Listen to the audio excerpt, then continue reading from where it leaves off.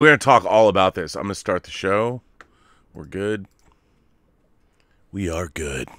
Yes, we are. Greetings, imagination connoisseurs. Once again, it is I, your Duke of Dope Discourse, Robert Meyer Burnett. I invite you to watch and listen to the Designing Hollywood podcast, brought to you by Martika Ibarra and the great, legendary Hollywood costume designer, Marilyn Vance. I am afforded the wonderful opportunity of co-hosting the show. If you are interested in the magic of Hollywood, the design of Hollywood, the clothes of Hollywood, watch the Designing Hollywood podcast, available wherever you get your podcasts from, or find the video version on YouTube. That's right, the Designing Hollywood podcast. Why would you ever want to miss it, especially if you love the movies? Tango Shalom is now available on all VOD major platforms. I think we messed that up. Video on demand, or as they say in the trade, VOD. VOD. Tango Shalom is now available on all VOD platforms, which means video on demand. Look how you know. You must be a high school graduate. I'm a college graduate. Really? Yes. I got an honorary degree from Hofstra. Did you get an honorary degree? No, I got a degree. Oh, well, I got honorary. You know, I'm in the Jewish Museum. What for? What do you mean? As a famous Jew in the Bronx. I'm in the famous... I'm in the Prospect Park in the Stones. How big is the stone?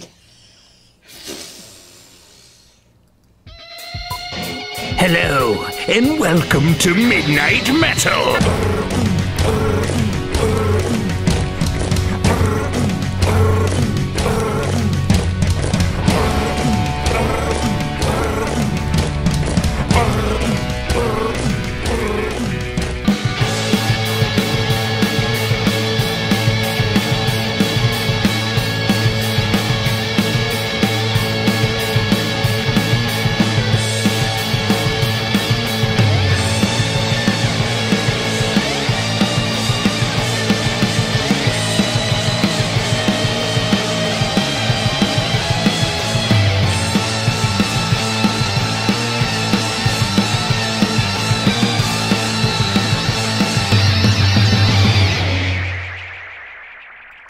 Well, greetings, imagination connoisseurs. How about that? The March of added to our little opening tonight.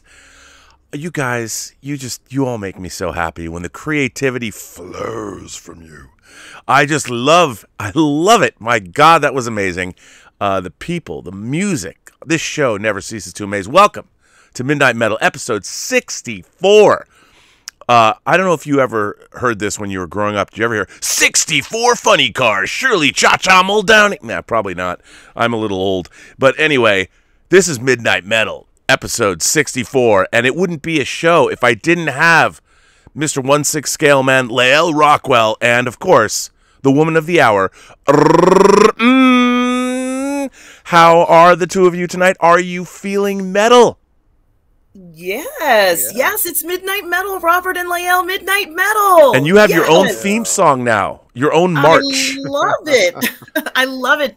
Thank you to the gentleman who did that. I love it. It's so thoughtful, so kind, and I just can't stop listening to it. So thank you very much. Well, it's only 15 seconds. I mean, what I need is like 30 or 45 so I can do like a proper edit on it. It just ended. I mean, it just ended like midstream, but it's fantastic. And very it's amazing, creative. The creativity. And I got to change the opening to give credit where credit is due. So, which is fantastic. Now, I got to ask you both, are you Star Trek Discovery fans? And did you watch the 4th season opener of Star Trek Discovery? I did watch it, yes. Lael, you don't have to say yes. It'd be better if you didn't. I didn't. Have you ever watched Star Trek Discovery? No. You know what? Consider yourself lucky. Consider yourself you're untainted by. I haven't. I really haven't. And I don't know if it's just mainly due to like scheduling issues, but I've never watched it. I haven't, literally. It's a good thing. Trust me. Really? Yeah. Is it not a great show? Oh, it's beyond bad. It's not. Now, here's the thing. Here's the thing. There's people that like it, and I do not begrudge those people. One of the great things on this show is I encourage everybody to like what they like and never apologize for it. Just enjoy it. Don't let anyone tell you what you can and can't like. Yeah. I do not begrudge those people. Sorry. No worries. And I think that everybody. And what's funny is when I'm critical of things, like I'll point out things that I don't like. And when people who like the show, they come back at me, it's always personal attacks, which I can weather. I've got my defensive shields are strong enough to stand withering bombardments. It's okay. But what I don't understand is, what I wanted to talk about on the show is when I was growing up, falling in love with science fiction, fantasy, and horror. What I loved about it was, for the most part, I didn't expect to see myself reflected back at me in the shows that I loved. Part of the reason that I liked watching science fiction, fantasy, or horror, or I read comic books or science fiction novels, was to see characters that I could aspire to. Like, I knew that I was never going to be Superman, but that didn't matter. I could still read about the exploits of Kal-El and find that character to be inspirational to me. Same of Bruce Wayne or Diana Prince or any of these characters. And the whole thing about it was I could go outside of myself. And now I feel, and I was just telling about this before we started, that now I think that a lot of fandom, they want to see themselves in the characters. It's no longer aspirational. They want to actually see a character that they can actually believe that they are. And Star Trek Discovery is a show that they've had to give characters flaws. Like they gave Spock, they retconned a learning disability into that character. And the thing about, Spock, what I loved about Spock was he was a man of two worlds, and which meant, and he obviously wanted to follow the Vulcan path, but because he was half human, he had to do everything twice as good. He had to be twice as good as the normal Vulcan, and he did things like his father expected him to attend the Vulcan Science Academy, and he said, "No, I want to go to Starfleet. I want to see the universe, and I might have to be the only half-breed Vulcan in the world or in the universe, but I'm going to go out and follow my own path." And all of those characters, when I was a little kid, I started watching Star Trek when I was 5. I didn't need an animated show to get me into Star Trek. I was watching it when I was 5 because I loved it, and it was something that stayed with me my whole life. And so I'm curious. I would ask the two of you. Obviously, you both have a strong love of genre material, comic books, science fiction, horror. We've talked about it before, and I'm just curious. Do you think that genre literature, fantasy, science fiction, and horror has a responsibility to its audience to either be aspirational, or does it have a responsibility to provide some kind of framework that makes the audience give the audience a character that they can identify with and they can see themselves reflected back? Because I personally preferred literature or movies or TV shows where the characters weren't me. They were different than me. I didn't want to see myself on screen. I wanted to see people I didn't know, people I wanted to meet, people I wanted to be friends with, or people I aspired to one day grow up and be. And I was curious, how did the two of you feel about that? Well, I thought about this a lot, and obviously, when a writer is going to go ahead and produce work, they have to make that decision on their own whether or not they're going to confront social issues. And we've seen so many writers who are already doing this, like Bradbury, Heinlein. You name it. It's in so many horror films, like The Purge, more recently for me, and Get Out. But I think that writers who do choose to do it are really doing this because they know that if it's done right, they'll get a great positive audience reception to it. And oftentimes it'll mean that their work is going to live on for a long time. Now, I think it's especially important for a writer to stick to making sure that they have social responsibility or writing about social responsibility if they jump into an IP that already has a sense of social responsibility. In other words, if you get put on, you know, to a team of, as a writer, to a show that like Star Trek, where they always talk about social or have a sense of social responsibility, then, you know, you as a writer, I think, should respect that vision, as far as I'm concerned, Gene Roddenberry's vision, and continue that legacy. Because once you start to veer away from it, you're kind of removing the point of his vision, you know. So I think that we've seen that in a few different renditions of movies and IPs, and oftentimes it doesn't result in something that makes a human connection with people, even though the intention was to make a human connection. You know, it has actually quite the opposite effect and can come off being very soapboxy towards others. And, you know, like we heard at an award show recently where a famous actress had said, "We know you don't want us to tell you what you should be doing anymore." And I thought to myself, well, they've heard what people have said, but they're not following through, you know, in their, you know, writing rooms and work and things of that nature. So I also think that it can go sort of like in a scary path when you find yourself having to go back into time and changing certain elements of what, you know, you're going to be writing about so that you can make a point. You know, I think that that can be very dangerous, only because when we see work that's been produced by a creator, you know, there's no perfect character out there. And we're supposed to be looking at these characters and learning from their flaws. But now you're going ahead and going back and maybe removing some of those flaws or adding certain features where you think you're sort of improving these characters. And in actuality, when you do that, you're kind of taking away the lesson that was supposed to have been learned from that character. So, you know, let's say in the Spock example, where he had to learn to accept that he was an emotional person and that that was half of his existence.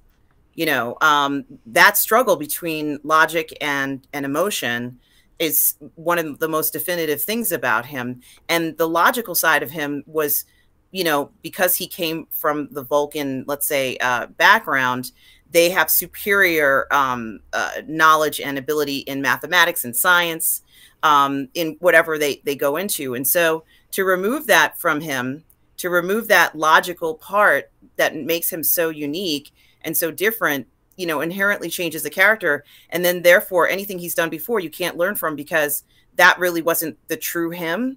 Now, all of a sudden, well, it's not him anymore. What is he now? Yeah, and Discovery did two things to retcon the character. One, they gave him a sort of an adoptive sister, played by Sonequa Martin Green, Michael Burnham, that the way they've written her, she made Spock the way he was. And then they also saddled him with a learning disability. And to me, those are two things that fundamentally completely undermine. Like, we never heard about a sister that Spock had. They retcon that in a big, huge way. And what I don't understand is you could introduce a new Vulcan character that we don't know that Sonequa Martin Green was, but they give Sarek, Spock's father, now took her under his wing, and she aided a young Spock. And it was like, okay, so the writers have now taken this new character and inserted her into a legacy of 55 years of storytelling, and they've undermined the character of Spock to bolster this new character that they've created. And to me, that's akin to cultural vandalism in a way. Now, I heard a word this week. I was called a name that a word I'd never heard before. It was called misogynoir. And what that is that it is specific misogyny against black women. And people said that I don't like the character of Michael Burnham because she is a strong black woman. And I never heard that word before. It's a great word. But I'm like, that's, first of all, that's ridiculous because Star Trek has always had people of color. And I'm like, I don't dislike Michael Burnham. I mean, Sonequa Martin Green is a beautiful woman, and she's a great actress. What's not to love? I hate the character. I hate the way the character is written. I hate the way that the character is, like, there was a scene in Star Trek Discovery this week. She's now the captain of the Discovery. Yes. The president of the Federation is on board the ship. There's a red alert. There's a calamity happening, and she says, as captain of the ship, I have to go fly this shuttle and go save everybody because I'm the only person, I'm the best pilot of this little shuttle that exists on the ship. And the president of the Federation's like, wait a minute, you're the captain and you're going to leave during a red alert. And she actually does. And what I can't stand about this show is, what about the rest of the crew? Are you telling me that there's no one on your starship that's also qualified as you? And not only that, we're now in the 32nd century that she's been in for a year. Presumably the work bees that she flew were from the 23rd century before the Discovery went 1,000 years in the future. And so when I watch a show like this would never happen. The Federation is a quasi-military organization. There's a chain of command. The captain is not going to leave the bridge of his ship during a red alert.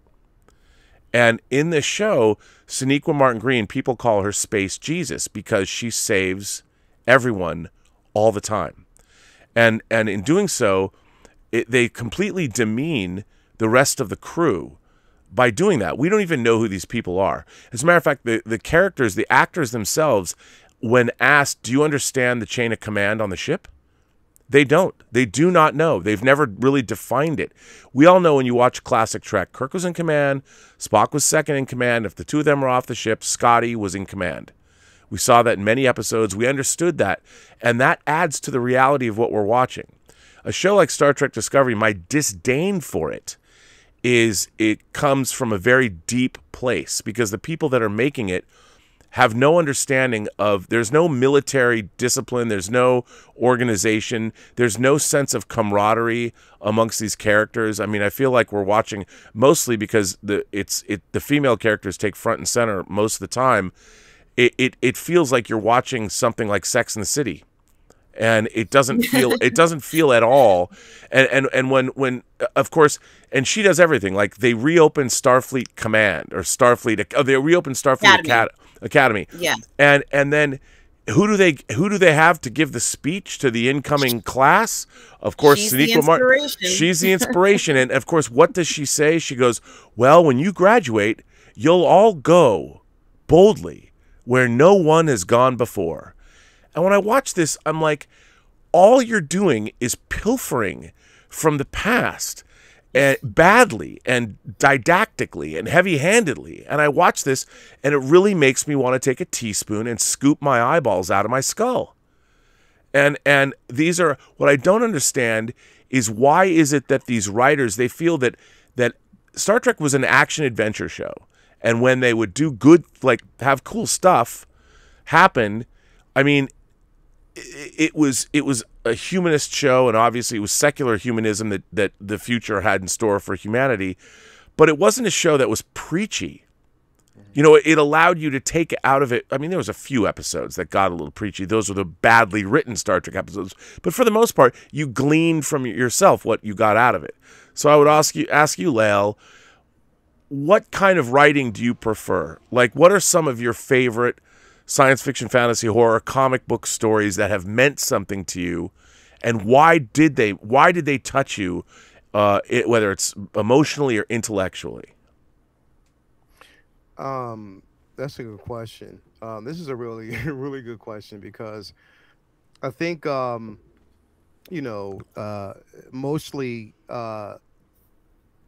when it comes to science fiction, the biggest bonus of a well-written science fiction film, storyline, or if it's a television show, it doesn't really matter, is the simple fact that the characters are flawed in a sense where, yes, they may be, they may demonstrate a level of heroism, that you might actually have a character who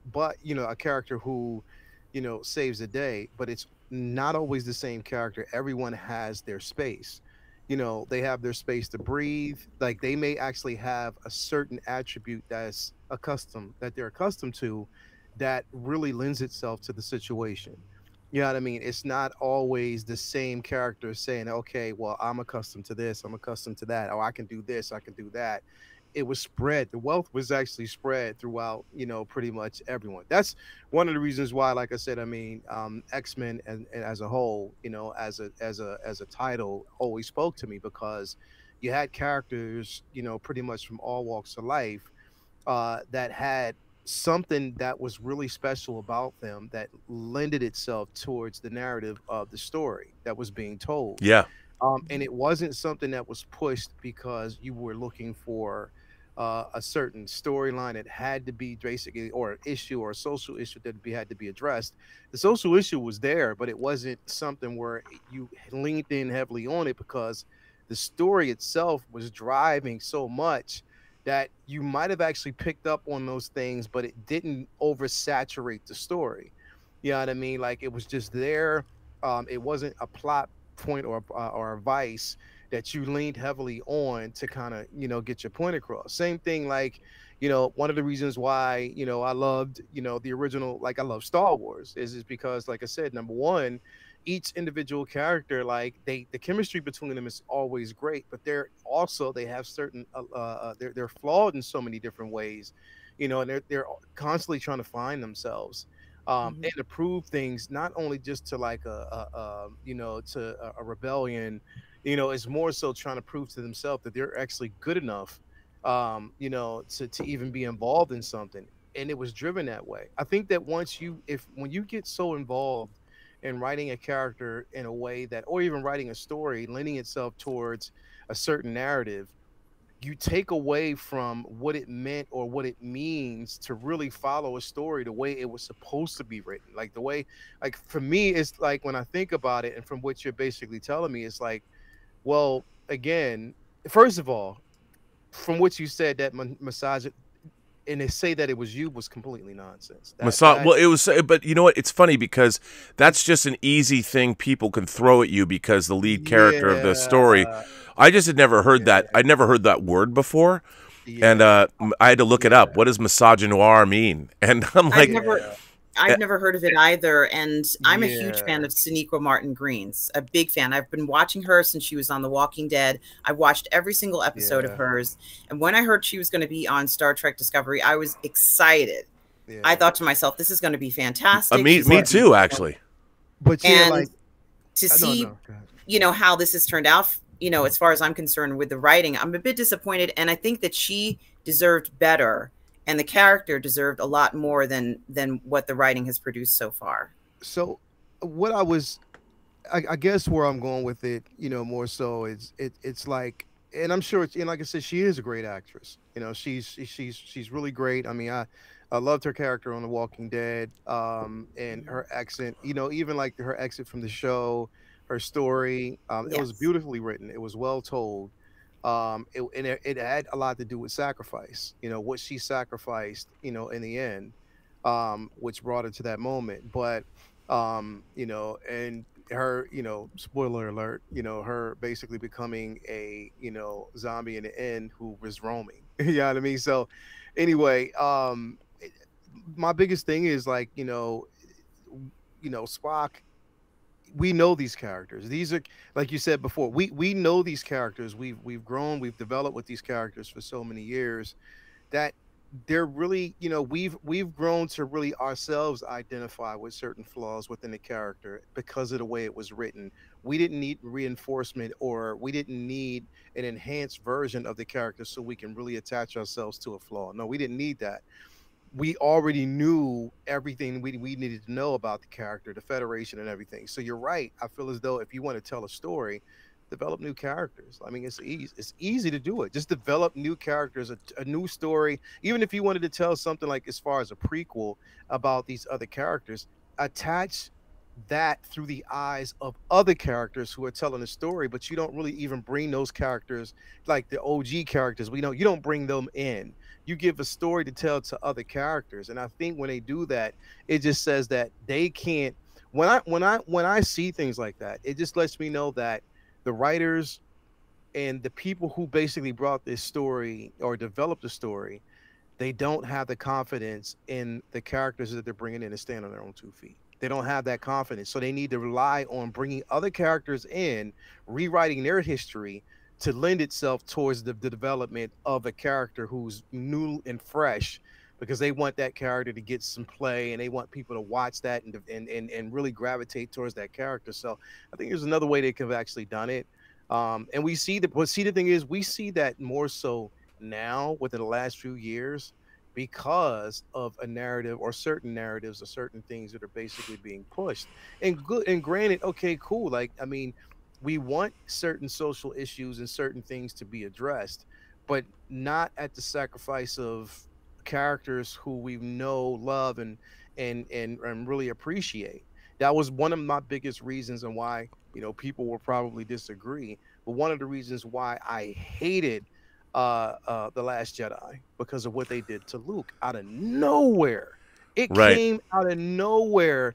They did, look, and I could have appreciated the avenue that they took with him if they would have explained it and we would have seen that development throughout. No, you just threw it in there and we're expected to fill in the blanks. And I didn't like that. And that's one of the reasons why I hated the movie. So, but now I get what you're saying. I'm like, you don't have to sacrifice OG characters for the sake of telling a story that you deem is going to be good. So, well, I think also it's hubris on the part of these writers. Like, they feel like, oh, I'm going to go fix these characters. These characters came from a naive time, and now let's add more nuance to them by making them troubled. And that's true. I mean, for drama, you want to have characters that have to overcome their past or something like that. But Spock already had the ultimate thing to overcome in that he was a half-breed. You know, he was half human, half Vulcan. And he was not a part of either world entirely. And he had to find his place. And that is enough of a character obstacle. And coming to grips with that was something that we watched for a long time. And one of the great things about the director's cut of, say, Star Trek The Motion Picture is watching him finally accept the validity of human emotion. You know, he spent, and I think, you know, I want to talk about, like, horror movies. Like, I'm a huge fan. I've read a lot of horror novels. I've always loved horror stories because the idea of monsters, of the great evil, whether it's Cthulhu and the old ones that Lovecraft wrote about, or Dracula, the undead. But one of the things that I've loved about horror, I think the most, is very similar to the same thing. The reason I like Star Trek is because ultimately in a great horror story, there's usually humans that have to dig deep into themselves, into their souls, for instance, to find the wherewithal to stand up against the great evil. You know, and like, you know, I love, like, in a movie like Fright Night, which is a lot of fun, a fun 80s pop vampire movie. But one of the great things about it is, and it never gets enough credit for this, is that not just anyone can pick up a cross and have it fend off a vampire. You have to have faith. You have to believe in the power of Christ, the power of God. You have to have that belief deep inside of you. Otherwise, it doesn't work. Because lost cause at that point. Because a vampire is a supernatural entity, you know, and presumably a product of hell, the underworld. Call it what you want. And what I've always liked about that kind of thing is, I'm not a particularly religious person. I mean, I was raised in the Jewish faith, and I loved Judaism. I still think it's a great faith. I don't believe in the God of the way God is portrayed. I don't believe that we've anthropomorphized God too much for my taste. I think the creator of the universe or whatever has a lot more going on, but it's only the way we understand things. We can only understand things from our own perspective because the idea of a creator of God is too foreign for so we have to anthropomorphize them in some way. Otherwise we couldn't talk about it. You know, we couldn't understand.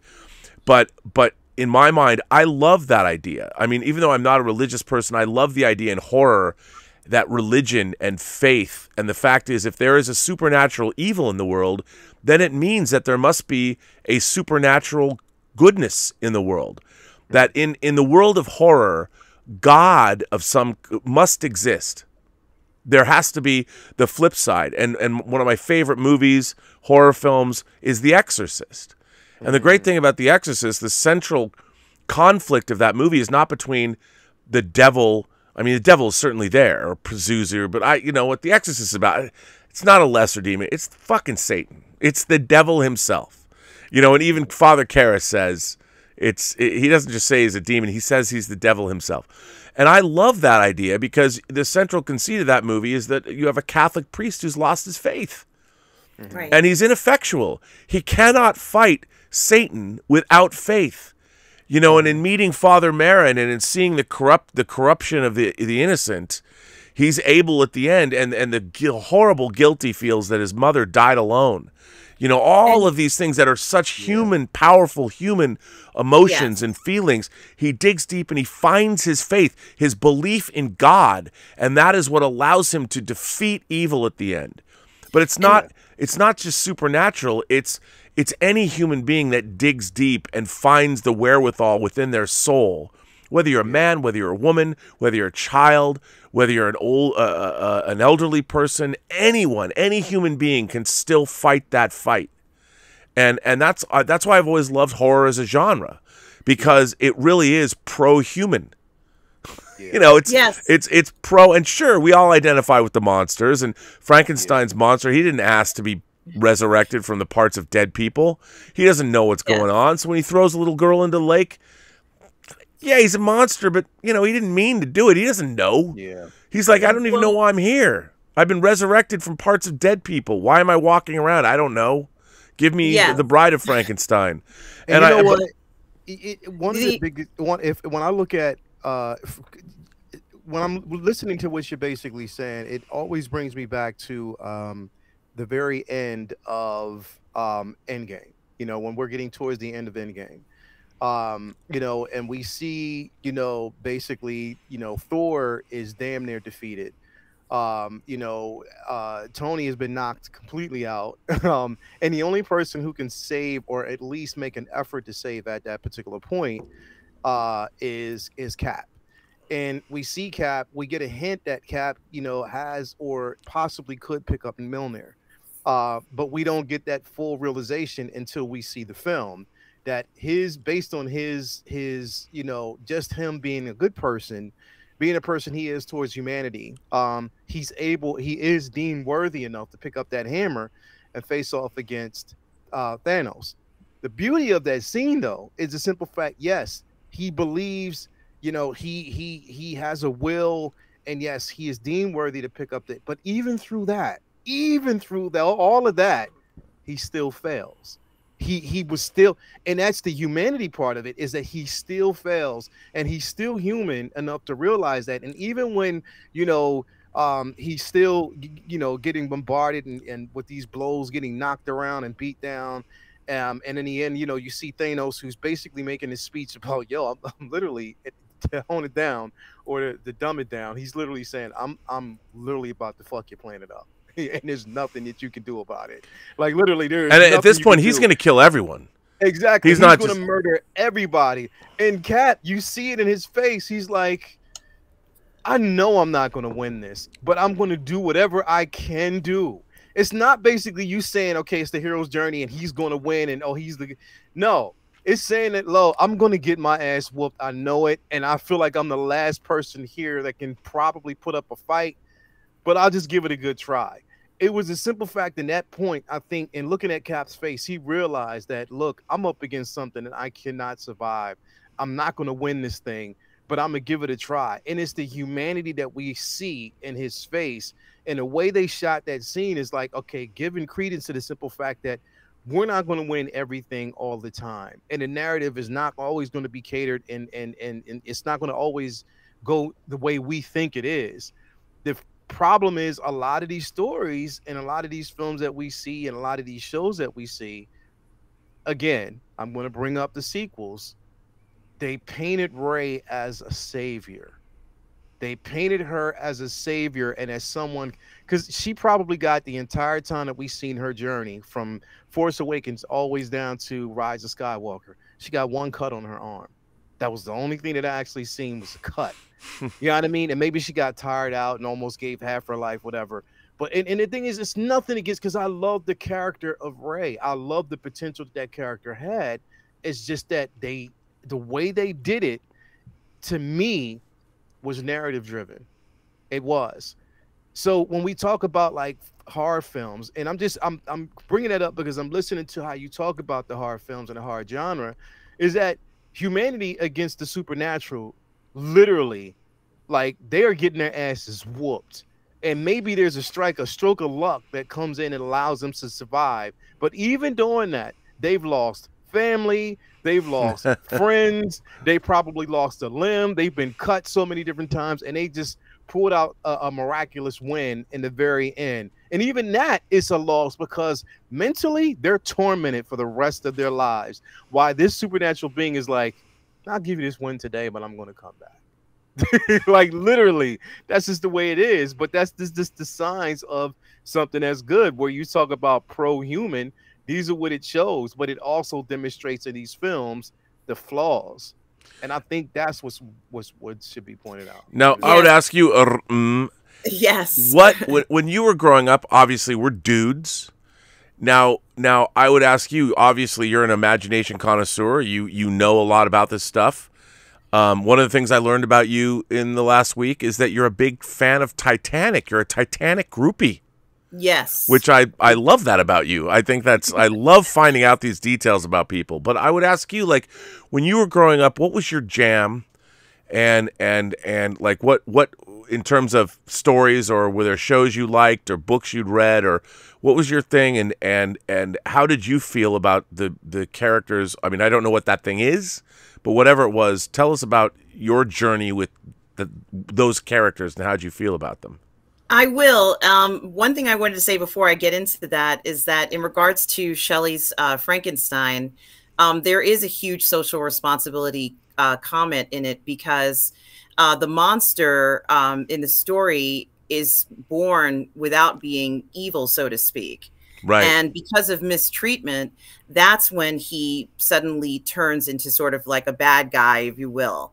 And, you know, that was a huge statement at the time. The idea that, you know, the people around you could have an effect on you socially, that it could make you turn into a bad person. And, you know, I think, you know, that's one of the most important underlying themes in Frankenstein. But also when you were talking about the horror films in general, I suddenly got a different point of view of horror films a few years ago, because of what it does expose about a person's humanity. And, you know, all of a sudden you're confronted with issues either that you've been trying to run away from, or issues that now have defined you to such a point where they, you know, they're your entire existence. And, you know, you mentioned the priest and how he felt bad. What was the situation where he was on the battlefield and he ran away from someone because he was terrified? And it's a normal, any of these normal reactions that people feel ashamed and they have this guilt towards, you know, that truly is something that I think speaks to so many different people, especially individuals who are veterans or may have experienced that. But I think by showing that in the film, you know, shows that priests are human beings, right? And they have feelings, and no one, it's just like how I felt about Benedetta, even, where they have these nuns who are, you know, in the convent, and, you know, they're lesbian nuns, and no one wants to ever think about the idea that they have feelings and desires. And, you know, I think that that was one of the main points of using that particular group in that story, which is not a horror story, but the point is that these individuals have feelings and emotions just like everyone else. And just because they're a nun or a priest doesn't mean that they don't have these desires too. So that's why I think in horror, we often do see, you know, nuns and priests and their pasts that come back to them, whether it was something that they find terrifying or we find terrifying. It's always something that they have to confront and deal with. And it's fascinating because we experience these same things. So just because they have the profession doesn't mean that they're not human beings too. Now, in regards to the types of science fiction, fantasy, horror, you know, Star Wars is huge in my life. And, you know, I was a huge fan of the original trilogy, and not so happy with the prequel, less happy with the sequels. But I, in my mind, have rewritten everything the way that I think it should be. Like when I think about the Rey character that Leia was talking about, of course, we all know, I think that what they should have done was to make her a Jedi Master, and we should have seen her hook up with Finn. We all wanted to see them have an interracial child, but this is what we wanted. We all wanted this. So I just might as well say it. We wanted to see them. They had chemistry on screen. And Finn was done dirty, man. That character was done dirty. And Boyega is very good on screen. Like he's a great actor. He looks great on screen. Yes, he had so much chemistry with her, especially like when they're holding hands and they're in the tent. And I'm like, oh my God, they look like boyfriend and girlfriend. It was so weird. And I thought to myself, they know what they did. They made him a janitor. They, you know, messed up, you know, all this sort of stuff. Kylo was fantastic. They could have done, this would have been amazing. They didn't need the original characters in these films. I don't think they were needed. I think they could have stood alone with a good story, and we would have been blown away by this. They didn't even put the original characters together in one scene. Yeah, the most egregious, the most egregious thing that the sequels did was rob us of Luke, Han, Leia, Lando, R2, 3PO being together and doing something heroic. They robbed us of the joy. There's no doubt about that. But I can't begrudge, you know, the other fans who love Rey. I mean, during Halloween, during that time when one of the first films came out, there were so many children dressed as Rey. Yeah. And I was happy for them. You know, like, we're happy for you guys. This is not, you know, we wished it had turned out differently and had included some things. Yeah. But, you know, Star Wars was definitely my big thing. You already know I like V. Anything out of the box, or you know, I felt like that particular Twin Flicks interviewed the creator of V, and he also did Kenneth Johnson. Yes, he also did the Incredible Hulk series. You remember Lael that we grew up with Banner. It wasn't Bruce Banner; it was the other Banner. I think David Banner. Yes. Yeah, because do you know why they just thought the name Bruce was not masculine enough, said to change it to David. Jesus Christ, come on. This creator, I mean, he pretty much fulfilled a lot of our fantasies with these incredible, the $6 Million Man, the $6 Million Woman, all of these sort of fun shows that he created definitely hit some kind of fantasy level for all of us. I mean, who wouldn't want to have a bionic arm or a bionic leg and have incredible hearing? I mean, these are superhero, you know, attributes that I think anybody would fantasize and want to have. You know, Lee Majors married Farrah Fawcett. You know, there was this whole thing, Lindsay Wagner, you know, still, I think that it was such a special moment to have, you know, these shows and movies at that time. And, you know, so those were kind of the things that I always think about when I think about, you know, the things that I love. And in regards to social responsibility, I guess if you look at V, as socially if you're going to do it, you have to do it right. Yes. Clearly there are some undertones of Nazism. Undertones? Come on now. Well, you know, they were space Nazis through and through. Maybe you guys can tell me, was there any sort of you know, social responsibility or tones in the Incredible Hulk? Tell me more about him, because there is more coming out about the Hulk, right? So was there a social responsibility to the show we grew up watching with the Doctor and him kind of running for his life a lot of the times? Well, I think, you know, in the episodes. Oh, go ahead. No, I mean, I was just going to say, like, the show itself lended it to each episode was you know, totally different from the last, and you know, there were always narratives in every episode, and it wasn't one of those things where you know, I'm going to call him Bruce. I'm not saying David. I'm not. And I just, that's the thing is like it's Bruce Banner. It's Bruce Banner. But there were so many different things about Bruce. You know, we're watching him as a human as a scientist on television, how flawed he is as a character, and that the only way for him to exist and to get himself out of certain predicaments is his alter ego, which lends itself to really helping him at a point where, Bruce just has no chance of winning the day. There might be a few episodes but when we see in Bruce is that level of humanity where he cares about the fellow man, or he cares about someone's situation, where he's trying to, no matter, knowing that he is in dire need of finding a way to cure himself, or finding a way to get himself out of certain situations. The human part of him is that he wants to help society. He wants to help, depending on what town he's in, if there's a bully or if there's situations where he wants to help, he wants to do whatever he can, but he can't. And the only one who can pull him out of the situation is, the Hulk, who wreaks havoc at that point. And once the Hulk is done, and finished, then Bruce has to move on to another town because he's already drawn attention to the place. You know what I mean? So the thing is, the thing is about those stories and the stories that were written back in the day, and I always talk about this, Rob, we talk about it, is the simple fact that it was less spectacle.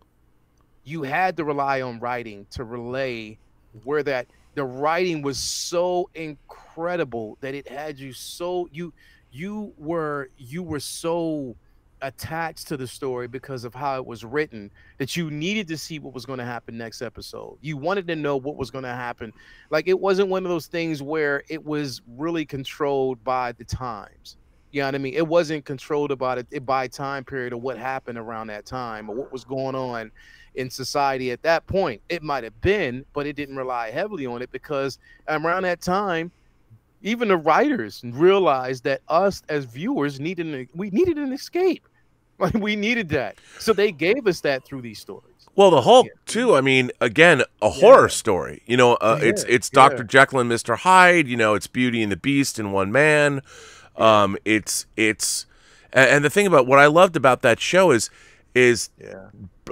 David Banner always got caught up in other people's lives. I mean, it was really an anthology series about people, about Americans, and he would roll into town and he would get involved in any number of people's personal lives, and someone invariably needed help in some way, shape, or form.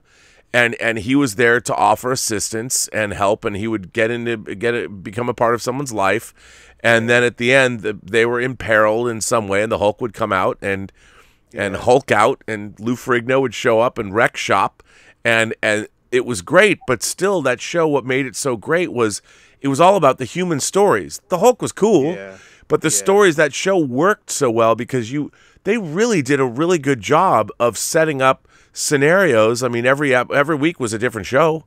It was almost like Star Trek. It was an anthology show. You're going to a different planet or you meet a different starship crew or something, and it was really heartfelt.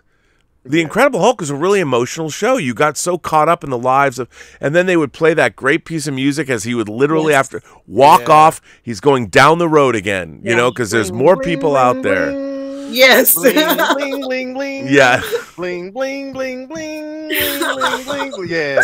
And he would turn and they do like the freeze frame, and like you're like, oh man. It was the saddest music because you knew but the thing is that it lended itself to the character because you knew that he was a tormented human being. Like, he was tormented because he was like, yo, I just want peace. And he rarely got that. No, he didn't get any sleep. He had to work these off.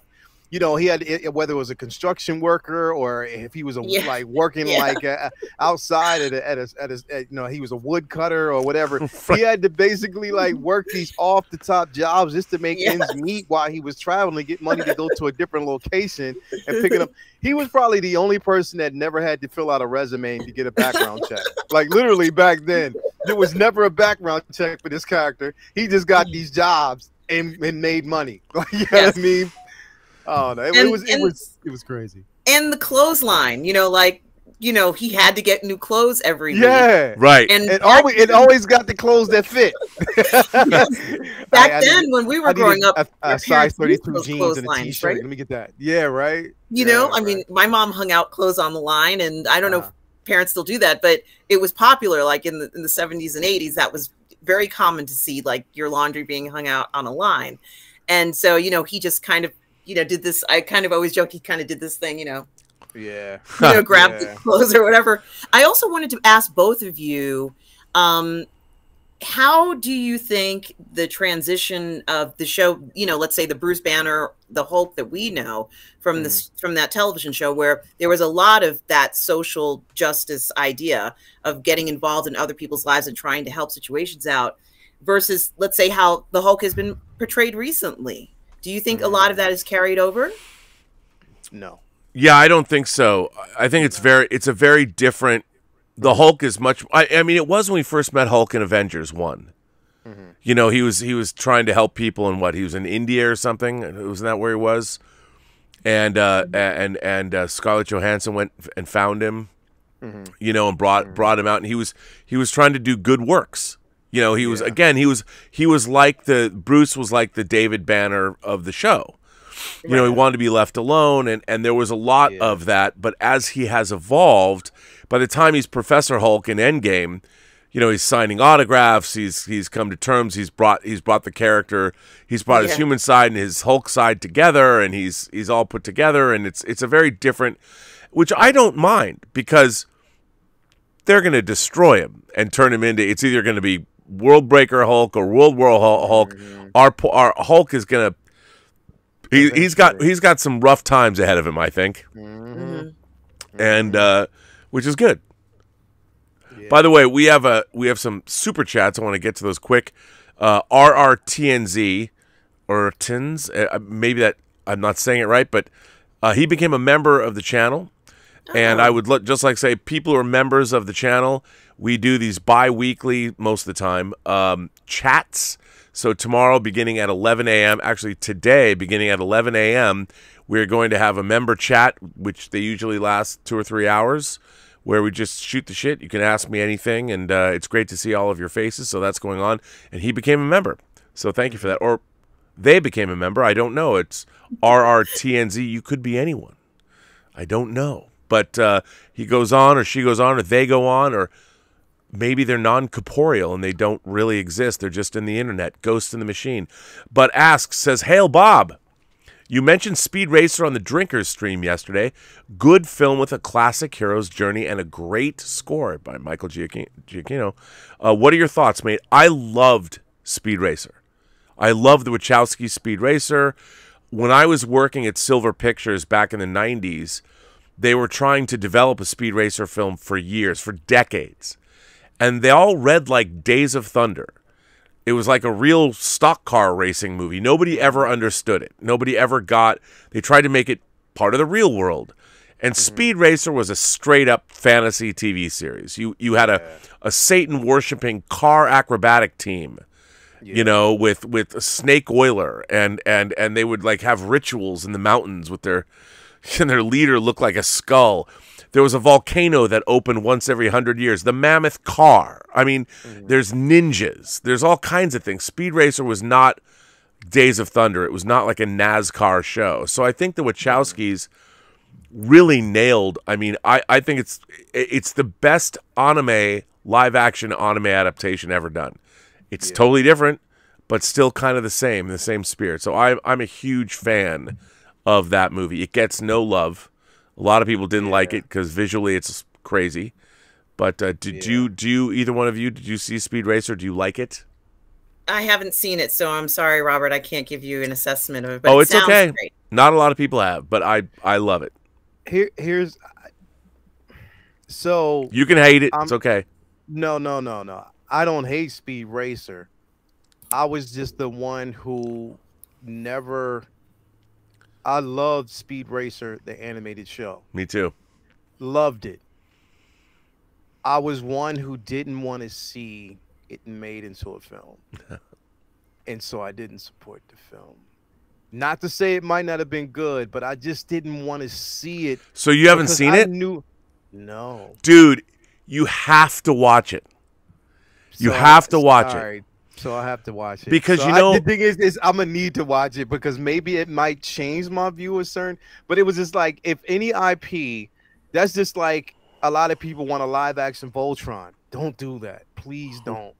Don't do it because you'll completely mess up. I'm just because things that are so sacred to me, I just don't want them to do it. I mean, they may do it to point, and they might change my mind once it's done, but it's just so scary. It's the tread on it.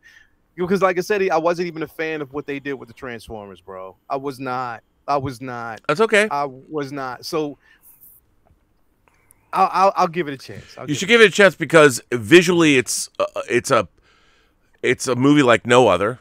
Some people say it's way too overboard, the visual styling of it, but I think it's amazing, and it's a very good, warm-hearted film that is about family values and and when I say family values, I sound like some, the squeaky clean Christian pastor's son. But what I mean is there's nothing wrong with family values. There's nothing wrong with portraying a nuclear family that loves each other, but they do have an estranged older brother. Racer X, Rex Racer. Little does Speed know that Racer X is actually his long-lost brother, Rex Racer. That was like in every episode. But it's I think it's a wonderful movie, and visually it's astonishing. It's like no other movie you've ever seen. So, and I would imagine after Matrix Resurrections, maybe we'll be seeing a 4K disc of it, which would be nice. Paul, Twin Flicks, one half of Twin Flicks, says, "Hello, Rob, Lael, RM. Have either one of you seen Last Night in Soho? And your thoughts? I've heard many mixed reviews. I have not. I will see it. I just haven't rolled out for it. Have you? I haven't seen it yet. I want to see it though because I've heard some people have told me it's good. Like most of the people that I've heard said it was really good. I like Edgar Wright. I mean, I'll watch anything he makes. But have you seen it? I have seen it, Robert, and it was fabulous. I must say that this particular film combined two things that I love, which is mixing, let's say, present day with the past. And, it was done so effortlessly and flawlessly. I did review the movie, and I have a review on my channel about it. But I have to say, just off the top of my head, I recommend it to anyone. It's such a fantastic film. And the amount of effort that Edgar Wright put into it was the same amount of effort that he put into a lot of his other movies that he's made with Simon Pegg, that he's co-written. There was so much detail in this that I think even the most dedicated horror film enthusiast would see how much he loved making this film and making that 60s genre come to life. And I have to say that Anna Taylor-Joy's performance, along with Thomasin, I can't remember her last name, Thomasin McKenzie, just really brought this entire film to life. Mackenzie's role in this, where she actually is the central character, she holds the film very well. We even have Diana Rigg and another gentleman. This was Diana Rigg's last film. Yeah, before she passed away. Yes, and another famous, and I'm sorry, guys, I can't remember the other famous actor, but he's in it. And between the two of them, I almost felt like they studied the film with the reckless parts of the younger actors. It was just completely incredible. And I especially loved, there's one sequence in the film, I can't really talk much about it, but let's just say that it was just such an amazing portrayal of what was going on in the film. From Edgar Wright must have come up with this vision, or whoever did this production design scene. It's just spectacular, Robert. Yeah. And Lael, I have to tell you, when you see it, you're going to see why. I just love what he did with the concept of the chase, so to speak. Well, and, I can't wait. Oh, someone says General Zod. It was Terrence Stamp. Terrence Stamp's in the movie. Stamp. And who's a famous British actor, and I've been a fan of his. I've watched him in so many films through the years. I mean, and also when Steven Soderbergh brought him back in The Limey. Have you ever seen The Limey? Oh, yes, I have. Movie. Yes, and so anybody who likes horror films, thrillers, this is not a simple 1, 2, 3 horror film.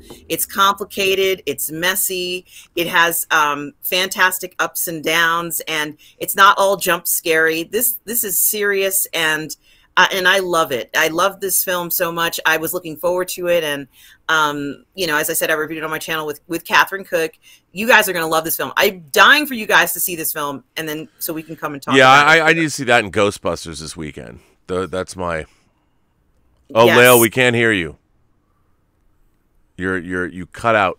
Maybe you hit mute on your keyboard or something. There you go. I hit it on the keyboard. But no, I'm going to go see Ghostbusters definitely later on today. But I want to put that on my list to probably go see it tomorrow because I did want to see it. This has said so many different things actually started happening. But yeah, I do want to check it out because, like I said, Anya Taylor-Joy. I mean, come on, man. Like she's amazing. I mean, did you watch The Queen's Gambit on Netflix? Oh, yes. It's incredible, incredible. She's incredible. Yes, I mean, I've she's binged that in 2 days. You know, it's what I love about seeing Anya Taylor-Joy is that she is the real deal. Like we're going to be watching her for a long time to come, and I like seeing emerging talent, and she's crushing it. Sonny Dominguez, by the way, Sonny Dominguez. Shout out to Sonny because he made the very first piece of artwork for the Hollywood Half and Half. Again, a show made up, you know, on the spot. And Sonny came through, and I've been using his graphics all week. So thank you for that, Sonny Dominguez. And it's funny, as we are wont to do, like the March of that you heard at the top of tonight's episode. I love it when people just throw their own creativity my way and I can use it. I love celebrating that. And I've got people now that have been sending me different kinds of artwork for the Hollywood Half and Half. My 30-minute blast of entertainment news. As I say, if you're on the half pipe, the half shell, or you're just half the bag from last night, the Hollywood Half and Half is the show for you. So thank you, Sonny, for that. Sonny says, all right, time to get Rob to watch New Order. Bruh. I can't believe you haven't seen it yet, Robert. New Order is on its way to me. I bought the Blu-ray from Amazon UK. I think I did it live on the show, didn't I? It is not. It has not arrived. Maybe it'll be here tomorrow. I'm hoping I can show it but I did buy it. As a matter of fact, you have to review it with me, Robert, because I have so much to say about it. And you too, Lael, you must see New Order so we can talk about that film. Okay, hang on. Let's look and see where is my New Order disc. We'll see where it is. Well, that film definitely has a lot to say about social social justice. And New Order has been dispatched. Check this out. Here's what it says. It's arriving to your house sometime between November 23rd and December 15th. Wow. Thanks for that. But the cover's really cool, by the way. The package was dispatched. It doesn't even have tracking. Oh, wait. They may have the tracking information. No. Delivery by other. Well, that's a pretty wide...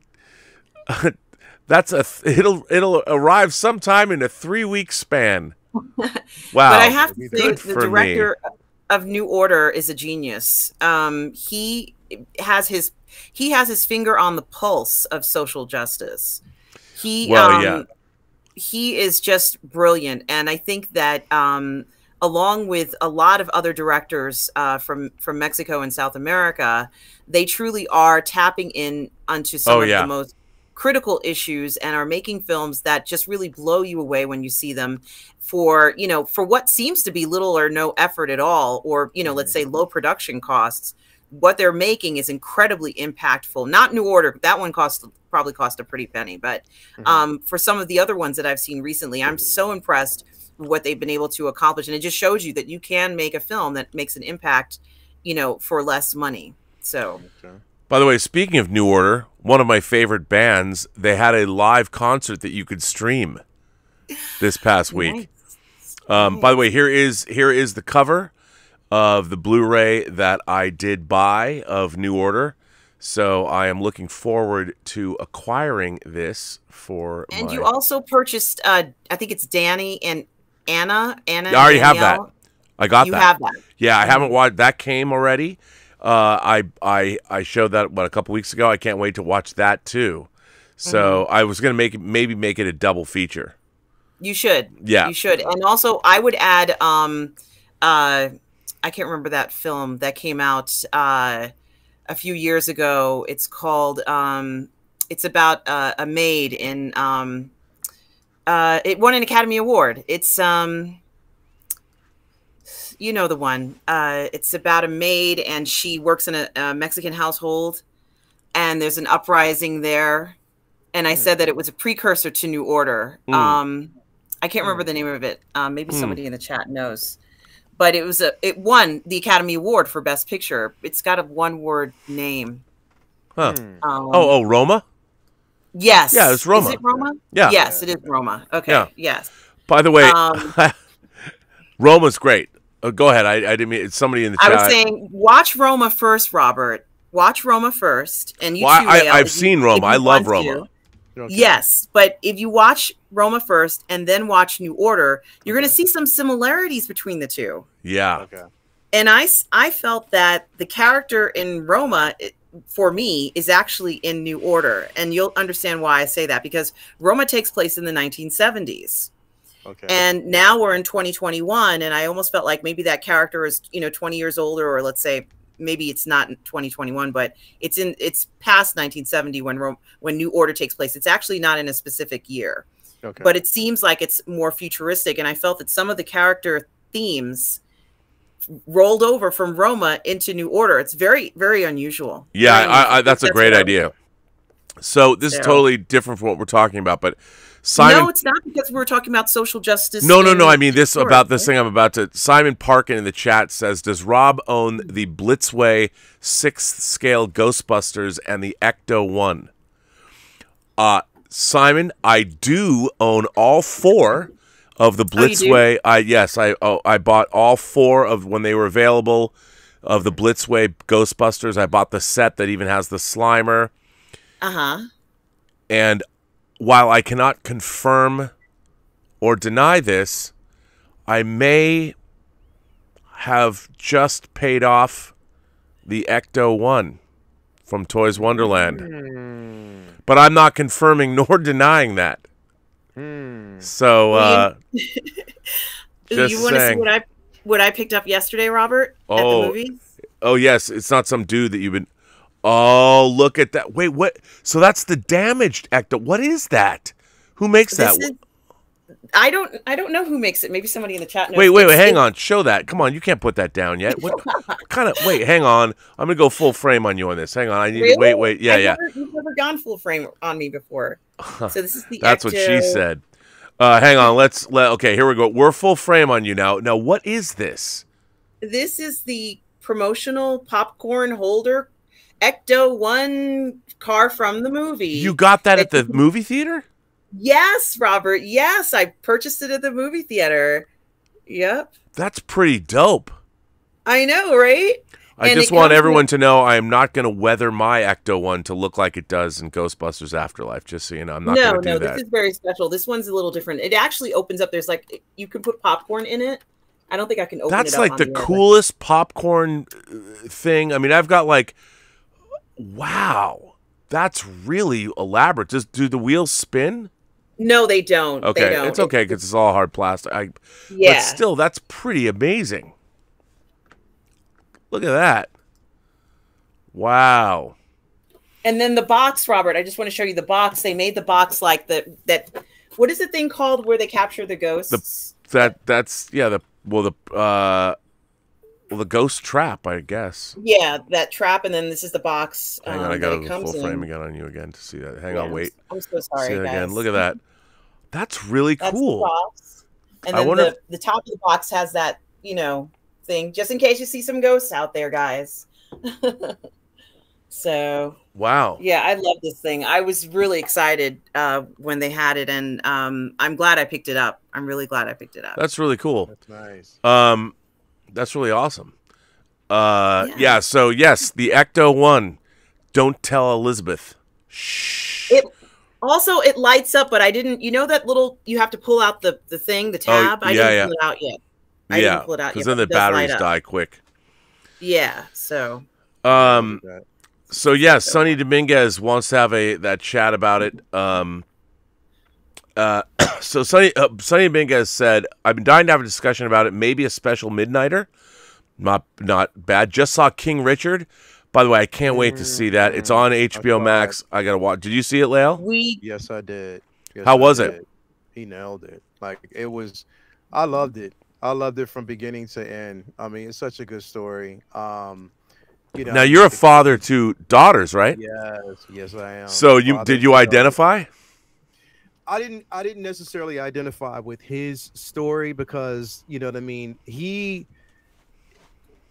find, like, you know, with that character, it's always based on his upbringing, what he went through, what he witnessed, and that really influenced his direction that he took, you know, towards having a plan for his daughters, really believing in the simple fact that they could achieve on this level. Like, he saw the potential in them enough to really devote his entire, or the rest of his life, towards making sure that they secured a spot in history. And he saw that and really laid grounds, for that story to take shape, and that narrative to take shape with those characters. You know, me myself with my own daughters, you know what I mean? Like, I've always given them that space to really develop and find their own niche. I've always been supportive to say, look, you know, whatever you want to do in life, you know, I'm going to be there to support you, you know, not to really, you know, I don't want to live vicariously through them. You know what I mean? I want them to have their own plan, their own dream, but I just want to be there to support it. And, you know, it's actually worked out, you know, in that way. But, you know, seeing this, and the thing about it is, like, sometimes when you see it and when you watch it, Will Smith was so good that in some points in his film, you hated the character. Right. And not in a bad way. You just hated the character's interference in certain spots, in certain positions. It's like, but you understood in the end why he did it that way. I loved it. I thoroughly enjoyed it. I'm going to watch it again. But yeah, and Erin Cummings was actually in it. You know, she was in it, briefly. But yeah, I loved it. I can't wait to see it. Erin Cummings is a new mom. Yeah, so she yeah. She's a new mom. Congrats. Yeah. Definitely congrats. And then Sonny says he also saw Come On with Joaquin Phoenix, which had moments, a family-friendly movie that the Joker is in. So people are talking about that. I haven't seen it, but I want to see it. Darth Plato is here and says, current Star Trek. We're not actually real Star Trek, but we did stay at a Holiday Inn Express last night in 2009. I mean, you know what I find so strange? You know, all of the, when you see somebody bringing back, like I loved when Ryan Coogler, I heard a story that his mother was dying of cancer, and him and his father bonded over watching Rocky movies. And he got the idea for Creed.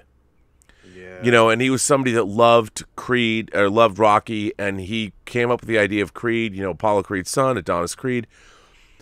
And he pitched the idea to Stallone and was able to convince, he'd made Fruitville Station, you know, a great independent movie about the story of a black man getting killed by police on a BART station train in San Francisco, or BART train station in San Francisco. And the fact that he made something because he loved the franchise, you know, and I really loved Creed. And I mean, my man crush, Michael B. Jordan, I love that guy. And I've loved him since The Wire. I loved him on Friday Night Lights. You know, I loved him as Killmonger, obviously. But I love Fruitville Station. But I love the fact he was so good as Adonis Creed. And I love when a filmmaker gets to make something that they love. Yeah. And they honor the characters. And have a connection to, yeah.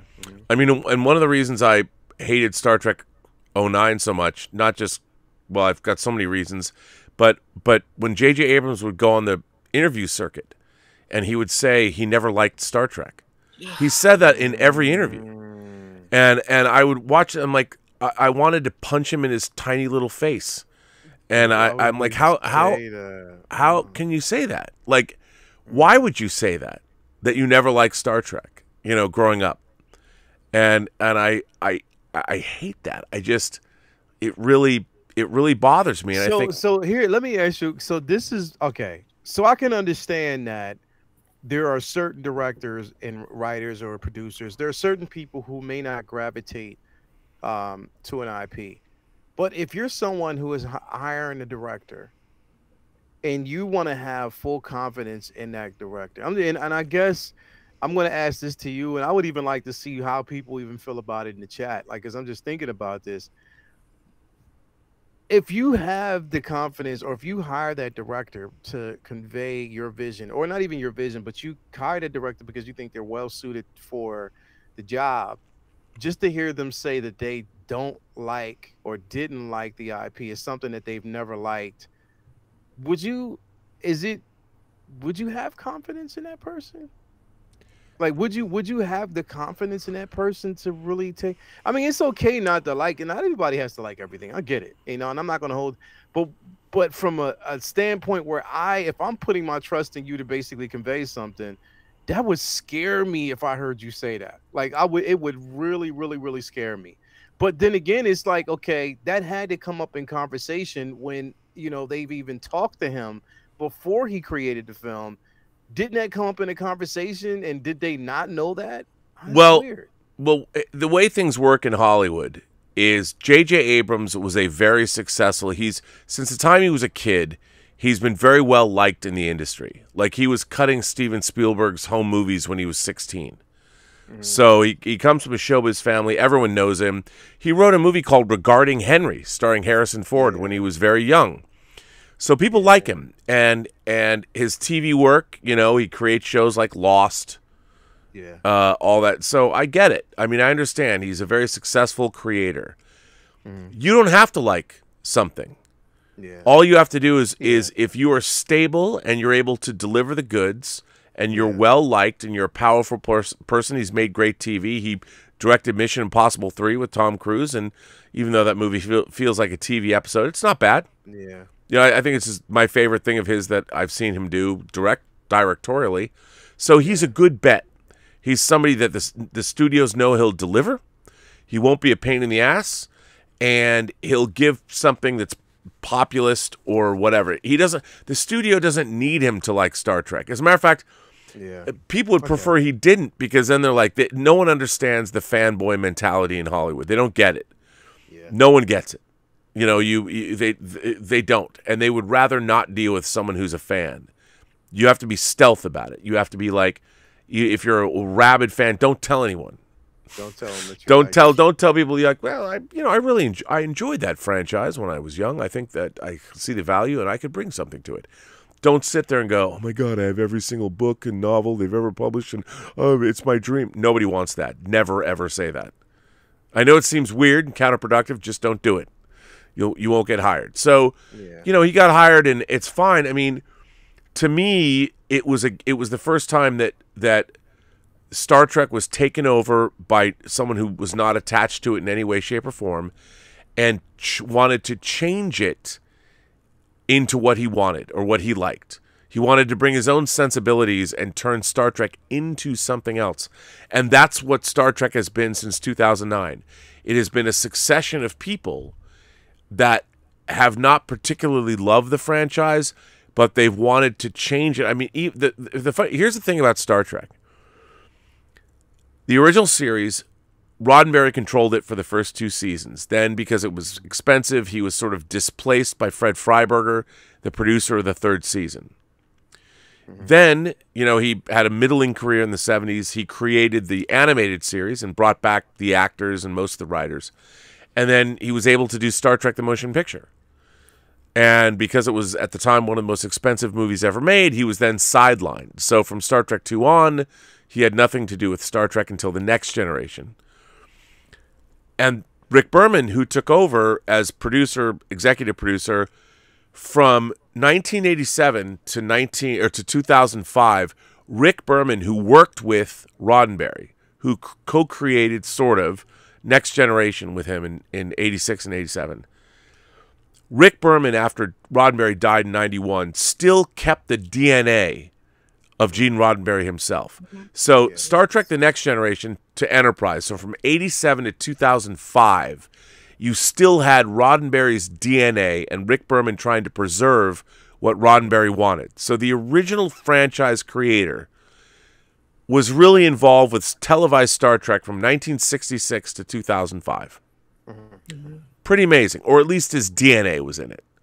Yeah. 2009 was the first time that a filmmaker that was not involved with any of this, that had no ties at all to the Roddenberry DNA of Star Trek, took over. And that's where Star Trek has been. And it's been a job for these people. It's like, oh, Michelle Paradise worked on Vampire Diaries or whatever. Let her show run Discovery. And it shows. You know, it shows. And it's problematic. And but on the other hand, if you have some slavish fanboy, that's not necessarily a good thing either. Like Ryan Coogler had already made a great independent film in Fruitville Station. So when he took over Creed, he also brought his indie sensibility to that film. Like the opening scene where Adonis Creed is fighting to make money across the border.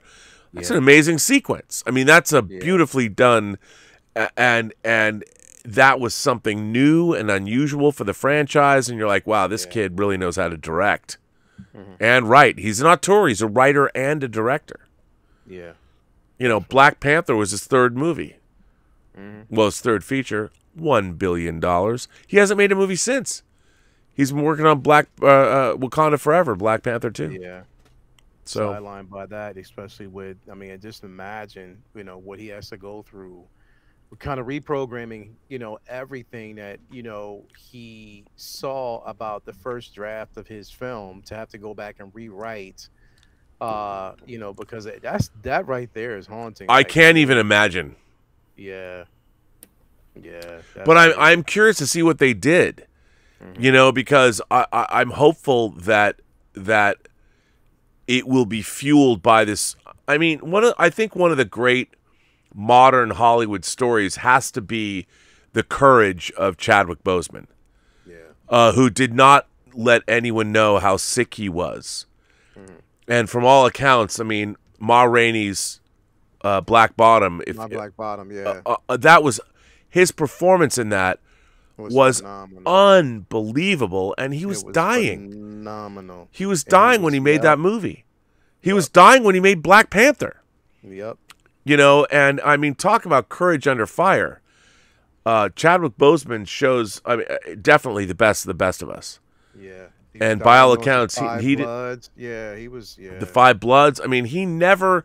I loved him. The first time I really noticed him was in Get On Up, and he was incredible as James Brown. You know, I mean, it was. I can't even imagine. It's a sad, like, the thing is gone too soon type of story. But the thing is, Chadwick made the best of a situation as he could with the life he had in the end. Like he gave us some memorable moments. He gave us things that we're going to pretty much remember for the rest of our lives when it comes to his, you know, his portrayal of certain characters, but also just him as a human being. You know what I mean? And what he's persevered through. You know what I mean? And you know, the story he's basically been able to tell in his personal life, you know, is how Denzel Washington paid for his college and all that. Yeah, man. Yeah, bro. I mean, can you imagine Denzel Washington recognizes the spark of creativity in him, bankrolls that guy, and look what Denzel's support wrought. And then Denzel's always like, yeah, you owe me money. He'd always just tell him like, you owe me money, but jokingly saying it. Yeah, you know what I mean? But yeah, I mean but the fact that Denzel staked this horse, you know, understood, and it's such an incredible story, and he was still able to. I mean, Denzel, man, you know, if he does, and by the way, he's a very good director as well. Fences was really good. But that's an incredible story, that whole story. So I hope that Wakanda Forever, I don't think they're not, I think it's going to be, I think it will honor him and his memory. Yeah, it will. It definitely will. Stubble McShave, first of all, Stubble McShave, a longtime imagination connoisseur, one of the foundational members of the channel. He's the biggest fan. I mean, I love Star Trek, but no one loves Robert Jordan's Wheel of Time more than Stubble McShave. It's out in the world. I have not watched it yet. It's out in the world, Stubble. Didn't don't. it come out? It just came out this weekend, right? Yeah, it came out. Yeah, yes. It's out. The first 3 episodes, I think. Yes, available. The first 3 episodes are out, and Stubble and I have already done 2 videos on the Wheel of Time on my channel, where we talk about what we're expecting from the Wheel of Time and looking at the trailers. And we're going to do another video on the first 3 episodes of the Wheel of Time if you want to know more. I do. And Stubble says, Rob, it's interesting to see that you now have changed your mind and love Star Trek Discovery.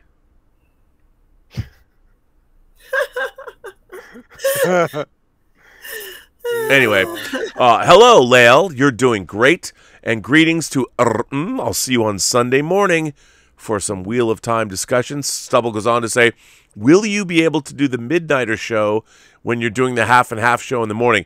There is no half and half on Saturdays and Sundays.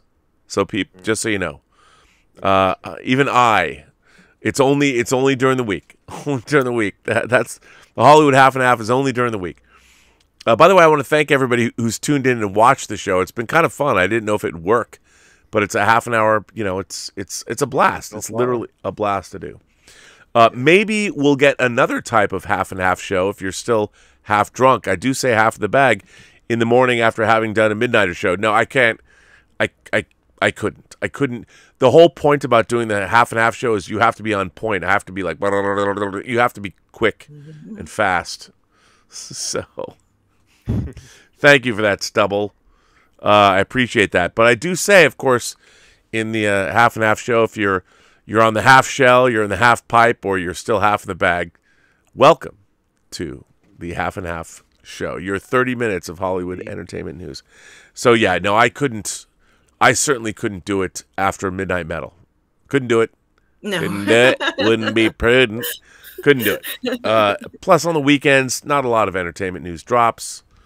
So, but now let me ask the two of you again. Yes. There's all of this talk about how in our entertainment, creators want to address what's going on socially. And obviously, the Kyle Rittenhouse trial was dominating the news this week. Another, whatever you think about the verdict or not, there's a lot of statements being made about America today. Yeah. And I think a lot of people, especially in Hollywood, artists traditionally skew more to the left than to the right politically. I mean, you have to, because if you're an artist, you're inherently more liberal because what does it mean to be a liberal? You are literally open to new ideas. That's what being a liberal is. Open to new ideas. Artists have to be open to new ideas because that's how they make art. So people that are in the arts skew disproportionately, I think, to the left or to being democratic or whatever. So obviously, working in Hollywood in the film business, we do tend to be we're Democrats or libertarians or sometimes fringy. Let's start a communist club. I mean, well, leftists, we're that. But now, the question that I have about that is, obviously, when you're writing a book or making a movie, you want to be populist. You want it to have the widest reach possible. You want to reach all kinds of people. And I feel the divisiveness in our culture is not conducive necessarily to creators, because creators are having to draw lines in the sand, and they're first and foremost, they want to have an agenda or a point of view, a political point of view in their work. And I think it's tainting storytelling on all sides. I don't know. Do you guys feel that way?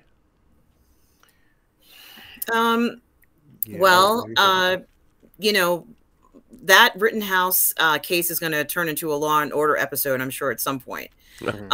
And or a made-for-TV movie or something to that degree. So we know that that's coming down the pike. In regards to artists and this situation of inserting specific agendas into their work and wanting to do that because they know that they're going to be able to get an audience from it.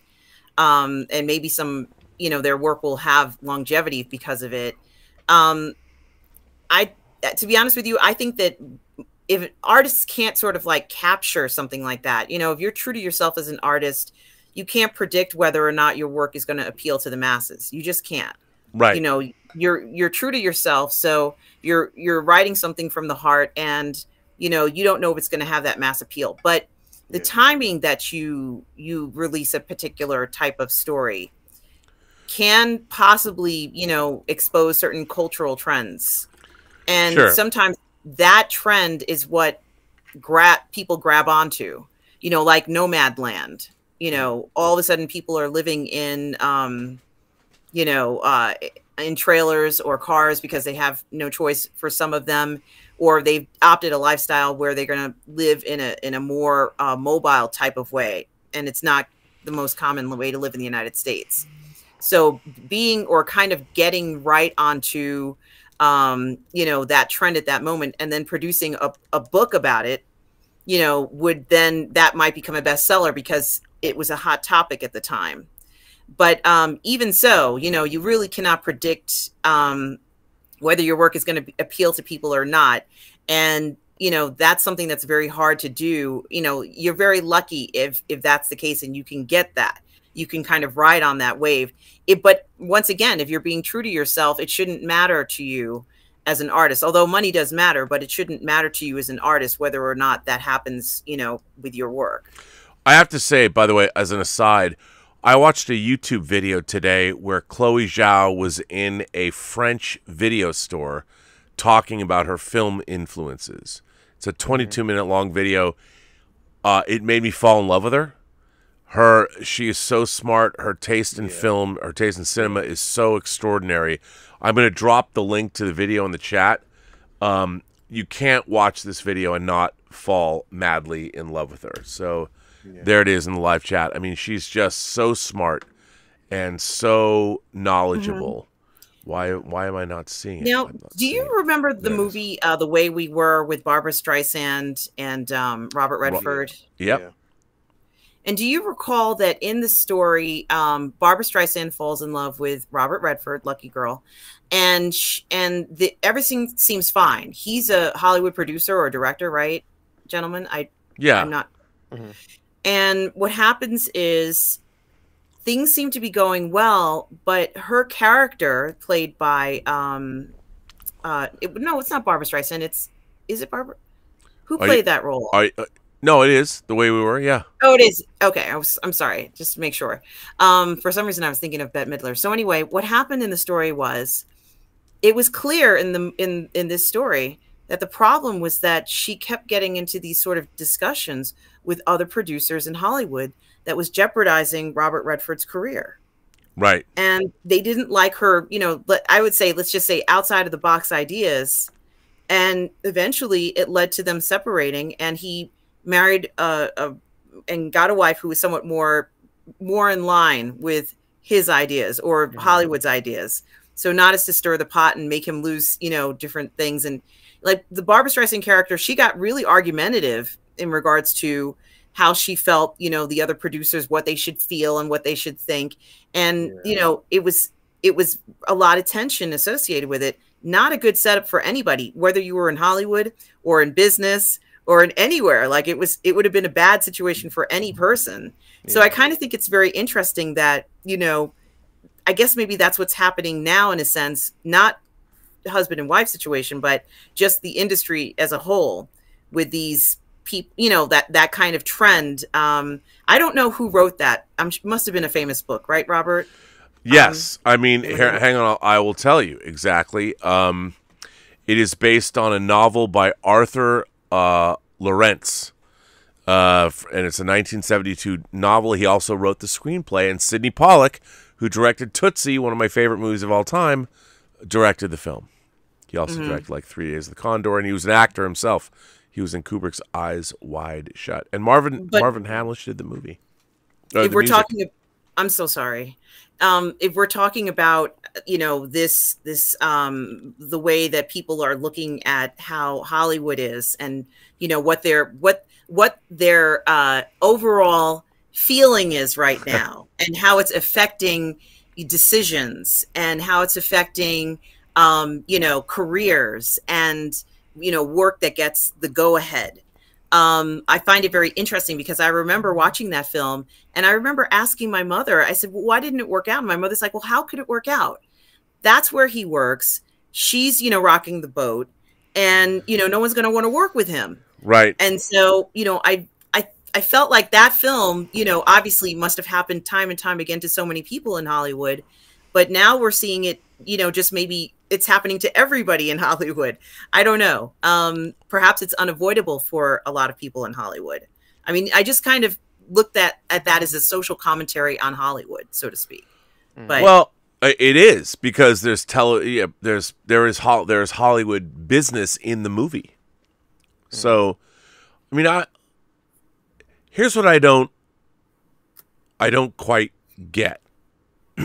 That we now live, so obviously when the Rittenhouse jury came out with their not guilty on all counts, I think a lot of people are perplexed by it, and they're talking about, well, you know, America and justice and all that. I mean, it's not like he killed like 2 white dudes, so it's not like it's not racial violence, but it is like he traveled across state lines, you know, bought a gun, a 17-year-old kid, to go into this situation. If he had never gone there, nothing would have happened.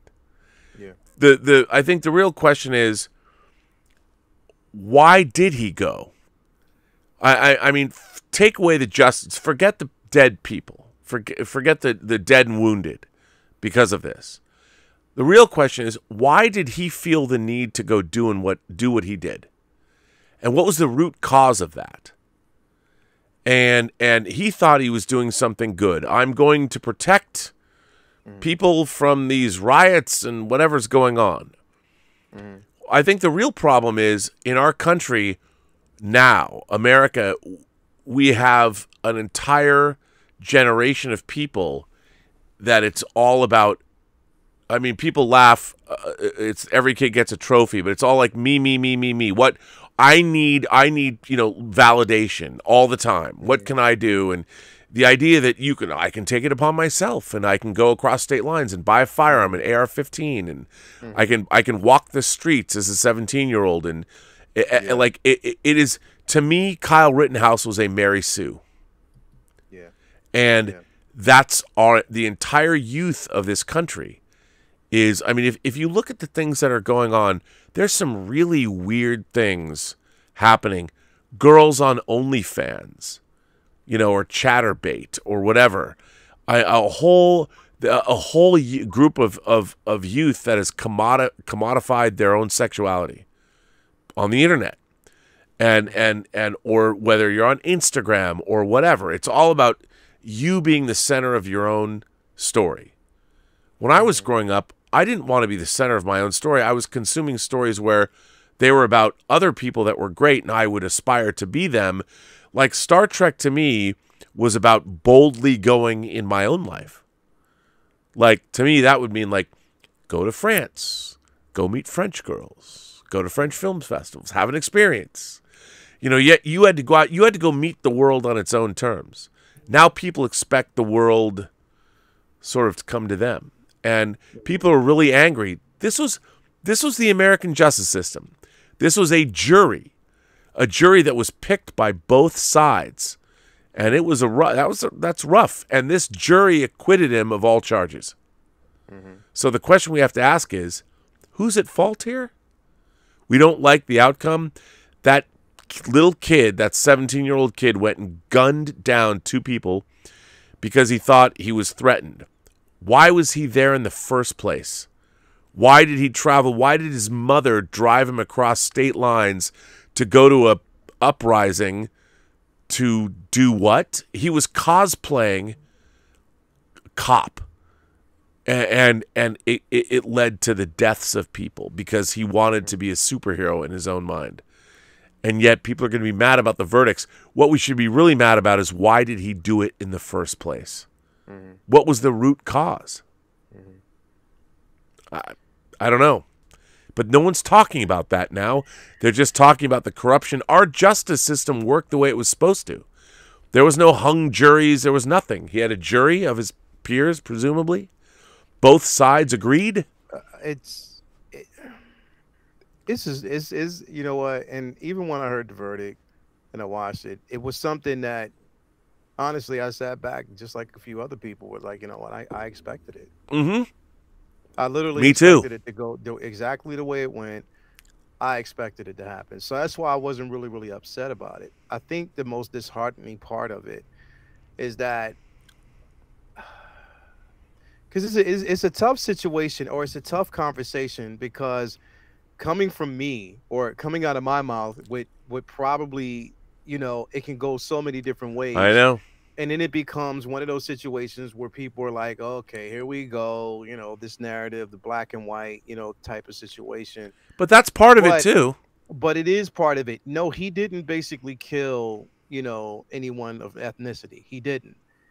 I think the problem is the discussion of fairness, you know, of the simple fact that there are tons of black individuals, black kids that have been placed in prison for far less crimes. Yep. And they are being penalized. And the prison pipeline is a real thing. If people don't think it's not, it is. Watch Anna DuVernay's documentary 13. Exactly.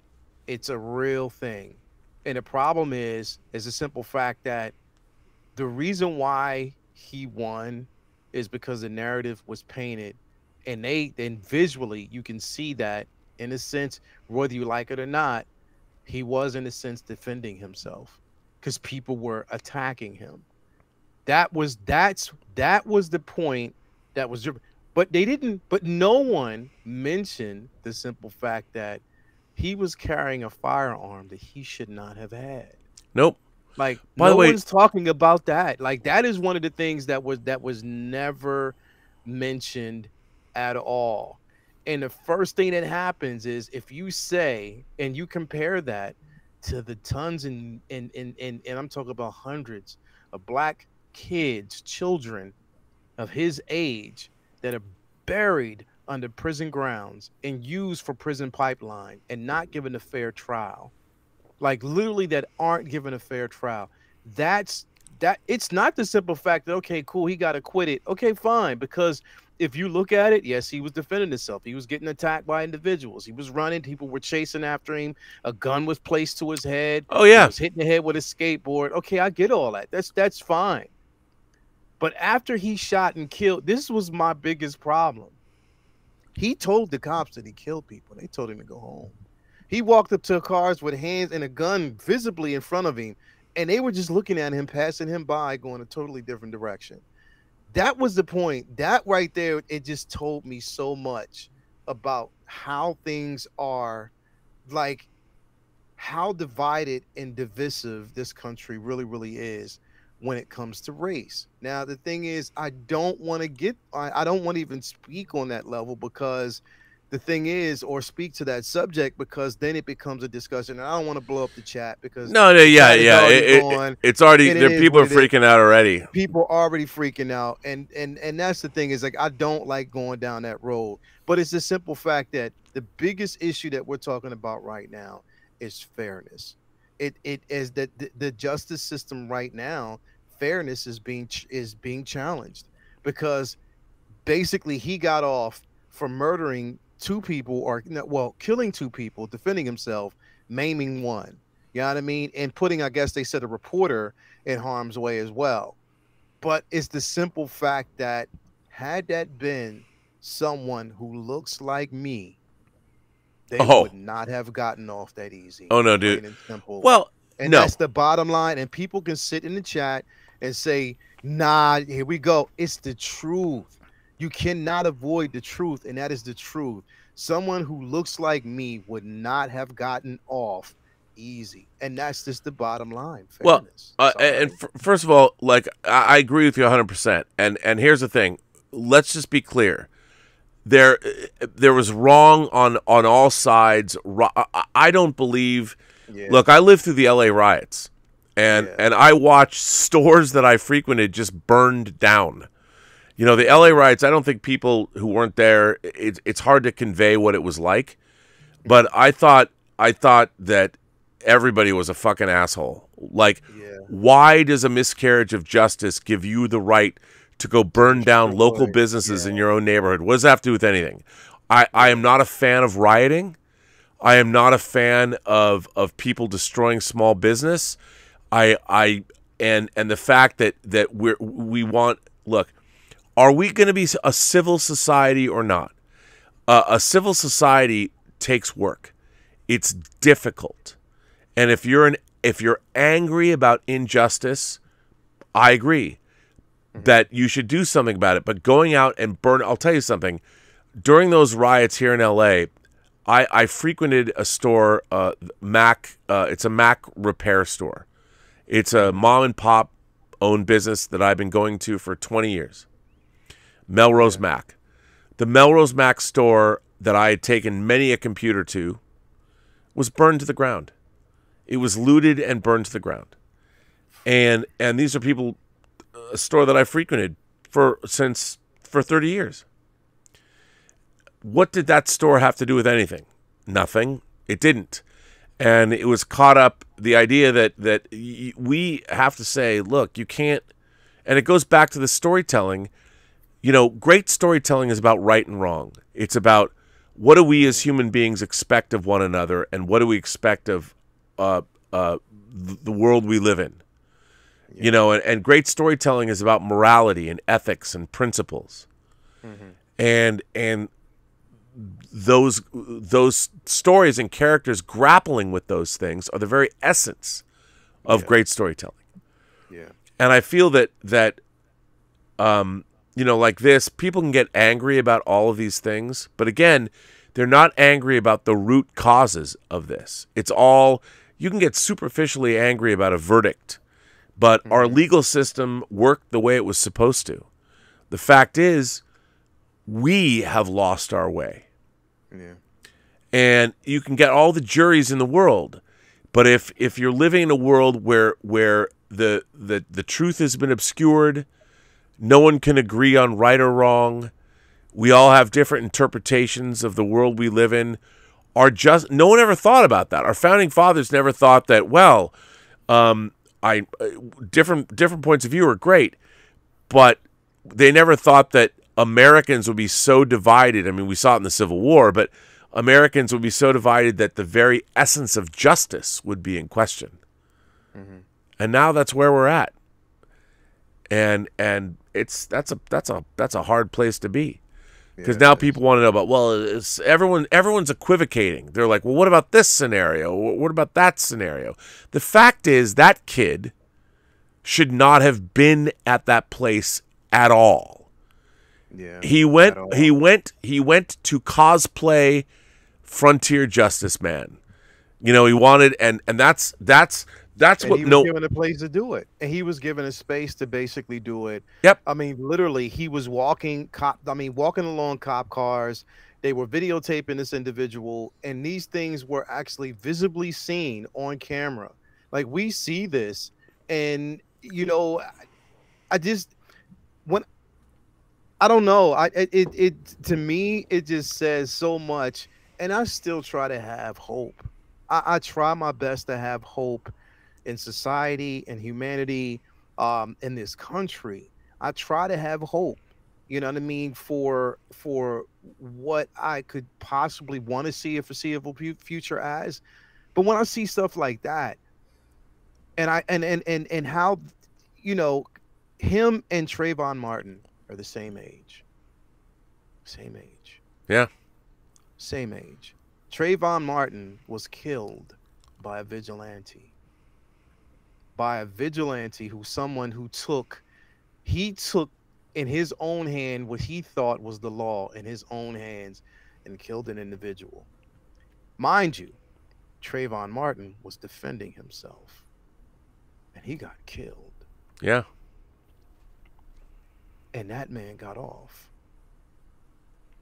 This is the point. And this is what I'm talking about. Like, yo, none of this makes sense to me. And I literally, like, we talk about actors and we talk about how, you know, a lot of these actors will use their platforms, you know, to make speeches and to say certain things. I always question, because we always see it. We see, you know, at the award ceremonies, at the Grammys or the Academy Awards, they'll get up and they'll make these, you know, lavish speeches, and then sometimes I'm looking at it and everybody's applauding. It's like, yeah, you know, this person is great, but it's the ones who don't say a word, who are doing things behind the scenes, who really show their sincerity. Because the thing is, you can have a platform to speak, but if I don't see the sincerity in what you're saying, I'm not going to buy it.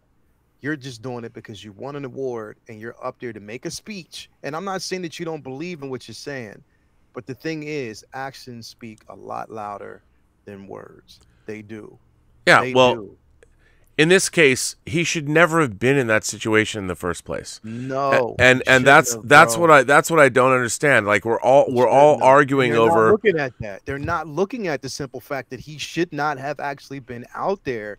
The thing is, it's like a pat on the back. Yeah, you went out here, you did this, you did that. You know, you know, and he was saying he was basically going out here to defend businesses and storefronts that might have actually.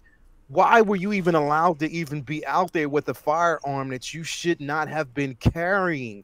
Because granted, if he wasn't out there, 2 lives. Now, granted, here's the thing, because it's a double-edged sword. In devil's advocate, if you see me myself, and I'm just saying this, me myself, if I see somebody who's carrying a loaded firearm, I'm not running up there to you.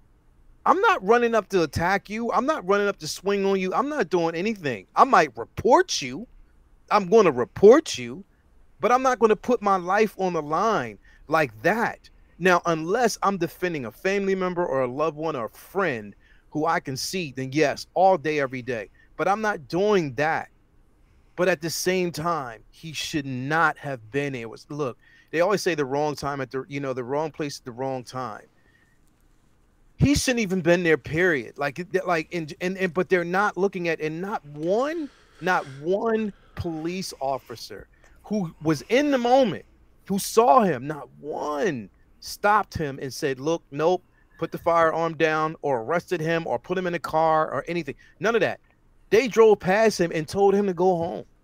Like, if they showed the extended version of that video, they told him, and we watched it on the night, they told him to go home. Well, They told him to go home. And that's wild to me, man. That's so wild. I think what is so interesting is, I really do, and by the way, if you haven't weighed in on this, if you have... Well, I don't discuss this sort of thing because I'm here to discuss entertainment, and I haven't been following this case. Oh, okay. And you know, this particular topic has been traditionally for the network, you know, very controversial and has kind of gone into a dark direction. So I agree. You know, we'll steer away from this, but I will say this. I mean, one of the things I love about storytelling is that you could read about this, you could have the same scenario in a novel or in a movie, you know, and you could watch this story being presented and people could debate it because it's fiction. Mm-hmm. You know, and that's one of the things I love about fiction. And whether you're watching, like you said like SVU, you know, Law and Order, it's gonna show up on a Law and Order episode. And Law and Order does rip their episodes from the headlines. And there's a lot of you know, there's a lot of people. What I find interesting is about this particular case, and maybe fiction can. I just think it was unfortunate all the way around. Now we're arguing over the details of a situation that should never have happened in the first place. all the way around. It was something that shouldn't have happened on every level. And if we're bringing it back around to entertainment, and that's what we should be talking about. Mm-hmm. My thing is with entertainers, and this is what I was bringing up, like entertainers, and I've seen this. They use with the whole, Harvey Weinstein situation, and the Me Too movement, which, I mean, I am all for, and I'm addressing this because I am all for women having a place and having a voice, plain and simple. I was raised by a strong mother. I was, protected by a strong sister. I've seen women who have taken this world by storm, and they have changed the narrative in so many great ways, and have, solidified a position to whereas they should have had this years ago. Okay. Yeah. So I see that. But my point is with this, right, is that as an actor or, any type of face in the industry, don't just use that platform to hype your career. What I mean by that is, like, you're using it and you're making these statements to hype your career because, okay, this might get me this such and such role, or this might, no, do it because you believe in it. Do it because basically, or say these things because you have a belief in a system or a broken system or whatever, however you want to say it. But don't just use your platform just because you're trying to use that narrative at that particular time to get the next big job. So that's always been my problem in the industry, is that I always question the sincerity of an actor or an actress when they're making this, when they make these statements towards a narrative. Do you actually believe in what you're saying? Are you out there doing what you need to do to change this, or to get involved and maybe see a brighter day? Or are you just saying it to get another job? That's always been a question. Whenever I hear the phrase "a brighter day," I hear Prince. A brighter day. Right. Yeah, right. Yeah, right. Yeah. Now, Robert, do we have any more super chats? We do. Sonny Dominguez comes back. By the way, Sonny Dominguez, he's an interesting cat. I got to meet him. He came down and saw Tango Shalom, but he had a religious background, a religious upbringing. He's got a lot of interesting things to say about that, and he's a great guy. I really he is an imagination connoisseur par excellence. Sonny says, suggestion for a quick 5-minute video for the channel. I love the employee picks as a kid. Perhaps a theme topic that y'all recommend, one film that best embodies or explores it properly. Not going for obvious choices, but share a movie we might not have seen. That's actually a really good idea. I mean, people are always asking me, suggesting things. We're going to bring back whining about movies because everyone wants us to do it, and we will. But that's not a bad idea. It's funny, whenever I ask people to come in and recommend films, there's always touchstone movies people, bring about.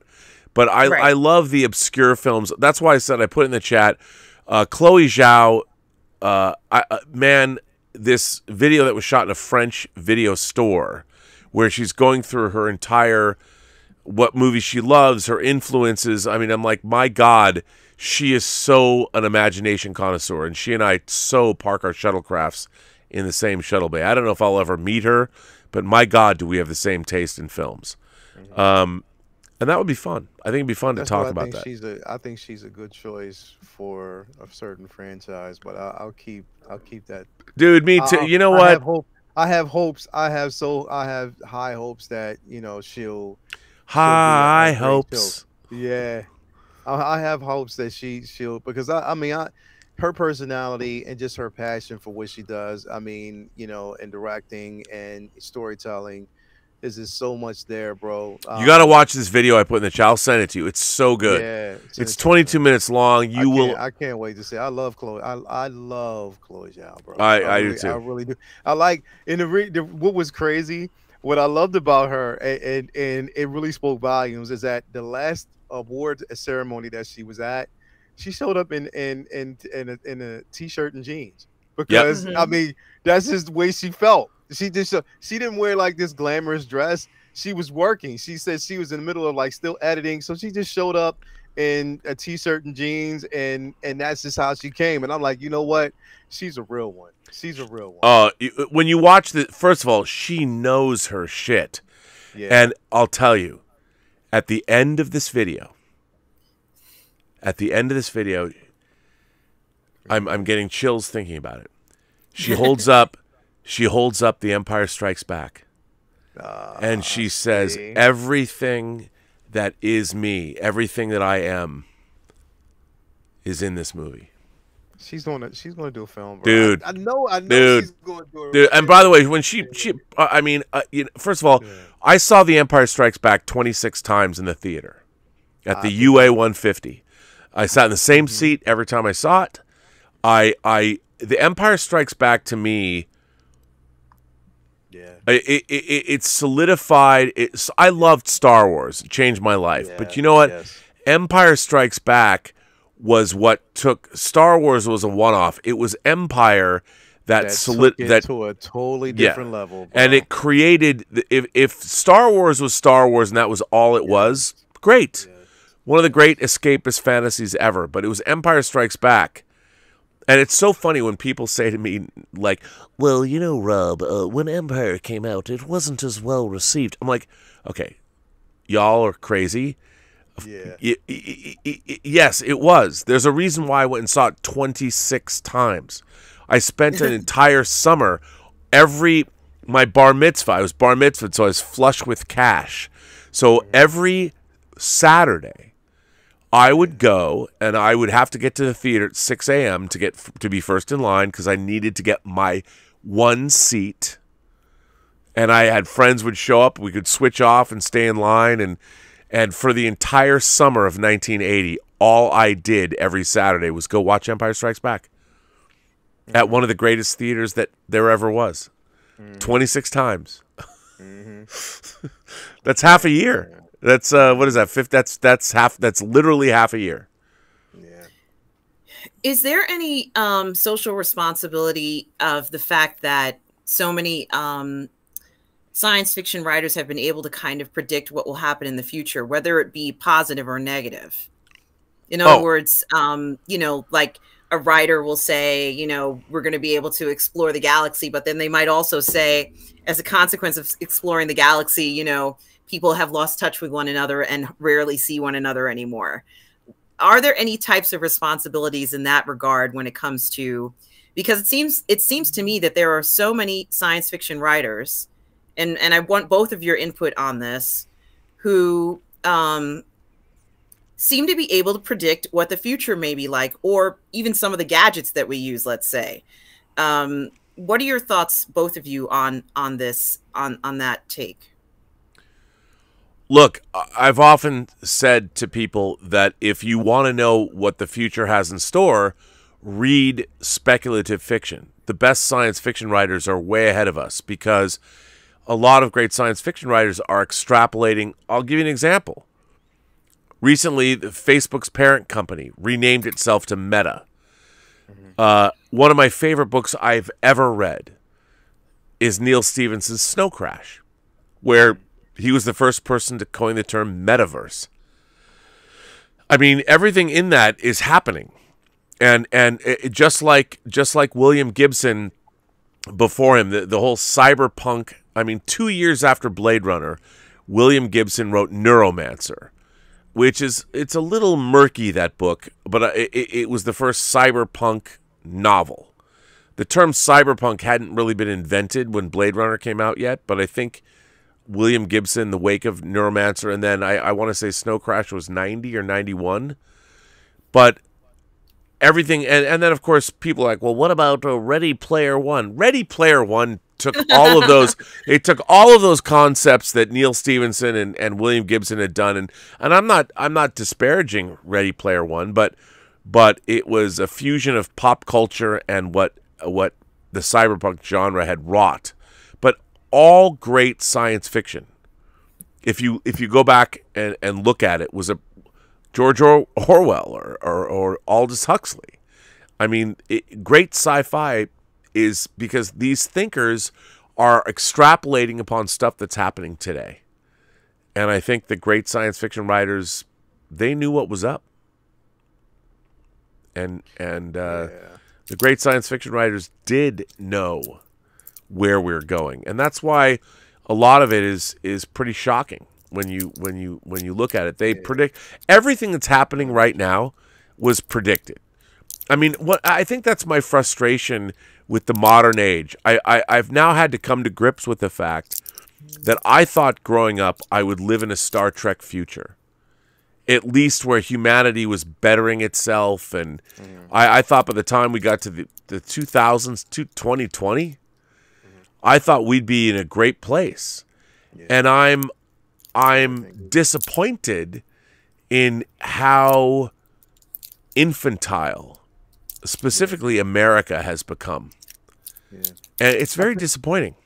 Yeah, I think a lot of directors and writers, like, they're forward thinkers, and they actually force us, they're forcing society to think and be more creative and open to, like, just new ways of developing, whether it's like a form of travel, a form of communication. I mean, come on, without science fiction, without things that we've gotten so far, we wouldn't have, like, your iPhones, we wouldn't have social media, we wouldn't have, like, FaceTime and Zoom calls and stuff like that, and we wouldn't have these things that we have without forward thinking and technology advancing based off of science fiction and stuff that we've actually seen.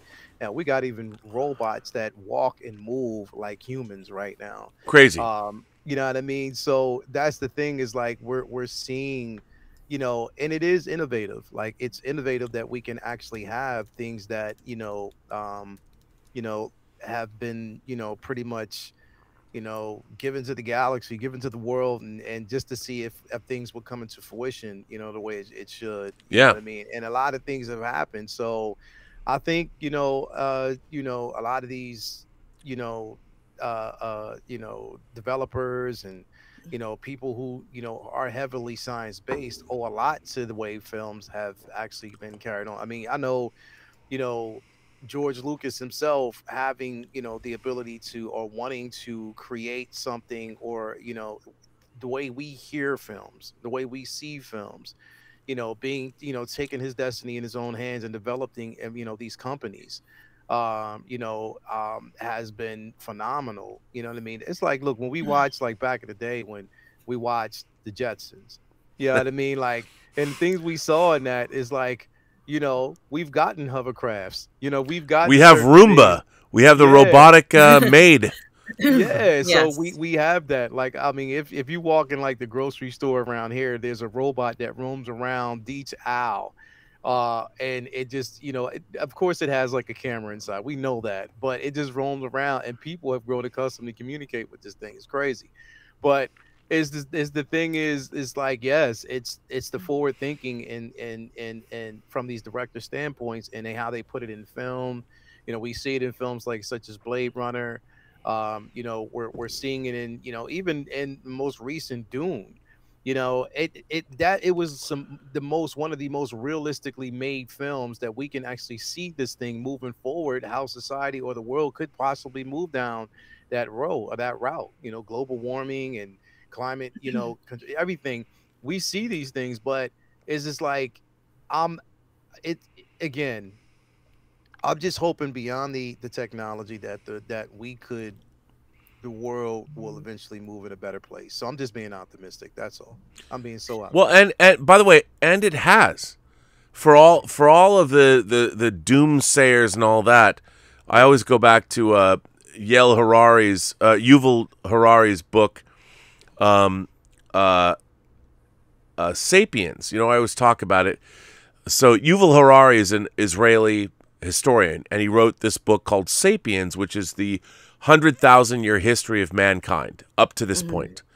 And at the end of the book, he says, look, we're better off now than we've ever been. There's less pestilence, there's more people being fed, there's less poverty, more technology, despite all the because we only hear about the flip side, but he's looking at it in terms of history. And we're doing better off than we ever have been before. And he asks this great question at the end of the book, and I've talked about this a lot on this channel. He says, the question now is we have to ask ourselves, who do we want to be? Like, what is it, humanity? Like, we are one race of people with different subsets. But we're one race. We're the human race. Yeah. That's it. And we're at the top of the food chain. And it's all up to us. Now, my frustration as a science fiction fan, the cautionary tales. I read a book by Norman Spinrad, who wrote the Doomsday Machine episode of Star Trek, second season, the original series. He's also a novelist. He wrote books like Bug Jack Barron. I mean, he's a great writer. But he wrote a book called Greenhouse Summer that I want to say I read in 2000. And it was about a climate conference in Paris in like 2042. And it was all about global warming. The planet was heating up. Many areas had become tropical that weren't. And we were rapidly moving toward a Venus condition. Like the planet Venus had run away because of the climate, runaway warming. It's exactly what's going to happen to us. And what I find really interesting is now we live in a world like whether you... Here's the thing. Our planet existed in a certain way for millions, billions of years. In the last 200 years, since the industrialization has happened, because of our acts, we have been spewing particulate matter out into a closed ecosystem. Our smokestacks, emissions, cattle farting out methane. We have been spewing out stuff into a closed system for a long time. 200 years? Now, here's the thing. That didn't happen before. Before 200 years, I mean, the Earth has been around for, what, 4.5 billion years? It was only in the last 200 years that we, mankind, has been spewing out this crap into the atmosphere. Now, there are people that will argue whether there's always been climate change. Sure, there has. It's true. But the difference is we've been spewing out all this crap in a closed system for the last 200 years, pretty much. And yet people want to deny that. They're like, oh, well, there's always been climate change. Yes, but there hasn't been a human animal spewing out coal or CO2 or all kinds of crap. Would you not agree that we're doing that? And the fact that there's arsenic in the groundwater? Like, what I don't understand is the basic common sense. Like, and I always say it jokingly, but I'm like, would you leave your kitchen 10% dirty? Like, would you leave dirty dishes in the corner, just festering with food, letting the roaches build up? Would you do that? No, you wouldn't, because it would get gross. So we're doing that to our closed environment. Whether the Pacific, there are 5 gyres in the ocean where there's plastics that are detritus that has been thrown into the ocean from us, whether it's bags or microplastics. The plastics, state of Texas, going down 20 feet into the ocean across the state. Like, this is not something that ever happened up until the last 50 years. Like, and yet people are like, oh, Rob, there's no, there is. And we caused it. And it's demonstrably true. And yet people want to be like, well, what's going to happen? Like, there's always been climate change. Yes, there has, but not because of particulate matter we've been spewing into the atmosphere for the last 200 years. Quick deviation, really quick. Yes. Quick news. This is basically a special bulletin. Rob, and you're going to be excited about this. I guarantee you. Is this a Hot Toys show news? You. So Toys has released the Trickster. Oh, scoot that over a little bit. Oh, go right forward now. Okay, everyone knows. Oh, okay. Has it been released? Well, it's a new reveal. It's, Okay. Social Toys has revealed this, so it's called. Okay, the I will tell you. This is Richard E. Grant, one of my favorite character actors. Now, it is. I have a screenplay that I've been writing with an author of a book I've wanted to make for 30 years. I've been having one of the imagination connoisseurs, Zevius, has been storyboarding this for me. I want Richard E. Grant to star in this movie, and he has been drawn into the storyboards of this film. I love him so much. The fact that I can get a Richard E. Grant action figure, come on, bro. Wow, and And it's the classic version, bro. I oh wow. That's amazing. Yeah, incredible. You know what? Sorry, I didn't mean to deviate. I just saw that real quick, and I thought I knew you would want to see it. So no, I'm going to show you. I'm going to show you something that's really, really cool. Let's see. I have to find it. I have to find one. Let me just pick one out. If I can, I will show you. Let's see. That's not. But I can't. I probably shouldn't because it's. But I'm going to do it anyway. I've shown these before, but Zevius has done this, and the fact that I've been. I mean, Richard E. I don't know Richard E. Grant. I've tweeted to him before. He follows me on Twitter. I follow him. But he's never answered my tweets. So that's amazing. I can't wait to see that. And Robert, you still have some super chats out there. No, we do. And more coming in all the time. Here's a random change of pace. Paul, one half of Twin Flick, says, this is for all of you. If you could screen 2 Robin Williams films for one night only, which 2 would you choose and why? Oh, I Fisher King would be one of them. I have one. It as one of my favorite films of all times, and that is The World According to Garp. That's my first one. That's the other one. That's the other one. The World According to Garp and The Fisher King. That's my answer. I mean, those are the two I would. John Lithgow going, well, I had mine surgically removed, but to have it bitten off. Yes. I love The World According George to Garp. Roy Hill directing The World According to Garp. God bless Warner Archive for releasing that on Blu-ray. I love that movie. Yes. I fell in love with Glenn Close in that movie. Yes. My God, I love that film. That film is phenomenal, bro. It is. It's not only is because it's part of my history. It's part of just like knowing, like, seeing that film for the first time when I was young, bro. But that film was so well done. It was so well. It's one of my favorite done literary adaptations. Yes, it was so well done. I love that film. I love that. And if I had to pick a second film, because there's so many. I mean, we can always talk about, what is it? Dreams to Come. That was a good film. What Dreams May Come. Yeah. What dreams may come. Yeah. Of course, he has such a Good Morning Vietnam, Good Will Hunting. Exactly. Good Will Hunting. No, but Fisher King and World According to Garp. Yeah. That's it. Those are 2 I would pick. Yep. We're all in agreement.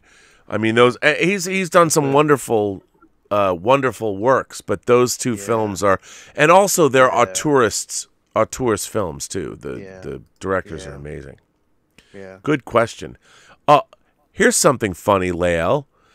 Kinky Sphincter says, did you all see the Richard E. Grant Loki and Loki Gator? Well, Kinky, we just did. That's Yeah, we just did. Yeah. Amazing. Well, he sent that at 3:05, so that was 20 minutes ago. Yeah. Yes. Yeah. There you go. Yeah. This thing is phenomenal. Yeah, and the well, gator, and the thing is, when and that's, by the way, that's So Toys. Yeah, So Toys, and they got the gator right next to him. Bro, it's when you look at and then here's the thing, Rob. You love, and I know you love the thrones. You love chairs. You love the throne. Look at how they have him, bro. Look at this. Hold up. No, not that one. Not that one. Not that one. Here we go. Here we go. Hang on, I gotta go full screen on you then. Wait, hang on. Let's go full screen on you, sir. Oh my God! It comes with a chair. Comes with the throne. I don't know if it does. I would hope it does, but look at that. Him and the Loki Gator, bro. Like that. Wow. Dude. Wow. Like that's phenomenal. That's incredible. And For some member milestones, I think Tom Jr. Jackson, Mikey Lito, and there's some other ones. I don't know whether you can see them. Tom Jr. Jackson is a member. Cannot. I actually can see. So we have Zach Losell, member for 8 months, PGS hero. By the way, Zach Losell, he is a hero. Have you seen that guy? He's a beautiful man. I need to do his workout regimen. Well, it says that Zach Losell has been a member for 8 months. He's a PGS hero. Thank you very much, Zach. And it says, Shalom, Rob. Congratulations on Tango Shalom. I watched it with my grandparents on Halloween. Hell yeah. And we all loved it. Keep being you, L'chaim. L'chaim. L'chaim. L'chaim to life. By the way, Bray Priyagoffin. And Tom Jr. Jackson, a member for 14 months, PGS hero. And he says, is the shuttle bay made by the same people who did the inside of Discovery? Because that is a big shuttle bay, Rob. Also, go and see Ghostbusters. Thank you, Tom. And congratulations on being a member for 14 months. And there's one more, Robert. Mikey Lito, member for 9 months. He's a PGS hero. And Mikey Lito says, for a little dose of reality, join our and I's review for My Name is Paulie Murray this morning at 11:20 Eastern. Happy birthday, Aunt Paulie. So Mikey Lito's been on the channel. His aunt, Aunt Polly, you know, that documentary is incredible. And you know what? To me, I think about the moments on this channel that having Mikey talk about, like, I didn't know this story. And to have a PGS member suddenly reveal something or find out something about their lives. And, you know, I kind of said, Mikey, come on the channel. You know, I just assume people would be like, yeah, come on the channel. Just expose yourself to the world. You know, you just assume that that's easy for people. But Mikey's been on the show before. You've met him. I envy you because he's one of the people I most want to meet. He's a wonderful person. I would love to hang out with Mikey. I'd like get up. I want to go to New York. Be like, bruh, let's meet for breakfast somewhere. You know, and let's go to a couple movies and have a couple of drinks and just hang out for the day. He's like the kind of guy I want to hang for the day with. So, actually, and are there any other super chats that you can see? Those are the only ones that I saw that maybe you didn't see. No, there is one more, and this is actually, I'm a huge Carl Sagan fan. I know someone's gonna be like, well, what about the fact that he cheated on his wife? I know, okay, I get it. So Stubble says Carl Sagan's prediction from 30 years ago is scarily accurate in its description of his future, now present America. This was before the internet was a part of society. Okay, for those of you who don't know, all of you, I cannot stress this enough, all of you should read Carl Sagan's book, The Demon Haunted World. It's incredible. And it basically, as Stubble was talking about, he basically flat out said exactly where we're going. Science denial. It's scary. I'm going to put this in live chat right now. This link that Stubble sent, I'm sure it's about that book. I was blown away by The Demon Haunted World. And it's one of my favorite books I've ever read because basically Carl Sagan, yeah, he was a man. He was deeply flawed. But he also, here's the thing, you can be deeply flawed and also right. I know it's a hard thing to grasp, but you can. Because this is not a perfect world, and we're not perfect beings. We're not. You know, we're beings of flesh and blood and intellect. I mean, if you really think about it, one of the things that I've always loved, the idea, that's why I love David Cronenberg's movies. So we're beings of intellect and spirit that are contained in these corporeal bodies that at any moment will revolt against us, whether it's cancer, whether it's old age. All of our spirituality and all of our intellectual pursuits and all of our morality and feelings and emotions will be destroyed by the very bodies we live in, whether it's old age, whether it's cancer, whether it's shock or whatever. This is the dichotomy of human existence. We live in this, our bodies allow us to perceive, to hug, to feel, to look and experience and enjoy. And yet they'll be the end of us as well. And that's, but isn't that delightful? Like, isn't that wonderful? Isn't it great to be here for the fleeting time we're here? I mean, if you make it a lifestyle choice, if you choose to get up every morning and be like, this is pretty fucking awesome. I mean, barring the alternative, isn't it pretty great that, like, we can get up and have, like, you know what's really funny? Just get up and take a walk and just look around where you're living. I don't know where you all live, but just take a walk, get up in the morning, walk outside, take a deep breath, look around, see people, smell the smells, whatever. And think about how amazing it is that you can do that. Mikey Lito says that he'll meet you at the corner of Liberty and West. Is that in New York?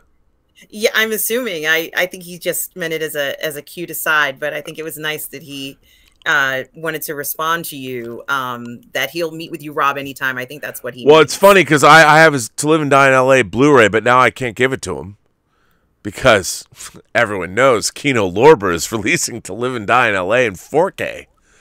Oh. In 2022. So. And Stubble has a super chat there. Yes, he does say, my Robin Williams pick is Dead Poets Society, relevant today. You know what? That would be my runner-up. After Garp and Fisher King, it would be Dead Poets Society. I love that movie. It's Dead great. Poets Society was fantastic. So yes. good. Oh, Captain, my Captain. Oh, so good. And Dion Sars, I hope I got that right. Yes. Dion says, why do you watch Star Trek anymore? I refuse to watch anymore. We need to stand tall and rise up all as one and refuse to watch it. And I'm from Australia, and I cannot do anything. First of all, I lived in Australia. Lael, you too. Yes. Lived in Australia. Tell us about Australia. Did you love Australia? I loved Australia. I did too. Love it. Loved it. Still love it. Lived in Sydney, Australia. I lived actually in Sydney. I lived in North Sydney. I lived in Newtown. I lived out west. I lived in Parramatta. Did you hang out at Bondi? Oh yes, I hung out come at on. Bondi Beach. Exactly. So these places in Australia is phenomenal. I mean, it's my second home. It's so rich with culture and artistic value. Oh yeah, the art there, and it is phenomenal. Like it's like a hidden gem for artists. Like they are a dime a dozen there, and they are all great. Love Sydney. I love Australia. I have nothing bad to say about it at all. Love it. I lived in Tamworth for a month. Tamworth is about 450 kilometers inland, northwest of Sydney. It's their country music capital because I was working on Superman Returns there, and then I lived in Sydney for a year. I loved Sydney. Yeah, I love Sydney, bro. And Dion, I don't know if this is true, but I have to ask you, I loved Australian music. I grew up listening to obviously NXS and Midnight Oil and other bands. but I had never heard Cold Chisel. And Cold Chisel is an Australian bar band fronted by Jimmy Barnes. Well, actually, Jimmy Barnes joined the band later. But Jimmy Barnes sang on the Lost Boys soundtrack. So here's what I learned when I got to Australia. A friend of mine goes, he goes, hey, go put in the jukebox, go put on a song by a band called Cold Chisel. Mm-hmm. I'm like, okay. Man, I have never seen a bar turn and everyone started singing. Yeah. It was incredible. I'm like, oh my God, what's happening? It was incredible. Watching Australians, man, they know how to have fun.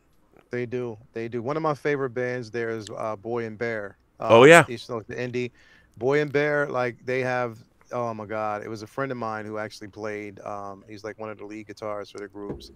But yes, I mean phenomenal. Like one of the places where I met my symbiote kindred spirit, Madam Parker.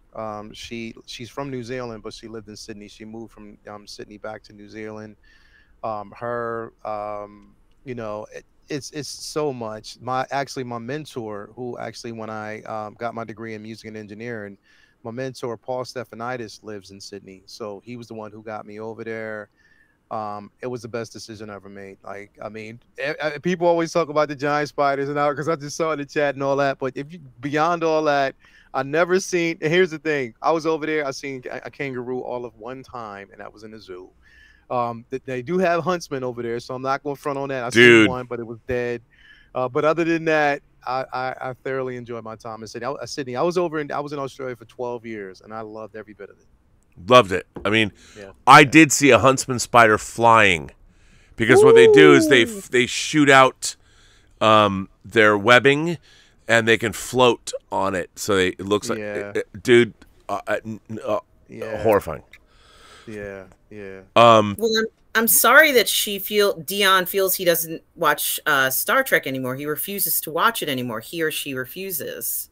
Well, here I think that they're talking about Discovery or something. Mm-hmm.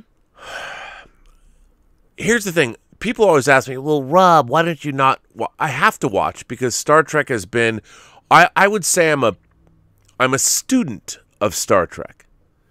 And I've watched Star Trek my whole life. It's been a franchise I've watched my whole life. So I look at it both as a fictional universe I love, but I also see it as a cultural force. So to watch, now Star Trek has become they're attempting to use it.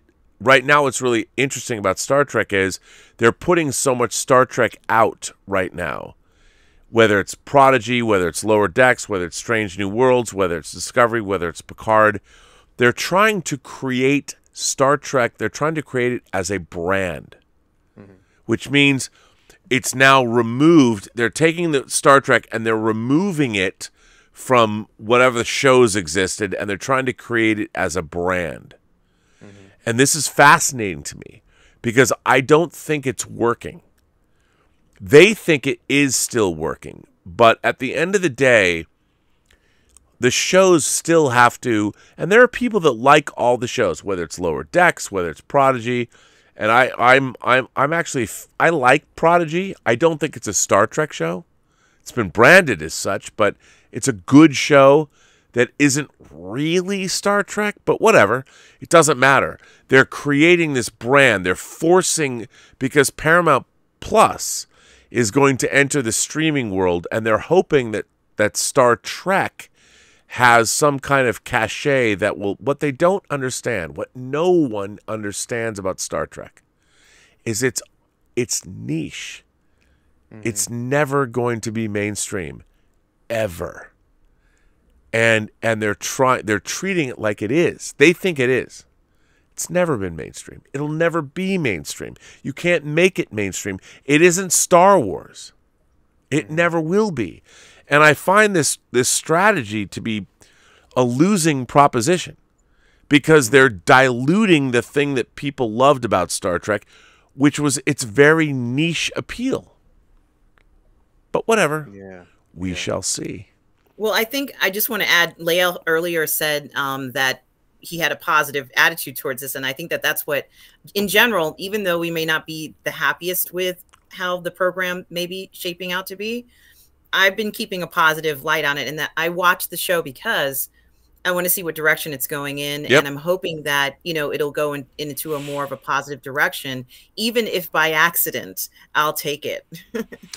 I mean, what I find very disappointing is that Star Trek never had a huge budget, and the whole point of Star Trek was they had to be creative with limited resources, and that's why the writing was mostly so good. Well, modern Star Trek has all the money they need, so they don't have to rely on the intellectual creativity of the writing staff. They can just write whatever they want, and in doing so, they write gobbledygook. And I hate that.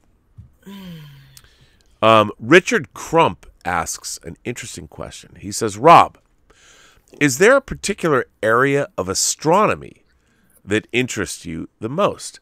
I recently learned about the Hercules Corona Borealis, the Great Wall, which is about 10 billion light years in length. A physical object being that length truly blows my mind. Well, first of all, there is not a particular area of astronomy. You're talking about a specific structure in the universe. I find the entire universe astonishing. I mean, it's so, and it's also frustrating because we'll never know. We don't have the technology.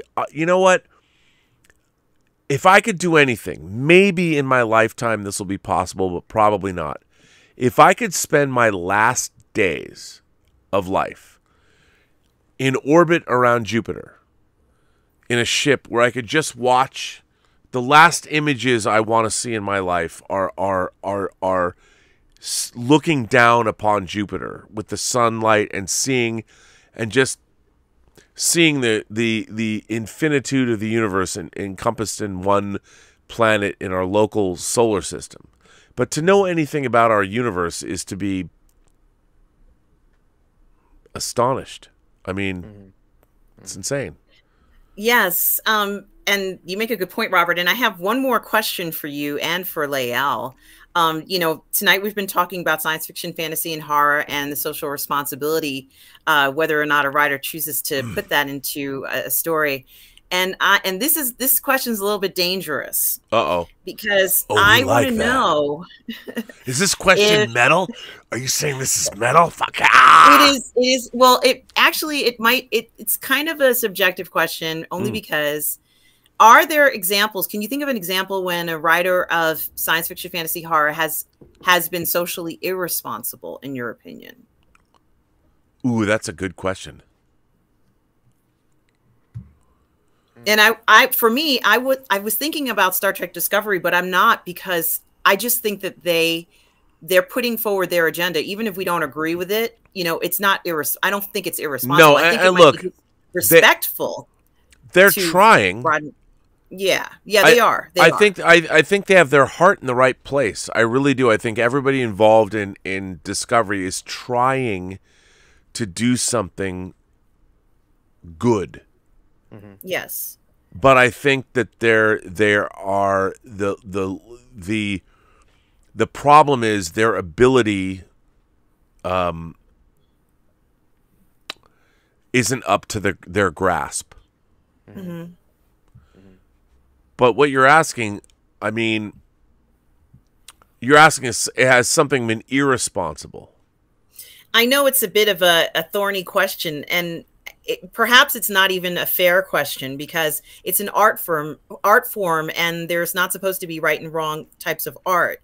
But, you know, I was just kind of curious about that since we were talking about that responsibility of putting that in, and just, you know, the idea that, you know, something is wrongly placed. I'm not even quite sure if that makes sense to you. No, I think it's a great question. The first thing that came to my mind was Kubrick's A Clockwork Orange. You know, his adaptation of Anthony Burgess's novel. Mm-hmm. And unfortunately, that movie inspired some copycat crimes in England. Yeah. And he had to pull it from release. And, you know, he was horrified. I was unaware of that.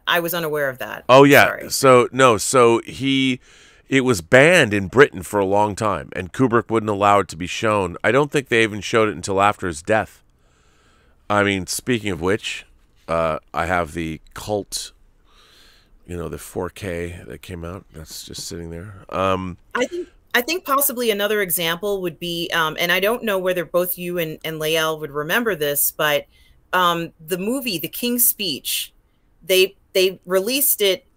I guess maybe this is an example of them being socially responsible. But had they released it, they said that they had to wait until, I guess, the Queen Mother had passed away before they could release the film.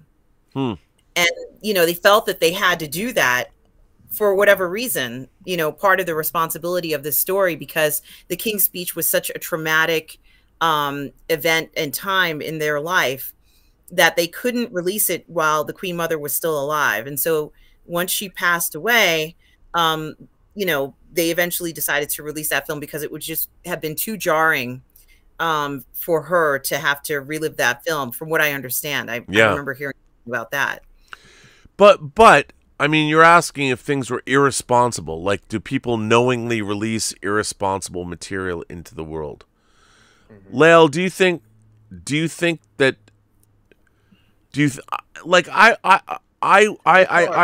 hard for me to really answer that question, and that's because I think it's all by interpretation, or from what vantage point you see it. I don't know. It's hard because,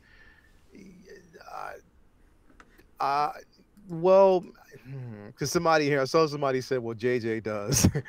I would agree with that on certain different degrees of, you know, but I know I think it just depends on whether or not, I don't know. It's hard. It's hard because it just depends on how you see it and that person's interpretation, you know, what they, you know, what they were going for, you know, and if there's an event, and you know what, I think that the danger of that is also if, like, for instance, if you're trying to put a certain subject matter into a film, knowing that you don't really have all the historical facts about that you know, that matter, and to where it could go wrong, it can go horribly wrong, or somebody can fact check you on it. But again, I think it's all up to interpretation, to be quite honest. I think that's an excellent example, and I want to add to that. Like, for example, sometimes when they have biopics of people, and you know, perhaps either the family or you know, someone, you know, the estate doesn't approve of a film or that rendition, and sometimes it still gets released anyway. Sometimes we see multiple examples, like with the Aretha Franklin story. I'm not saying that they don't approve of one of them, but one of them they are behind, which is the one that Jennifer Hudson is in. And there's another one that's out, and you know, I guess maybe the family kind of like the one that Jennifer Hudson was in better, but you know, I think that's a perfect example. Perhaps it's more accurate to what they feel that her lifestyle, her life was like, and therefore that was a better rendition of what she was like. Well, you know what you're asking. I mean, the first thing that came to my mind actually was one of my favorite movies in my youth, and I could probably recite the movie backwards to front, is The Warriors, and that was a gang movie that came out in 1979, and when it came out, but by the way, a movie that was based on a Greek myth that was transposed to New York City. But at the time, you know, the New York gangs were and gangs were a big social force, problematic but The Warriors was it's a fantasy movie. I mean, it clearly but so when it opened, it inspired real violence, and it was a big problem. And the question arises, you know, was this movie irresponsible to release? And I would say, to me, no. I mean, I'm a huge fan of the movie The Warriors. And what's really interesting about this movie is it is, like many Greek myths, it's an odyssey, you know, and in this movie, if you guys haven't seen The Warriors, it's a gang film. But if you look at it, you will laugh now because it's a very different gang film than you would see today. And what I find very interesting is that this came out in 1979. And in the movie, the premise is there is a gang, the Gramercy Riffs, which is the largest gang in New York. And what they're trying to do is they're like, look, all of these, basically we got gangs on every street corner. Yep. And we're fighting over this little piece of turf that Cyrus says. So the Gramercy Riffs are led by, they're led by Cyrus. And so Cyrus calls a meeting. Yeah. And he asks for a certain level of gang. If you send 9 delegates from 100 gangs to this meeting in the Bronx, a conclave in the Bronx, Cyrus and the Gramercy Riffs are going to make a pitch to you. Yeah. And so the Warriors are there and 100 other gangs and 9 members, and they're listening to basically a religious leader who, like a Paul Atreides, Cyrus, Paul Atreides is up there going, can you dig it? He's like, look, there ain't but 20,000 police in the whole town, you know. He says, why are we fighting over a little piece of turf? Yeah. Like, why don't we all team up and we could take over the whole city? Exactly. You know, that's 9 delegates from 100 gangs, and there's over 100 more. 100 more. 60,000 soldiers, you know. And he's making this pitch. And he's like, there ain't but 20,000 police in the whole town. Yep. Can you dig it? Borough by borough. Yeah, can you dig it? Can you dig it? And then, of course, there's some douchebag gang, the Rogues, and they want to make a name for themselves. And this is what's interesting. There's very few guns in this movie. But the first instance of a firearm in a gang is when the Rogues... While Cyrus, a leader who is trying to bring together a group of warring tribes to create a nation. Mm-hmm. He's nation building. He is gunned down by, dare I say it, white dudes. A black man, with a vision is gunned down by a bunch of douchebag, heavy metal listening fuckhead white men. I would have joined the Gramercy Riffs, and by the way, who knows what they could have offered the world if they were given a chance. So chaos ensues. Mm-hmm. And the poor warriors who are from Coney Island have to figure out how to make it back 50 miles from the Bronx on the trains, and how they're going to get there when every gang in the city, at the behest of the Gramercy Riffs, want them dead. And Lael and I know that there's no straight route from the Bronx to Queens. Like, you're gonna have to go into Manhattan first, and then into Queens or something like. Oh, and they do. Unless you somehow would get because back then, of course, we know there were no Lyfts or Ubers that you can actually take from the Bell Parkway, which would separate both and give you a direct route. So no, it's impossible. And it's so good because they have to go to Grand Central Station. Yeah. They have to go to figure out ways. I mean. Yeah. And you know what? The movie is, if you guys have never seen The Warriors, the problem is on video now you can only get this weird director's cut where they have these intercut. It's so bizarre. I hate it. And there's the video game of The Warriors. It's actually pretty good. Yeah, I have that game. Is it PlayStation 3 or 4, something like that? It was 3, I think. It was Xbox too. When you play that game and you hit the character, he actually sustains damage on his body. Yep. Mm-hmm. Yep. But it's a lot of punching. Like it's very, very violent, and I couldn't do it. The Warriors is when I was in the 7th grade, because it was one of the first movies I had on home video. My friend John Meek and I made a Warriors Super 8 movie. Yeah. It was, but that movie, people thought it was socially irresponsible. You know, you're glorifying gangs, and the funny thing is, you look at that movie, and it's a fantasy film. It's like the characters are going to Oz, you know, and all the gangs they're wearing makeup or top hats, or you know, it's People would even say like Taxi Driver is socially irresponsible because of the narrative. yeah, You know what you're I mean? absolutely right. And You know, and they I would think actually say that that's socially irresponsible, even though we know. But you know, again, these are movies that could have been, and they were. You know, at that time, they were talked about saying that the violence that ensued in this film, you know, also like you're glorifying mental instability and stuff like that. But you know, yeah.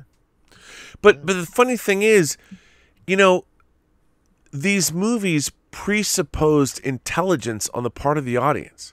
Yeah. These filmmakers were saying, like, people call my favorite director in the world is Stanley Kubrick. And people have talked about him as being a misanthrope, that he hates humanity.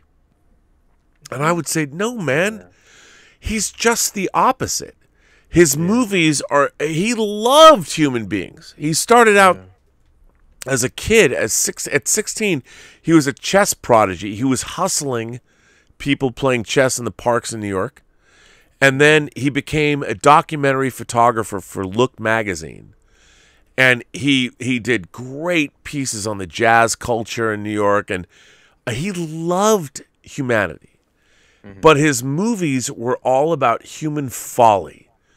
And what he was hoping, and I never met the man, I wish I did, but what he was saying is like, look at this, you know, the desperate lives. Let's not be like these people. That's why he made the movies. He's like, here, let me show you this part of humanity. Let me show you the struggle and all this. But I would hope that after you watch Barry Lyndon or The Killing or Lolita or Dr. Strangelove, how about I've entertained you. I know you love the movies, but how about we not be like that? Yeah. Like that's what the point. Underline. Yeah, that was the point. Yeah, and yet, you know, he kept showing us he loved humanity, but he knew that we were fucked up.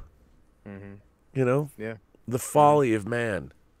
Yeah. By the way, I'm sorry. Go ahead. Dion Sowers has been sending in super chats.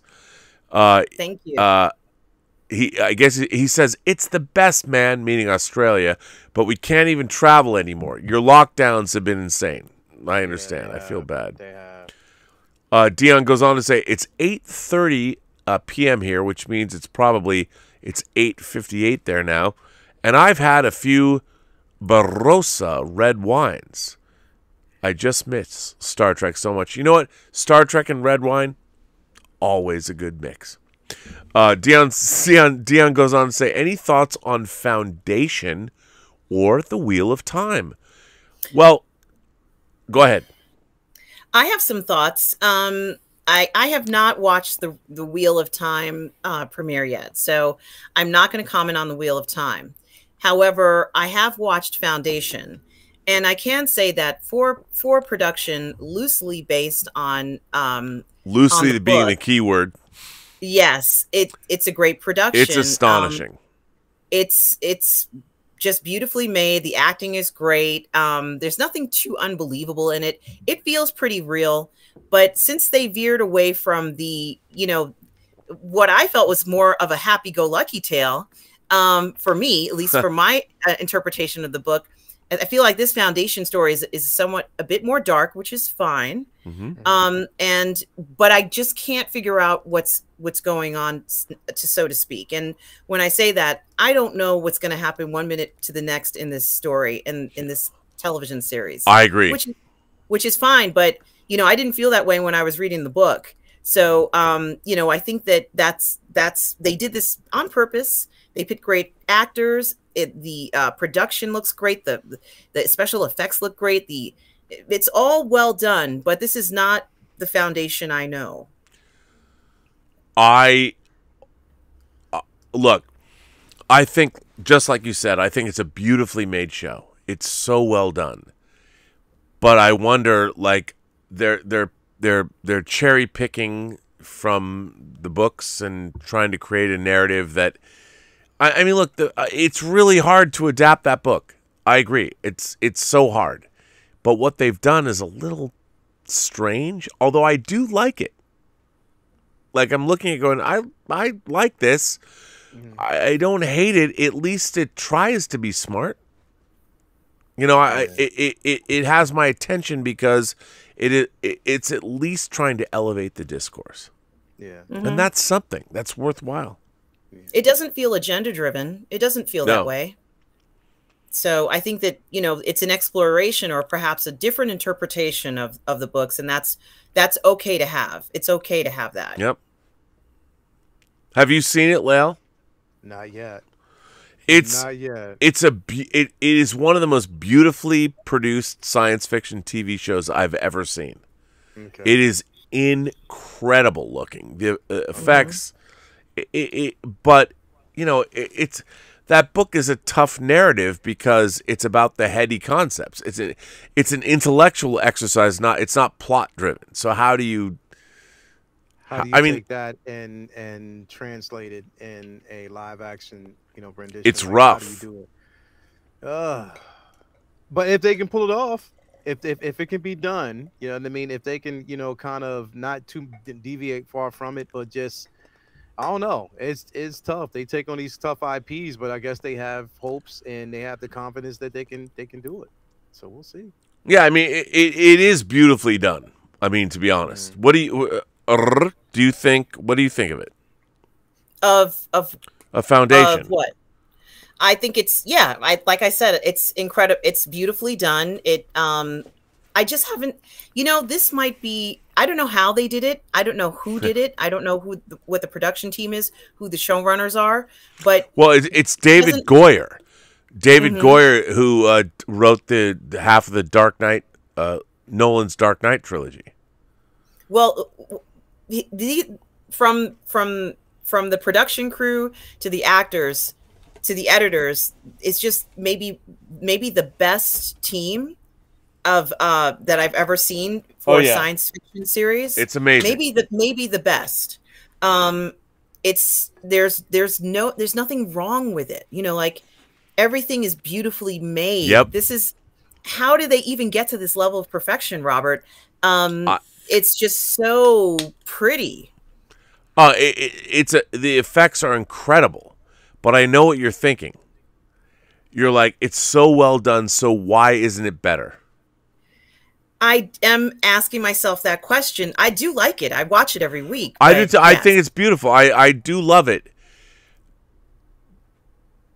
But the thing is, what you're thinking, at least for me, you know, I think about the first 4 seasons of Game of Thrones, which was a literary adaptation par excellence.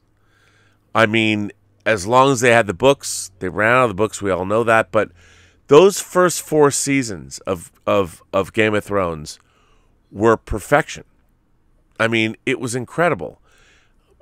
And you look at Foundation is so well done. You ask yourself, why don't I love it as much as I know I should?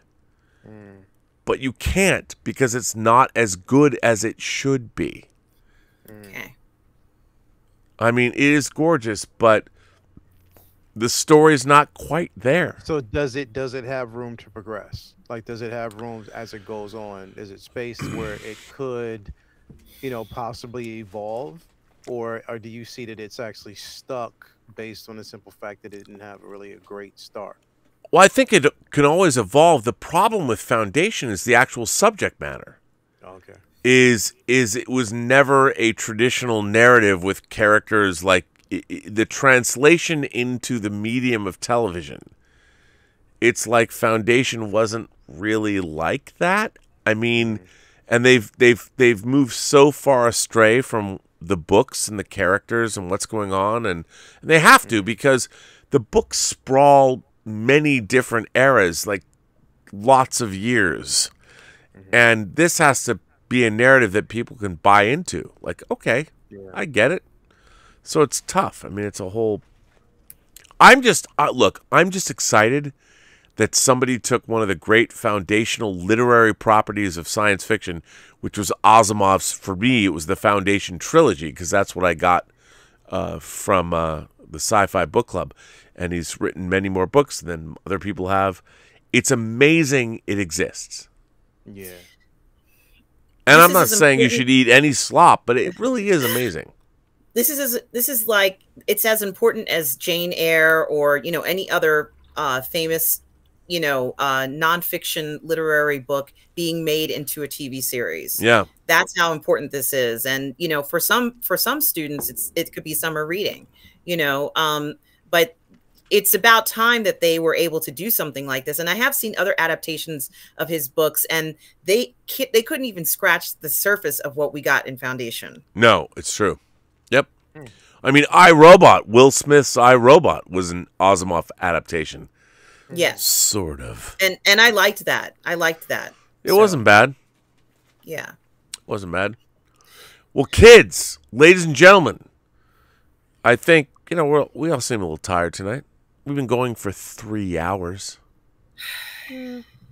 It's been a good run, Robert. I think it's been good. It's definitely a good run. It's definitely been a good run. I have to go out anyway because I got to take these girls in a minute. They got something going on in the morning, so we're about to get on a road trip.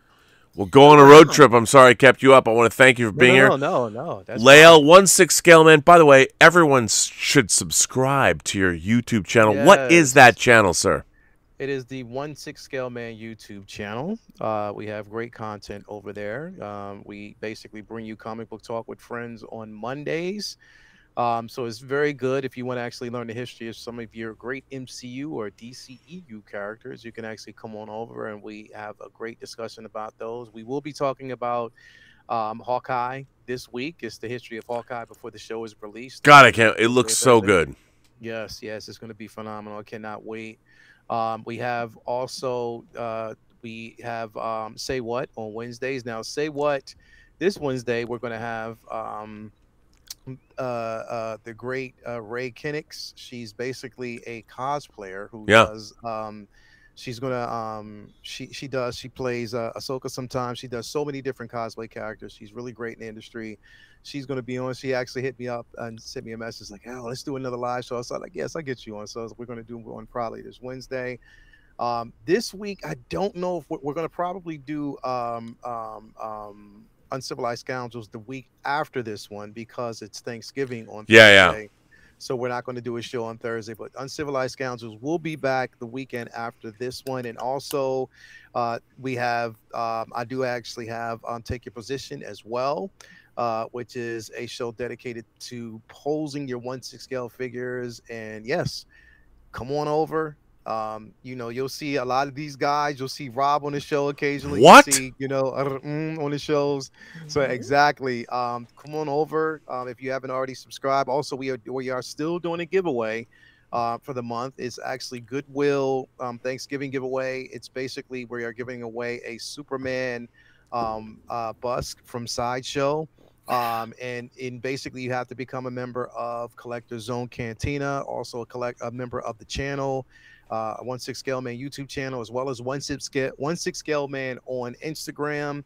And you have a chance to basically, now here's the thing, we are giving that away because it, like I said, I told everybody I was going to do this, but we are giving that away on Wednesday night. So you still have a chance to actually get it. All you have to do is give us a story of some goodwill to your community or to a family member, or how you've demonstrated it.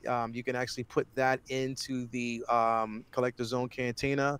We'll review it and we'll pick a lucky winner. You have a chance of actually winning that on Wednesday night, so you still have time to do it. Definitely. Well, Lael, since you have to go with the family, I will let you go. Yes, thank you very much, man. I was so glad to have, and I'll be back next Friday. Yes, you will. I thank you for being here. It's been so much fun to stream with you. You are the man, sir. You take care of those daughters. You take care of what is your lady's new clothing label called? Her new Cocoa called Cocoa Tulip. Cocoa Tulip is the clothing line. She just released it 2 weeks ago now, and she's very excited about it. It's doing so well. And there's a website you can go buy her stuff. Yep, cocotulip.com. You can actually go on that website and purchase a lot of her stuff. there, and she's always updating it with new pieces and stuff like that. I told her, she's like, oh, I can tell Rob I cannot wait to get on the show. So she's waiting for the Burnettwork this week. Come on, let's do it.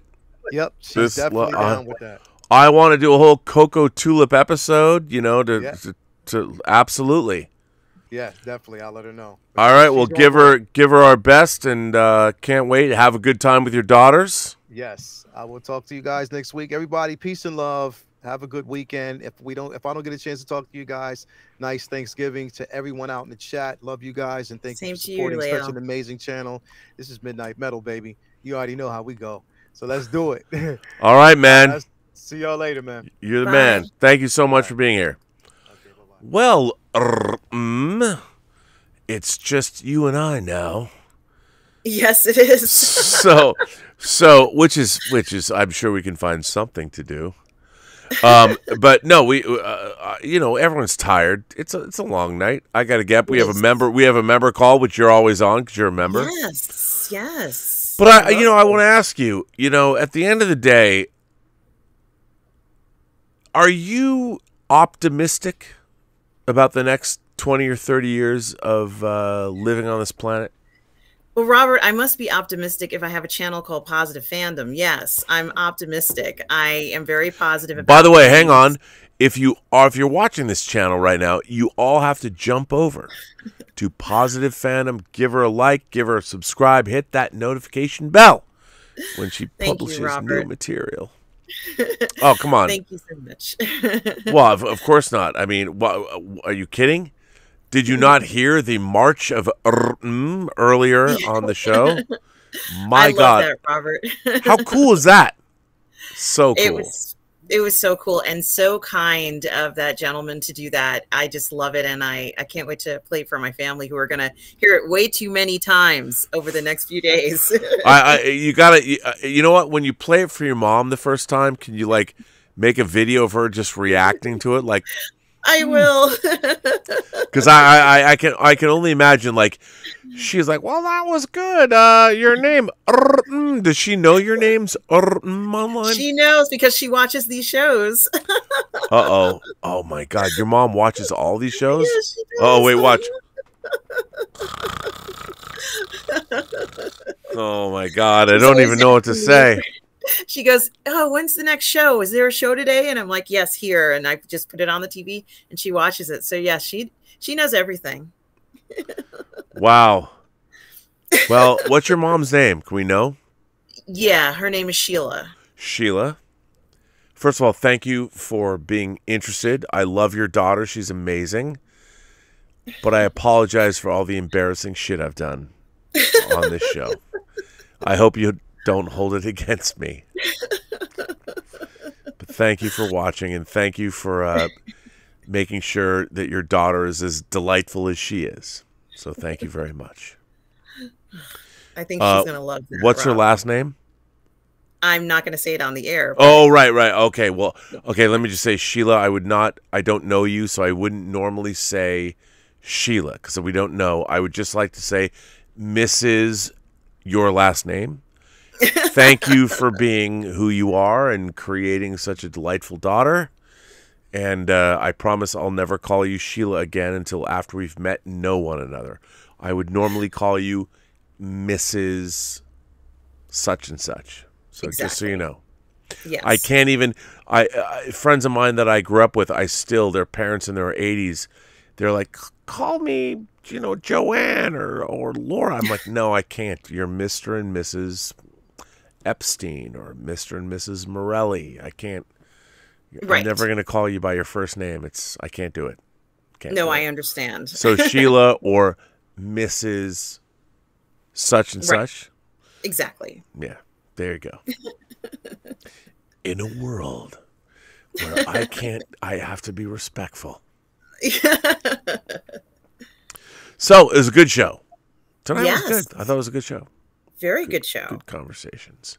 So, by the way, should we bring some rando on the show? Have you done that before? We've done it a bunch of times. I know. So should we do it again? Are you in? Come on, maybe one. All right, let's do one, Robert. Come on, let's do one. I'm actually very excited that you're doing this because I've been asking you to do this for the past few weeks now, Robert. Okay, hang on. We're going to do it. We're going to do it. Okay. So, hello, chat. There's 107 people watching right now.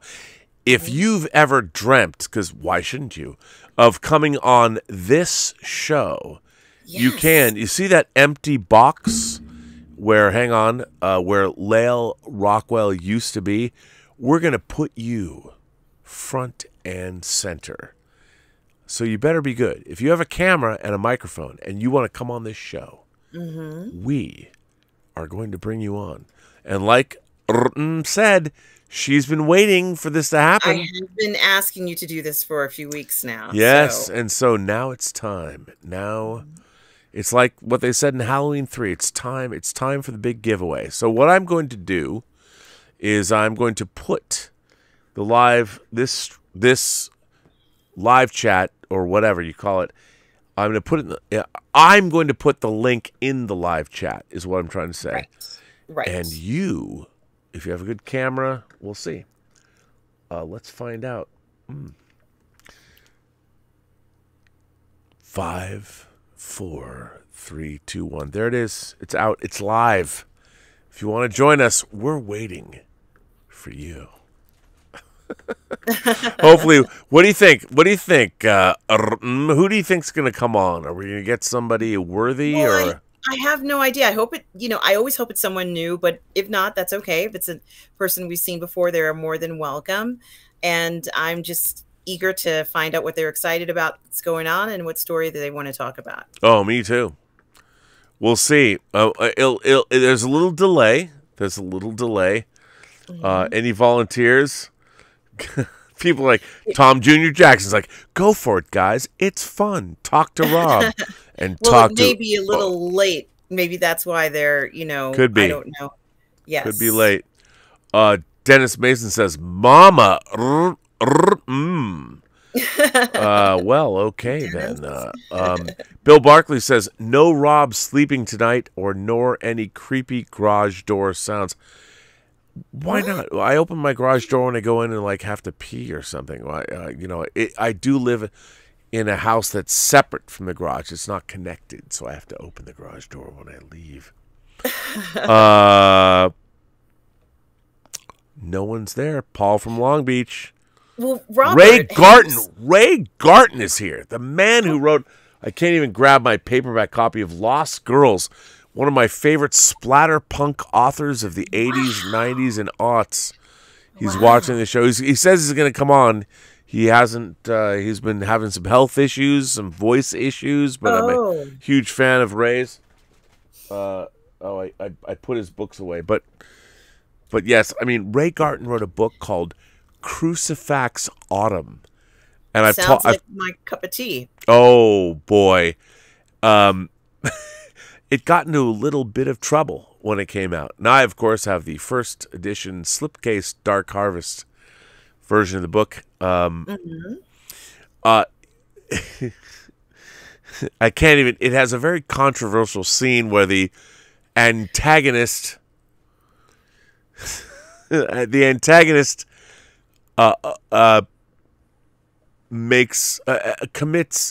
uses his tongue to abort a child. Oh, okay. Yeah, okay. It's that kind of book, and it fucking rules. Wow, it sounds heavy. Oh no, it's Ray Garton's the man. Speaking of which, have you seen that movie Titan yet? No, but I'm dying to see it. And by the way, we have somebody here. We have somebody coming on. Dennis. Hello, Dennis. Oh, but we can hear. Do you have headphones? No. Well, we can hear you, but we can also hear us. So there's like. How do I turn your volume on? Well, you'd have to. If you don't have headphones, you would have. That good? Okay. Can you hear me? Yeah, we can hear you, but we can also hear ourselves. Well, you if you don't have headphones, you can't hear us. I think he just needs to close the show on his computer. Yeah. Yes. There you go. Well, just close the YouTube browser window, I guess. Yes. There you go.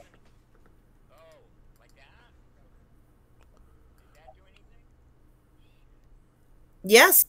I don't hear us anymore. Welcome, Dennis. Well, hang on. I'll put Dennis in the show.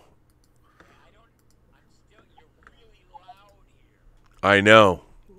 Well, you have to turn us off. But then if you turn us off, you can't hear us talking now. Well, you can hear us talking now. Just on your browser, just turn off the show. Like whatever you're watching, don't turn off the link you have now. But yeah, turn off the show so you can't hear the show anymore.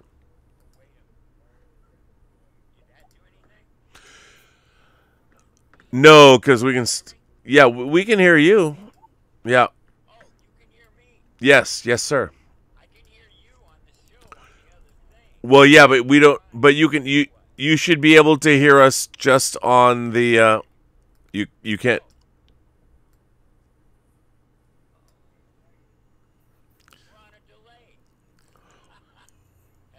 Yeah, no, we can hear you. Well, you need to have headphones, really. Do you have headphones? There you go. Come on now. This is going to be fun. Maybe you could mute him while he's getting ready, or... I can do that. Okay. In a world, we'll see what happens. That's what happens late night. We're going to put Dennis in the show. Hang on, Dennis. How you doing there, buddy? Yes, I have headphones. I'm turning the volume off. Good. Well, not yet. I'll put you live, but you sound good. Oh, okay. Let me turn that down. No, you're good. Right there. You're good. This is. They're plugged in, but they're not. Well, Can no, you hear us, Dennis? Can you hear us? I can hear you in the headphones right now. Thank you. She was just delightful the way she always is. She has magical powers. So, Dennis, we're going to put you in the show live. Wearing them. You're in the headphones. Dennis, you are live on Midnight. Ooh, that's scary. My first. No visuals? No, No, you're there. We can see you. You're live. People can see your face. Oh, that's so sad. No, don't be sad. Then I won't be able to see you. Oh. No. Wait, now I think what? he has quite a delay, Robert. Okay, we can see you. Just assume you can hear us. Can you hear me right now? I can hear you right now, and there's your face. We can see you. Now, let me ask you, Dennis. There's one really important question I have to ask you right now. Yeah. Are you feeling fucking metal, Dennis? I have been fucking metal, dude. Are you feeling fucking metal? I was metal in 1953 when the Russians released their first hydrogen bomb. I was born in that. Oh my God, Dennis, where are you coming to us from? Where are you living right now? I am living in Hollywood, right behind the Kodak Theater. Oh my God, you're in my hometown. Yeah. So, and your hometown is in Washington State. Well, that's true. It's Seattle, but I've lived here for 32 years. Okay. So 32 years, it counts. It counts. I'm like a local. Decades. Yeah. So let me ask you, what do you do? What do you do here in Hollywood? Not die. That's I it. love that. That's it. To live and not die. To live and not die in L.A. Yeah. That's I my love new that. movie. So now you're on with Rmani. Are you an imagination? Would you consider yourself an imagination connoisseur? Yes. I was called crazy in the 50s, 60s, 70s, 80s, 90s, 2000s. Crazy. By most people that I encountered. They didn't like the way I looked. They were nervous about the way I talked. And sometimes they didn't like the way I smelled. And I was 86 from many stores in Hollywood because people didn't like the way I look. Why do you think that is, though? It is. There's a very strong prejudice in Los Angeles about street people, and people perceive me as a quote unquote street person. You know, But you have a really good microphone, though. You sound terrific. It's in the computer. It's built into the Mac Air. So you've got a Mac Air. So, I've got a Mac Air. So the courtesy of the United States government sending me 2 big checks, and I just, whoa, my computer died, and I was cool. I just ran right down to Mac Melrose, walked there in 20 minutes, boom, new computer. Well, let me ask you something. How do you feel? I mean, you've been around Hollywood for a long time, and seeing you live behind the Kodak Theater. Yes. I mean, so the Kodak Theater, for those of you who don't know, it's between Hollywood and Highland. It's on right off Hollywood Boulevard. It's 1 block west of Hollywood and Highland. Yeah. But so how do you feel about where Hollywood is now? Oh, wow. Can you be more specific? Well, I mean, you've said, you've been around Hollywood for a long time. Hollywood Decades. is an idea. Hollywood is a neighborhood. It's multifaceted. So we have to define what we mean when we're speaking of Hollywood. What facet of Hollywood are we speaking of? Are we speaking of the film and TV industry? That's one thing. Are we speaking of the populace that actually live in the neighborhood? We are talking about the richest and poorest people on planet Earth. Yeah. Right here in the same block. Well, I mean, obviously you've been here for a while. How do you perceive yourself? Like, do you I'm a guitar player.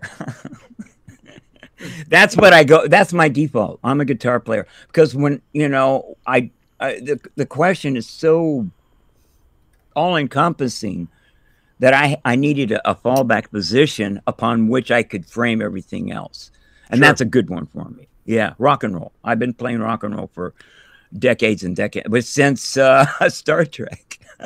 Are you a session player, or Now I have done sessions, but I'm not the guy most people hire. But I have done sessions due to people just knowing me.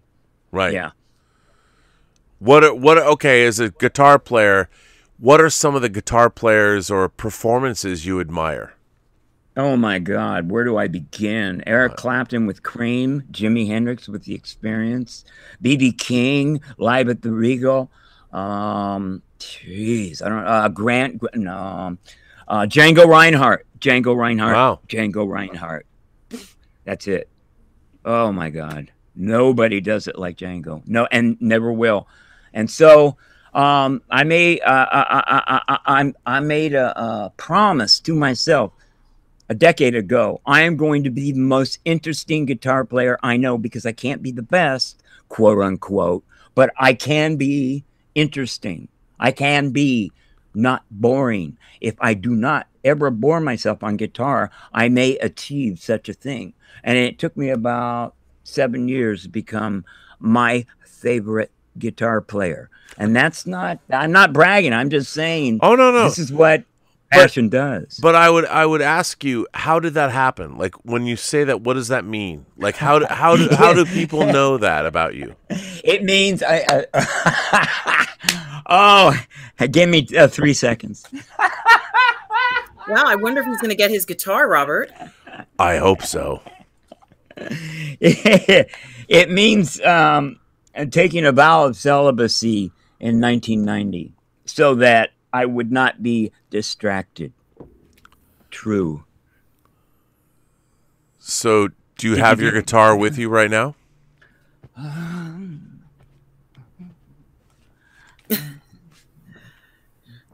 I sure hope we're not bothering this poor man, Robert. He called us.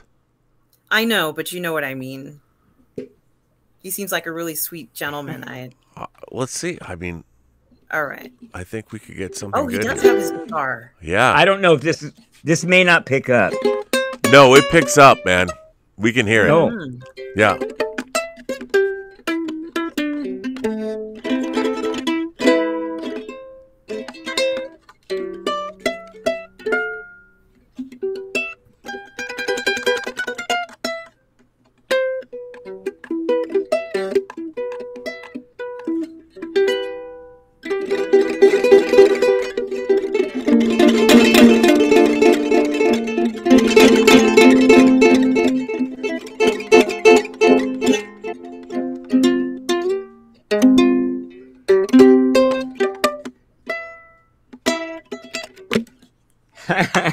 Whoa! It sounds my like a headphones. Everything's classical well, Spanish I got the guitar, strap all right? caught in the thing, and okay, I'm doing a little bit. I miss the Three Stooges. I want to see them fully articulated. That was pretty damn good, my friend.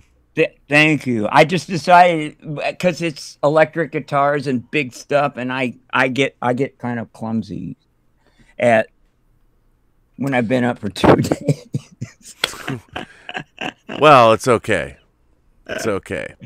It's totally. You know what I did? I got on your. I got to your show early, as I do sometimes, and I just start typing. I can't help it.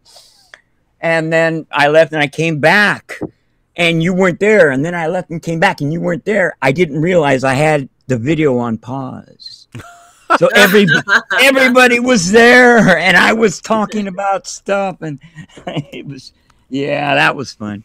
So I'm glad you woke up. When did you wake up? Did you wake up? Were you late? Quote unquote. No, I know we started on time tonight.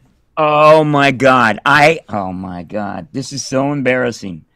I'm my priorities are shifting a lot. People say, you're having a senior moment. I say, my priorities are shifting. Well, listen, Dennis, it was tremendous to have you on the show. Yes. And I loved hearing you play. It was amazing. And let me ask you something. If you could cite a couple of the greatest guitar performances of all time that you admire, who might some of those, or what might some of those performances be? 1968, Eric Clapton, Ginger Baker, and Jack Bruce playing a little song by what's his name? It'll come to me in a minute. Playing a song called Crossroads, and they tore it up for 18 minutes straight. They tore it up like has never been done before. Jimi Hendrix did a New Year's Eve show in 1970 with the band of gypsies, and they played a little number called Machine Gun. Wow. Real machine gun down my body. You know what I mean? Oh, I start crying every time I hear those two numbers right there. B.B. King, The Thrill Is Gone. Oh my God. Everything by Django Reinhardt before he went from acoustic to electric. Mm. And he had two fingers to play with. So I practice guitar with, I call it the Django technique. I practice guitar with these two Django fingers. And I'm a much better guitar player for it. Also, when I play with two fingers, I'm melodic. And it's like, where is this coming from? I'm a blues guy, and I play melodic when I play with two fingers. It's so bizarre. Anyway, so yeah. If I ever learn how to upload, I'm going to have a YouTube channel with instructions. I think it'd be great. You should do it. I firmly believe in people starting their own YouTube channels. It's incredible. Well, I've had it for a long time, but they kept changing the rules, and I didn't keep up. And then when I came back, I couldn't upload. I couldn't figure it out. Well. So I have the channel. It's there. And Google did weird things. They split it into two, put my name on it. I didn't put my name on it. They put my name on it. Well, Dennis, thank you so much for joining us tonight. Thank you for having me. It was so good to meet you, sir. This is magic, you know? This is magic. You people of noteworthy decades understand that. Well, Dennis, it's been, and thank you for sharing your artistry with us, and thank you for being an imagination connoisseur, sir. Yes. Certainly. Anytime. All right. We will see you soon. All right. Bye. Thanks for being here. Take care, Dennis. So, that was amazing. That was amazing. Why don't we have... do you have a little bit more time? I have a little bit more time. Are you down? I'm down. I knew you would be. Why don't we ask someone else to come on? So, if anyone wants to come on once again, putting it, there it is in the live chat. Oh, someone's already, oh, you know who's here?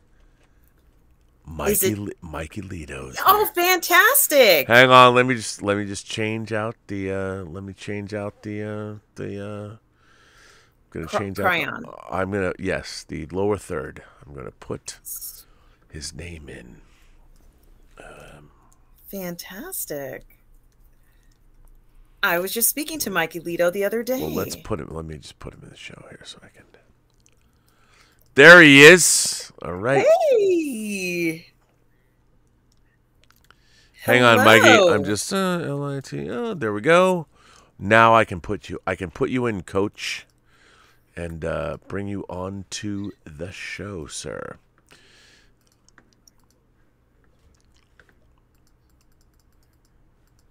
Well, there we go. Hang on. Let me put you in. Wow, with the lighting there, you look like some kind of sage, you have wisdom to offer us. So that's yes, good. A monk or a monk yes, or something. Like please that. welcome Mikey Lito. He's been on the show before. He'll be on it again. He's one of my favorite people. Please welcome Mikey Lito. Mikey, you are coming to us from NYC, yes? Yes, Long Island. RM and I are out here on Long Island. Well, it's good to have you here. Welcome. Now, Mikey, I have to ask you, are you feeling fucking metal tonight? I'm feeling as metal as I'm ever going to feel. Fuck yeah, that's what I want to hear, man. Come on, dude. Be some fucking metal. Come on. Ah. All right. Look, I would be remiss if I didn't ask. I'd be remiss. So, did you go see Ghost? I'm more mellow, smooth jazz kind of person. I like that. I like that. Look, I'm in, I got my jazz collection. I've got, I'm a big Miles Davis fan. I have a lot of Miles Davis box sets and things like that. Kind of Blue is one of my favorite records of all time, which probably seems cliche, but it's true. So What?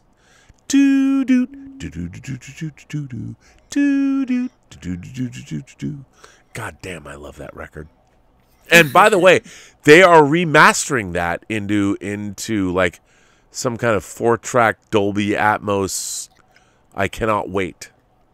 Because I bought various iterations of that record on vinyl. I've bought Kind of Blue as many times as I've bought Star Wars. Yeah, I know.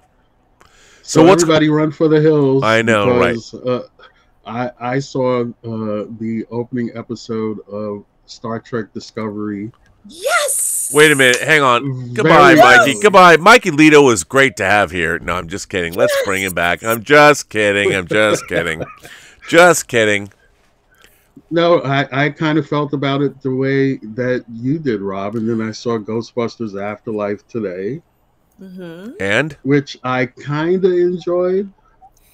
But I'll tell you what my problem is. And I was going to wait until the members call to discuss this with you. But we can start now.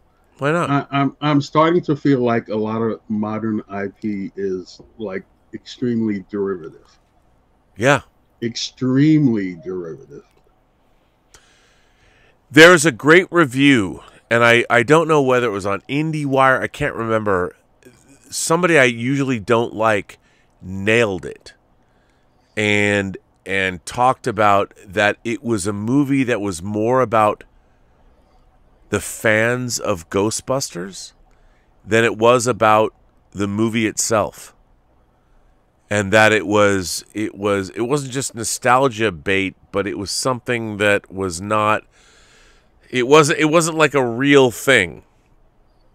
But we keep getting promised certain things in trailers. The trailers for Ghostbusters Afterlife, I kind of felt it was kind of a mystery. I expected comedy elements to it and what have, and it was, like I said, it wasn't bad. It was very uneven. One moment it was a mystery, and the end of the film was like total nostalgia. Right. And I really don't know what to say about it. And then Star Trek Discovery, I couldn't believe that they could actually rip off old Trek and new Trek at the same time. Dude. dude. I mean, it's just incredible, and a lot of IP is like that.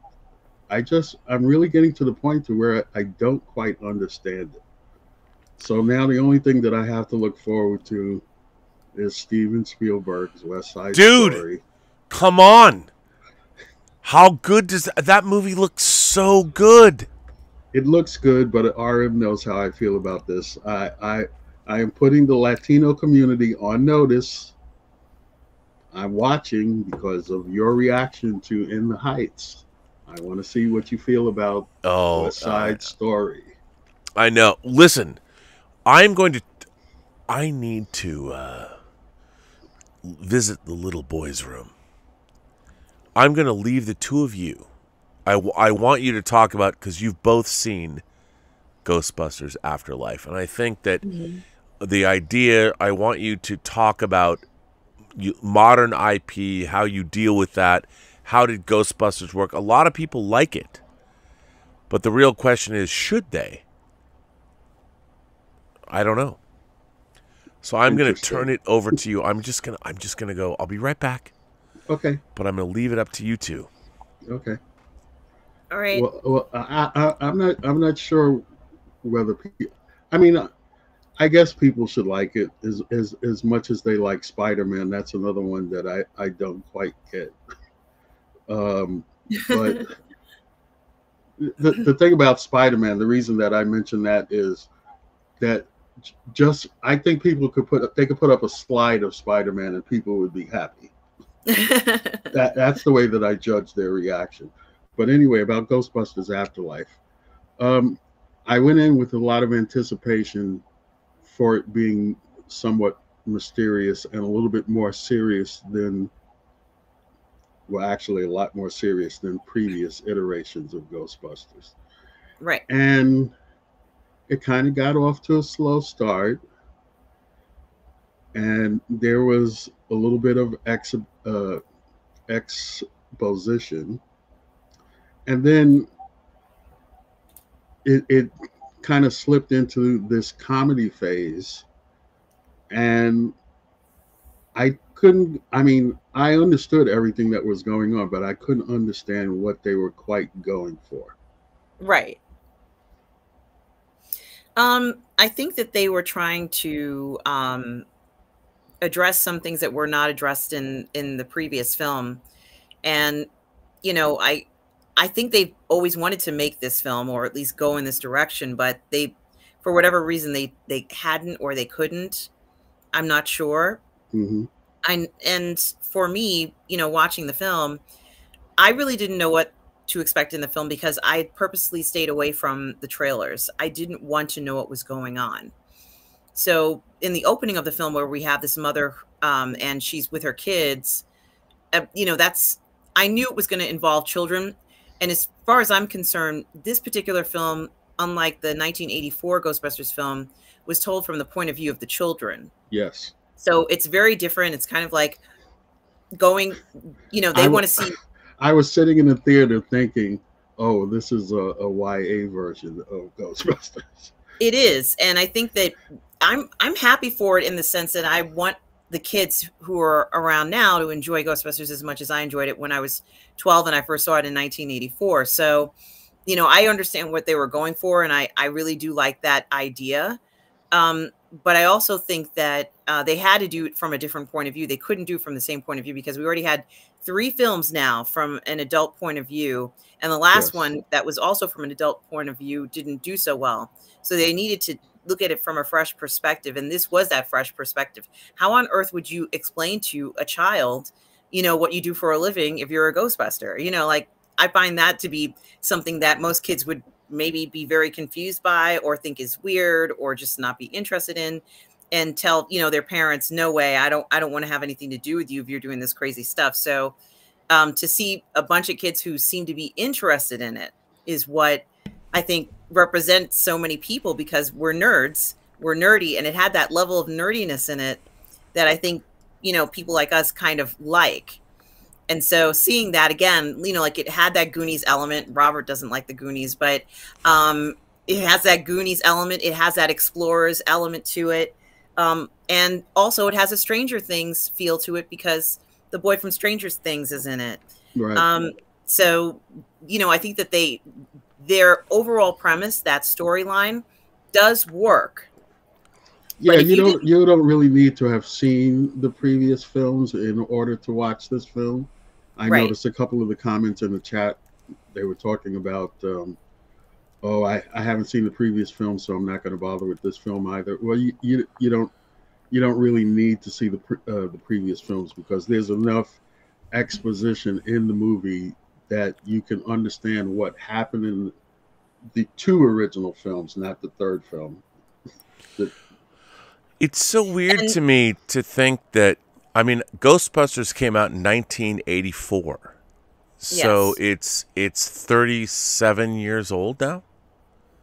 Yes. And I would have thought everyone, like, to me, I would have thought Ghostbusters would have been cemented into the pop culture lexicon. Like, to me, like, hasn't everyone seen Back to the Future and Ghostbusters? Like, no, because they're not seeing it, Robert and Mikey, because they don't watch basic cable anymore, and they don't see all those films repeated over and over again, like what we grew up with. I know. I don't really have any expectations because I know even for myself, I didn't immerse myself into Star Wars until I saw Rogue One, and so a lot of water passed under. That is a lot of water under the bridge, Mikey. Before I even paid attention to Star Wars, I really enjoyed Rogue One, so I really got into it, and that took me right into what is now Episode 4. Yeah, A New Hope, right? Yeah, which was the original one, and then after I watched that, I said, well, you know what? Let me watch these in sequence and what have you. How about that? Boy, I would love to do a show with you about that whole experience. Is that a huntsman spider in the corner over there? Ari? Yes, it is. Yes. So I don't know. And then, the way that it ended, especially most of the people in my theater left. I always sit through credits just because I read credits. I think the people that work on films need to be recognized. And the music. There's always a great score usually through those end credits. So I usually always stay through credits anyway, and quite unexpectedly, there's a mid-credit scene, and there's also an end-credit scene, which I don't think people were expecting. And don't tell me what they are. Well, okay, we'll see now. You know what? I don't care. Spoil it. You can spoil the shit out of it. Non-spoiler. No. We're not non-spoilers because there are people still who haven't seen this film. It's true. Well, no, I wasn't going to spoil the actual scene other than to say that they're clearly setting up another film, and I don't necessarily think they need to. Right. I think this was the perfect coda to the entire series. Well, okay. I agree. Let me ask the two of you. Ghostbusters was very much a product of its time. I was never a fan of Ghostbusters 2. I thought it was cheap. I thought it was not nearly as good as the first film. And the first film was not perfect. But the first film is, I think, a pretty unique achievement in what it's doing. I find our reliance on IP problematic in the sense that Hollywood, I mean, these movies are incredibly expensive. It's not like you could make a mid-level Tom Clancy adaptation for $65 million and have it make $300 million, and that was enough, because that's how Hollywood used to work. Now, movies cost $150 million, and they expect them to make $1 billion. Right. And I feel like we've lost something. I mean, the funny thing to me, I've always said that it doesn't matter, like, Tango Shalom is 115 minutes long. It cost, to be honest, it costs a lot less than $1 million. But you can watch another 115-minute movie that costs $200 million. And the question that I preoccupy myself with is like, it's the same amount of time. It's the same 115 minutes. You know, Rob, I was thinking about you the other day because I watched a 1 hour and 37-minute YouTube video about somebody biking down the Great Divide from Canada down through New Mexico to the Mexican border. And I found it just as interesting as any IP that I watched. Yeah. And it was absolutely 100% free. Yep. And I found it as compelling as anything that I watch on any streaming service or in any movie theater. You just described both the beauty and the bane of the modern age. And the fact is, and I have to tell you, I find myself in middle age in an existential crisis. You know, I spent 5 years making a fakakta little independent movie that lasts the same amount of time as the video you watched. Now, I'm proud of the work we've done, and I'm still trying to make, I've got 10 other movies I want to make. But the fact is, it's the same 2 hours, or the same 90 minutes. And, you know, I used to believe that movies were something you should hang on the wall of a museum, but that's not true. It's entertainment, and it's time. And if you are entertained in a certain amount of time, does it matter if it costs $1 or $100 million? It's the same thing. Are you entertained? Maximus, are you not entertained? And that's really what it comes down to, isn't it? Yes. It really is. And I spend so much time watching content on YouTube, and there is tons of content on streaming services. I mean, my brother pays for all access cable, and I pay for all the streaming services. So I can watch anything that I want to watch. And I've said a number of times on social media, Netflix is one price increase away from being canceled. Just because it's not that I can't find anything to watch, it's that I'm overwhelmed by what they're presenting to watch. And if things like The Harder They Fall and Red Notice weren't in the zeitgeist, I doubt that I would know anything about them. No, you wouldn't. Just because there's so much on the air. Now, The Harder They Fall was kind of an interesting flick to watch one time. But I would have to say this. I mean, what I find strange about Netflix is the stuff that they have is great, like the Danish series, The Chestnut Man. Mm-hmm. No one knows what the fuck that is. The German show Dark, which people know, is amazing. And I have to tell you, I have fallen down the Great British Bake Off rabbit hole. I find something, what's really interesting about that show is it is inherently, it's a competition show where the competitors will hug each other and help each other out. It is, I think, that is one of the most joyous, delightful shows ever. I can't cook worth a damn, but it celebrates creativity and cooperation and love, and I'm fascinated by it, and I wouldn't have seen it. I watch cooking competition shows on Discovery Plus. It's kind of interesting. Yeah, I mean, we live in a time where what I find really interesting is I think there's a lot of people that love to stew in their juices and be mad and angry because they want to feel something. You know, and it's hard to feel something, genuinely have emotions, I mean, real emotions. Like I go to the beach and look at a sunset and I'm moved. Right. But I think a lot of people don't have that.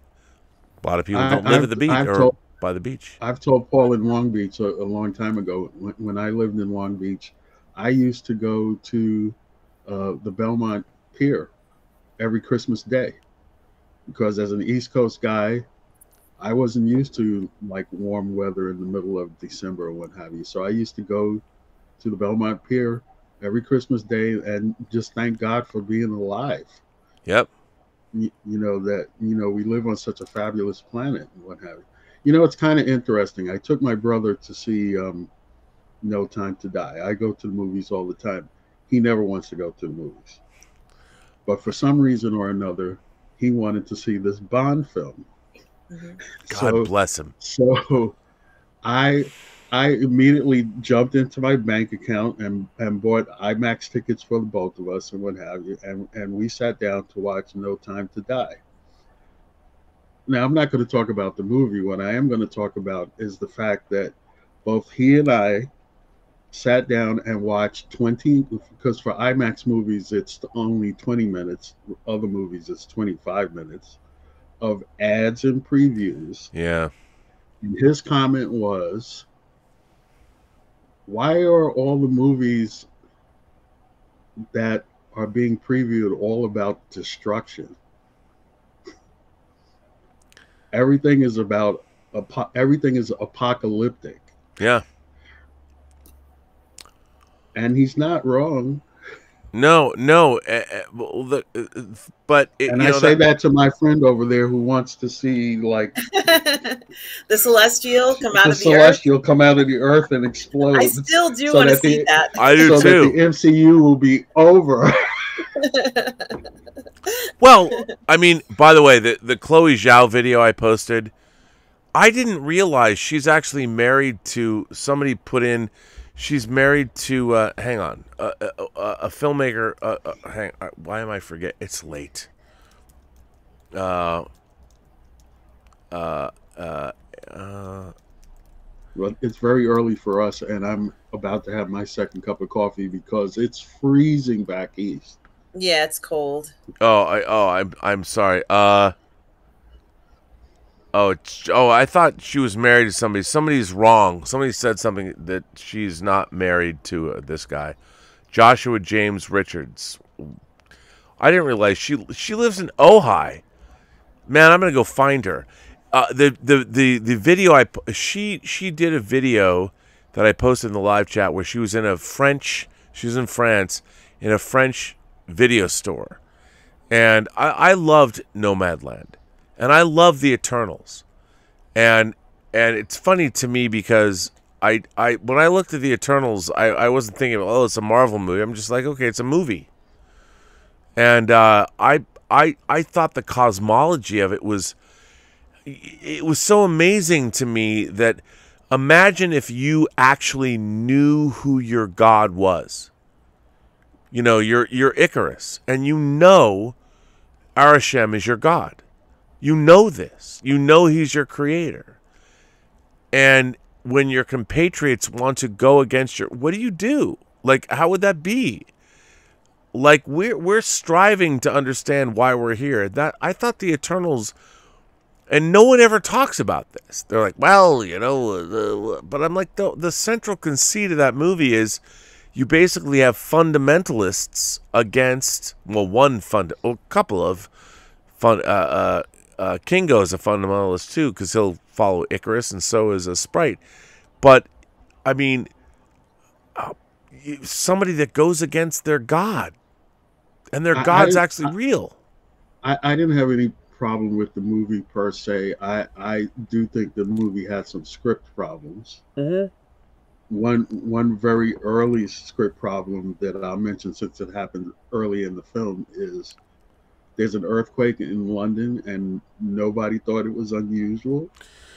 Yeah, I mean, well, yes. I mean, that was, yes, but it is the Marvel universe where now we have aliens and all, but you're right. Well, see, this is your fault because it didn't really, that particular plot point didn't really pass the verisimilitude threshold. No, and you're right. And you know what? I'll take full responsibility. That's why I'm here.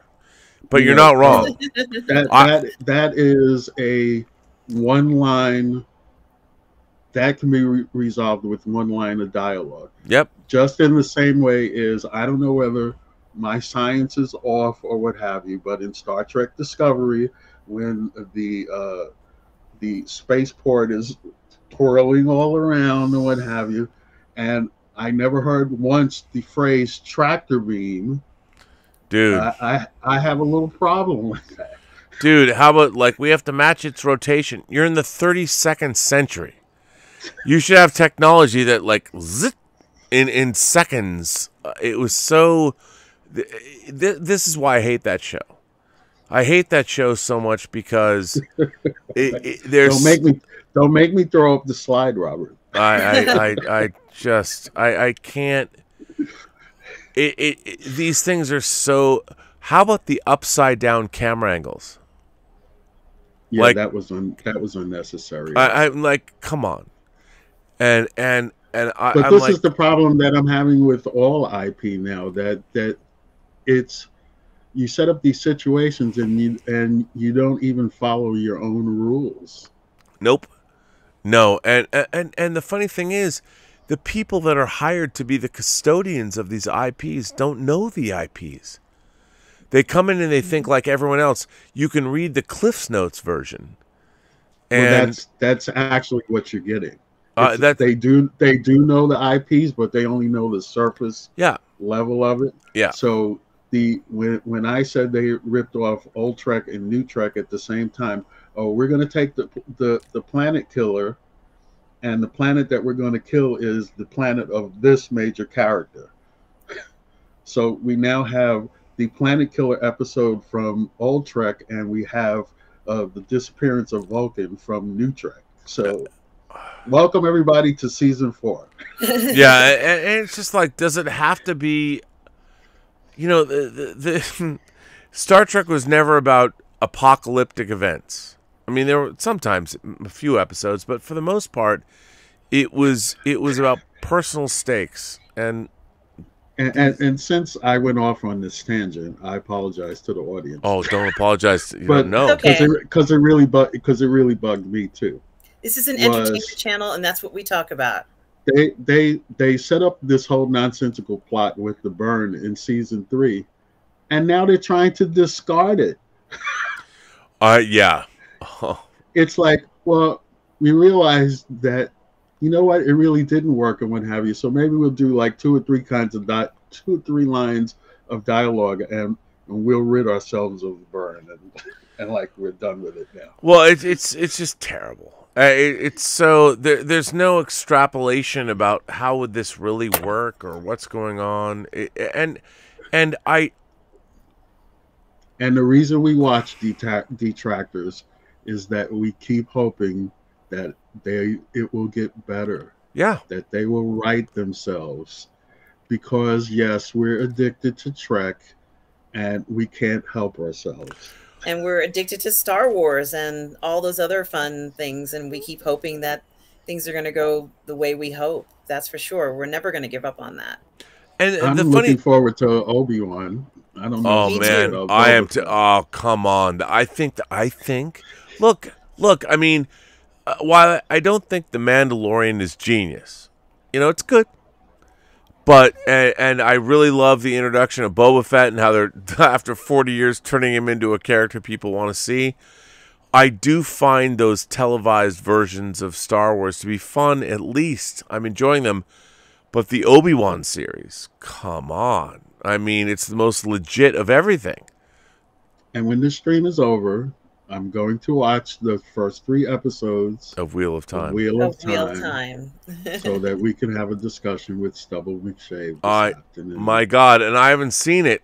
I have to do the same thing. I should probably not even go to sleep and just go watch the 3 episodes. No, you should go to sleep. See, you have to go to sleep, Robert.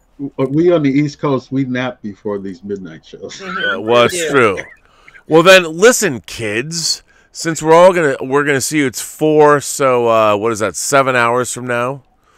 Yes. 11, you said, Robert? Yeah, 11. 11. 11. Our member calls at 11. I will see you in 7 hours. For those of you awake at 11:20 a.m. this morning on 11/20, which is the 111th anniversary of my aunt's birth. Oh my God. RM and I are reviewing on her channel. Please, the name. Positive Fandom. It's called Positive Fandom. These 68-year-old brains, boy, they go in and out.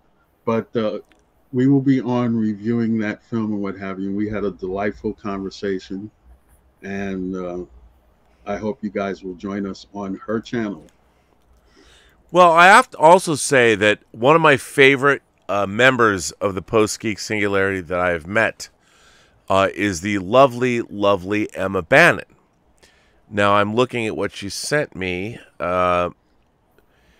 Apparently November 20th is Trans Rights Day. Oh. And I'm looking for she sent me some great artwork. I'm trying to find it. And I would say this is also something to celebrate. I'm just looking for it. I thought that celebrate humanity. Yeah, Yes. there you go. I mean, that would be exactly what I would say. But I thought Emma sent me a great piece of art that I would love to, but I can't find it now. But yeah, I mean, that's what we should do: celebrate humanity, celebrate all of us.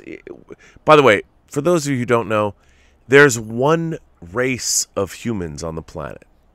One, the human race. In all of our weird, strange, crazy ridiculousness, which I love it all. Hey, for you religious people out there, I have a little thing I want you to ponder. The Tower of Babel, the Creator scattered all of us to the four winds of the universe, or what have you. And is it our duty to come back as one human race? Because I have always thought that if anybody married anyone and people stopped worrying about which race that they were and what have you, we would just end up being one human race, which is perhaps what the Creator intended. Just some food for thought as we wander off this Saturday morning. Well, Mikey, I agree with that. I'm a big proponent of look, I look at it this way.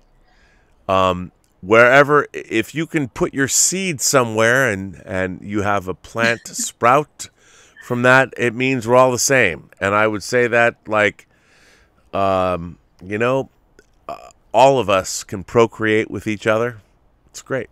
We're all compatible. Our genetic history, it doesn't matter what color you are, how tall you are, where you're from. The fact is, you can procreate with anyone on this planet, which tells you we are one species. And I think there's something great in that. I was having a conversation, a random phone call I was having today with a telemarketer. And we got into this conversation, and I actually said, he was black. And I said, if you really think about it, what I don't really understand is black human beings are the beginning of our race. They were the first people on this planet. The first human beings were black. So shouldn't black people be the most exalted people on the planet? Because without them, there would be no one else. And this guy was talking to, who's like, get me started on this. Well, I'm just saying, I'm like, the oldest people on the planet, the dawn of man or women or whatever you want to say, like, all of us are derivations from black human beings. I noticed, and I apologize, as I tend to do for a political thought. I noticed recently that now there's talk of black supremacy being talked about, which is hilarious. But I'll leave you with this thought, and then we need to end the long goodbye. and that starring is, Elliot Gould, directed by Robert Altman. and that is the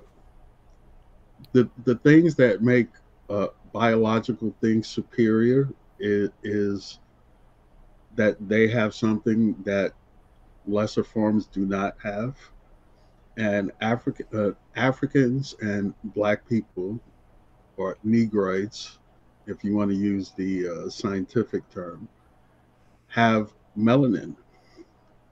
And when have you known people to be superior that have an absence of something?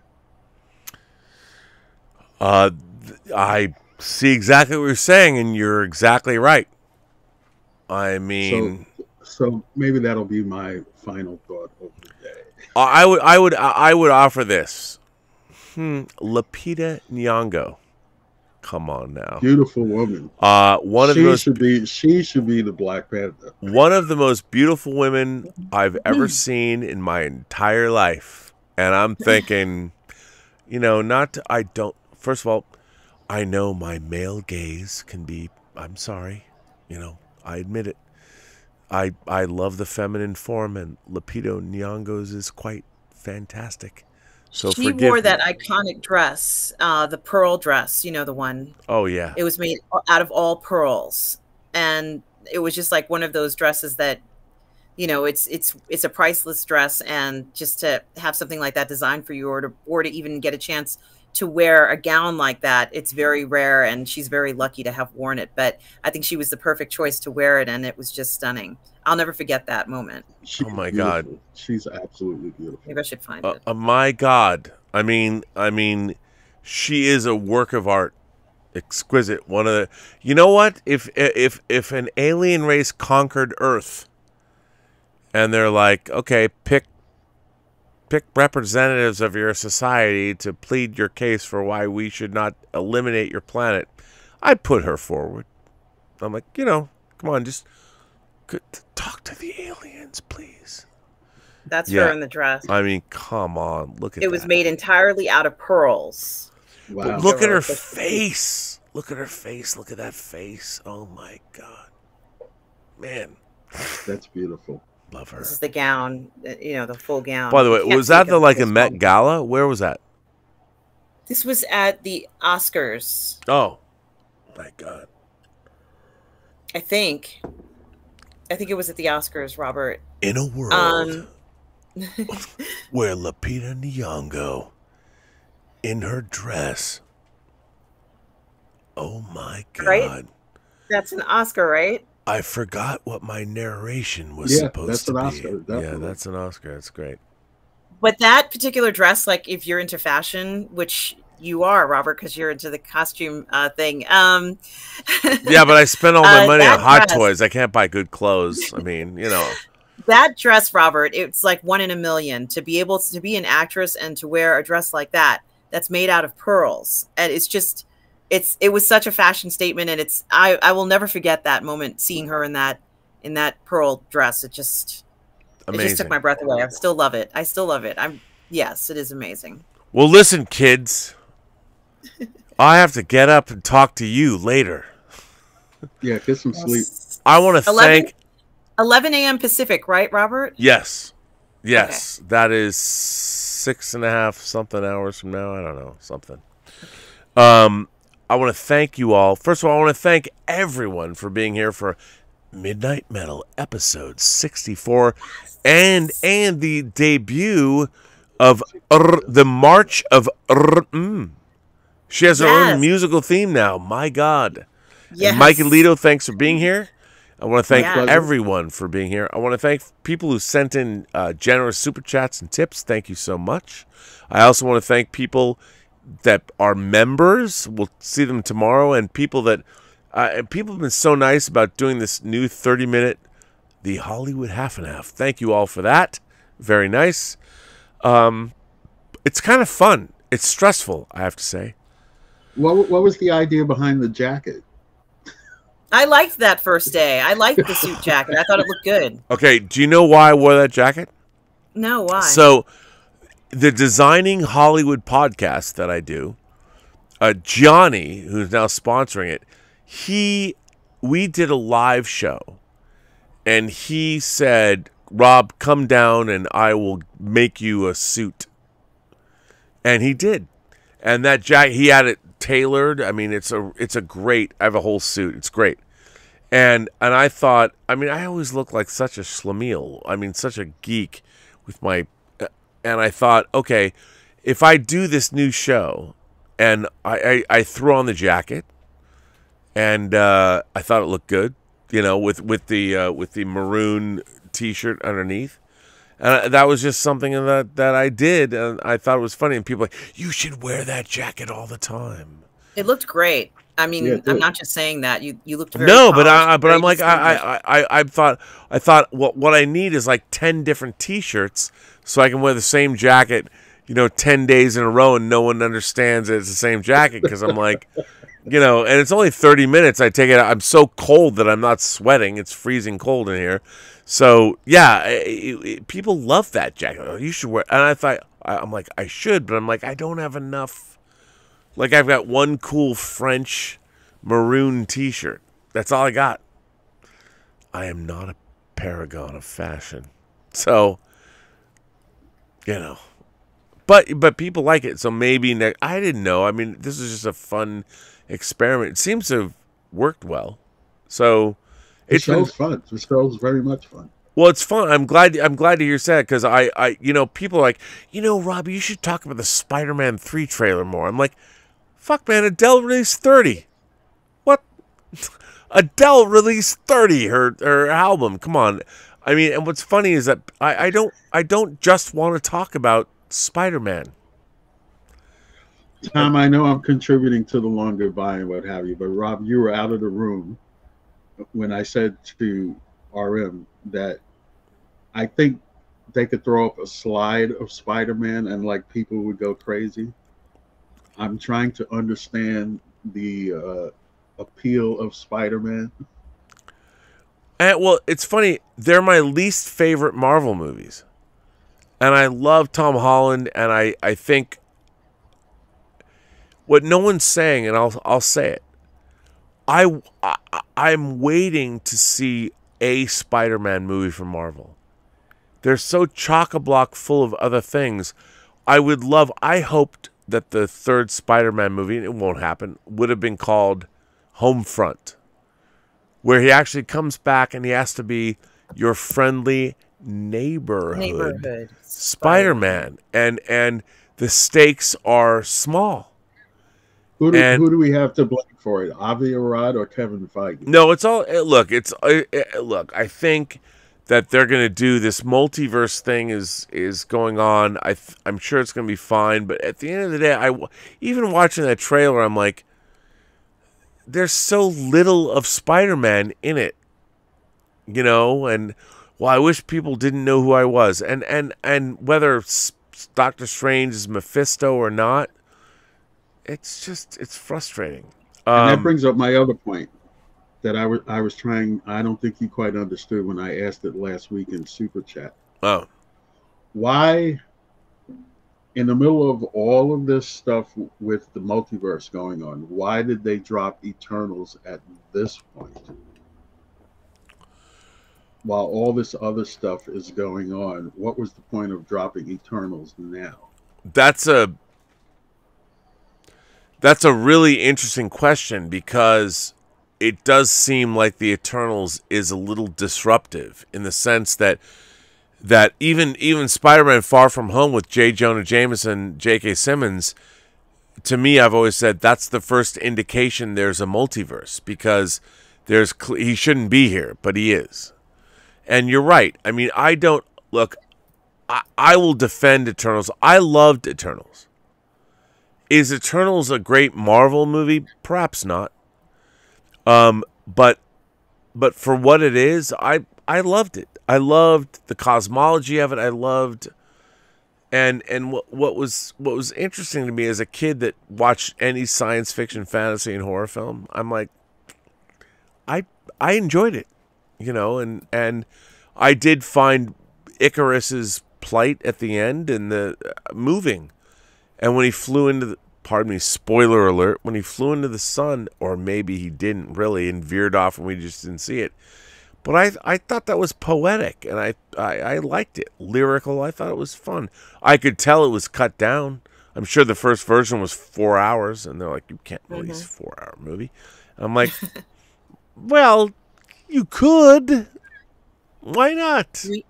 We'd watch it when we'd buy it. We'd watch these long extended movies. They should know that by now. After Lord of the Rings, we'll watch a 5 or a 6 hour version of a film and still want more. So I don't know why they don't just go ahead and give us that. Yeah. Yeah, I think Rob has taught us it's theater runtime. They got to get in the views. Yep. I know. By the way, Marco Lanny sends in a super chat and says, sorry, Adele is overrated. Her music is the same and dreary.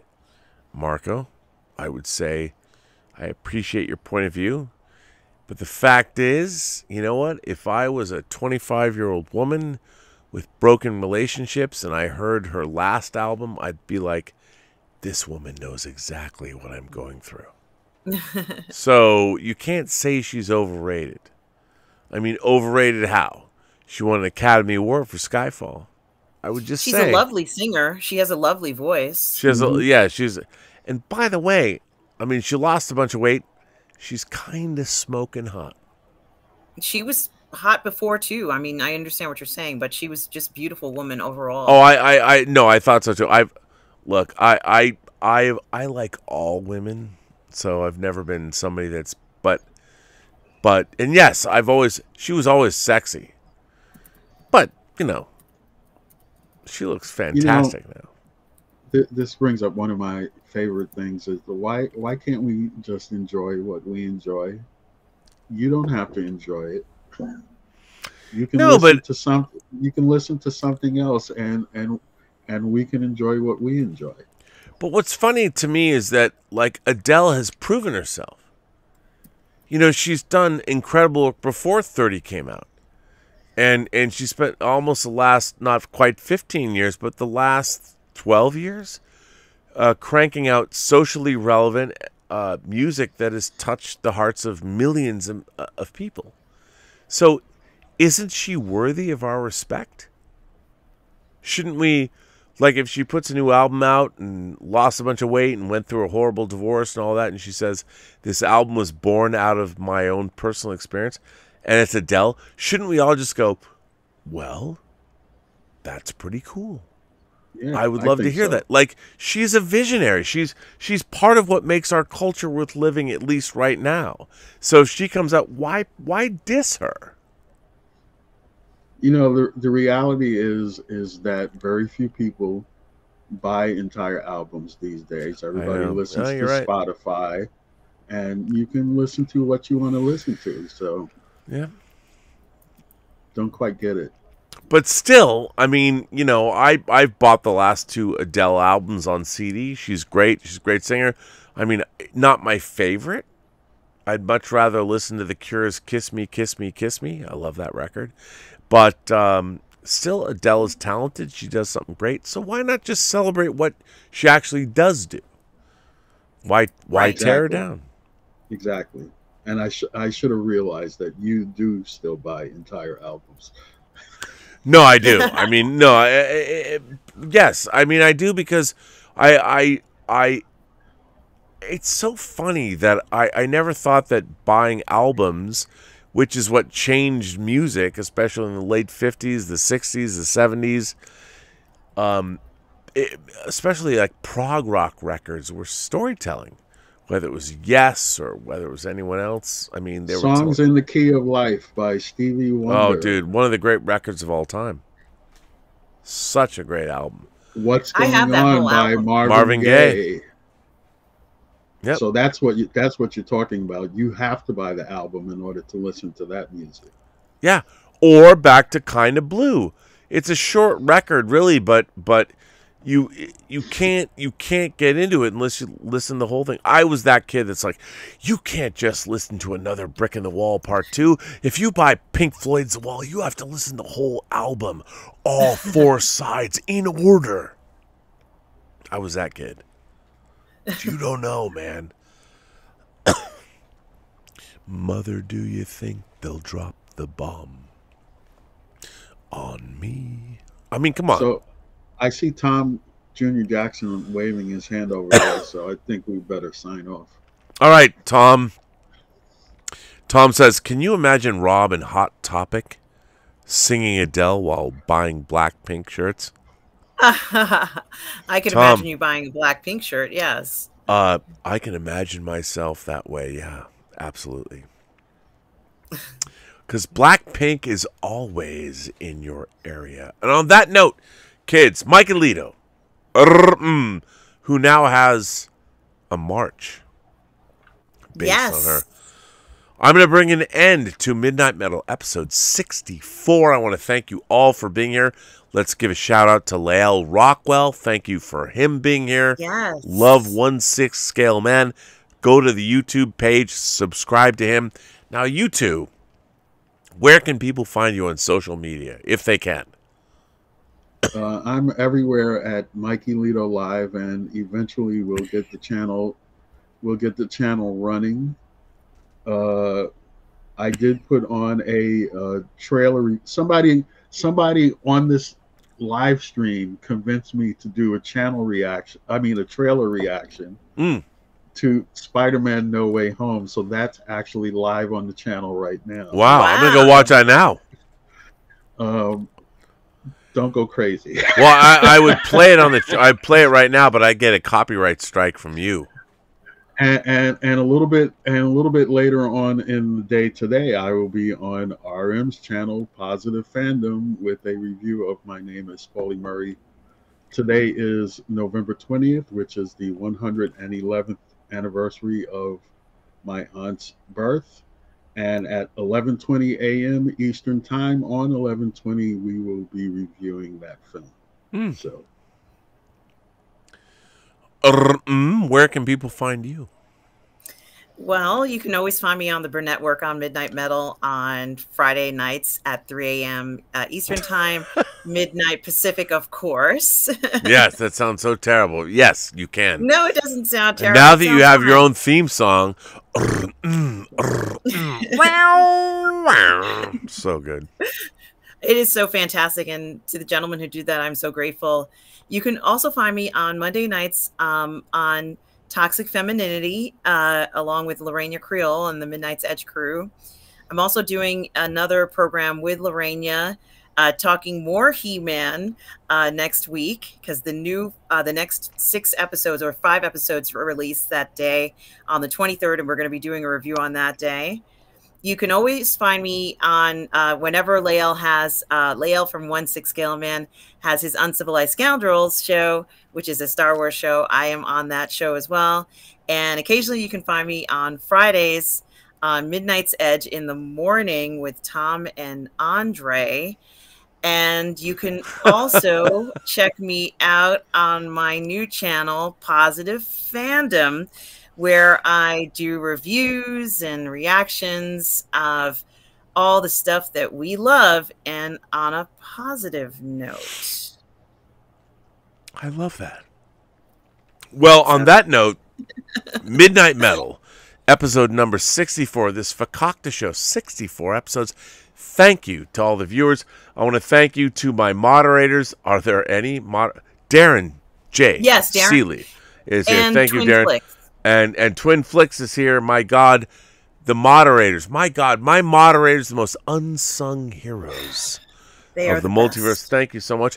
I want to thank everyone for supporting the channel via super chats and tips and memberships, too, by the way. And if you are a member, don't forget, we have a membership call at 11 a.m. Pacific time. So if you are a member of the channel, join us. We're going to talk whatever about. I mean, I love seeing all of you, and everyone's got something that I remember. I remember something about everything, or everyone. And there are people that have stories about family members. I'm like, I want to know what's going on. Well, that's what these membership calls are about. So thank you, and you can come on. Wow, it's 4:29, so that means 6.5 hours. Great, Yeah, Robert. Well, it'll be fun. It's always fun.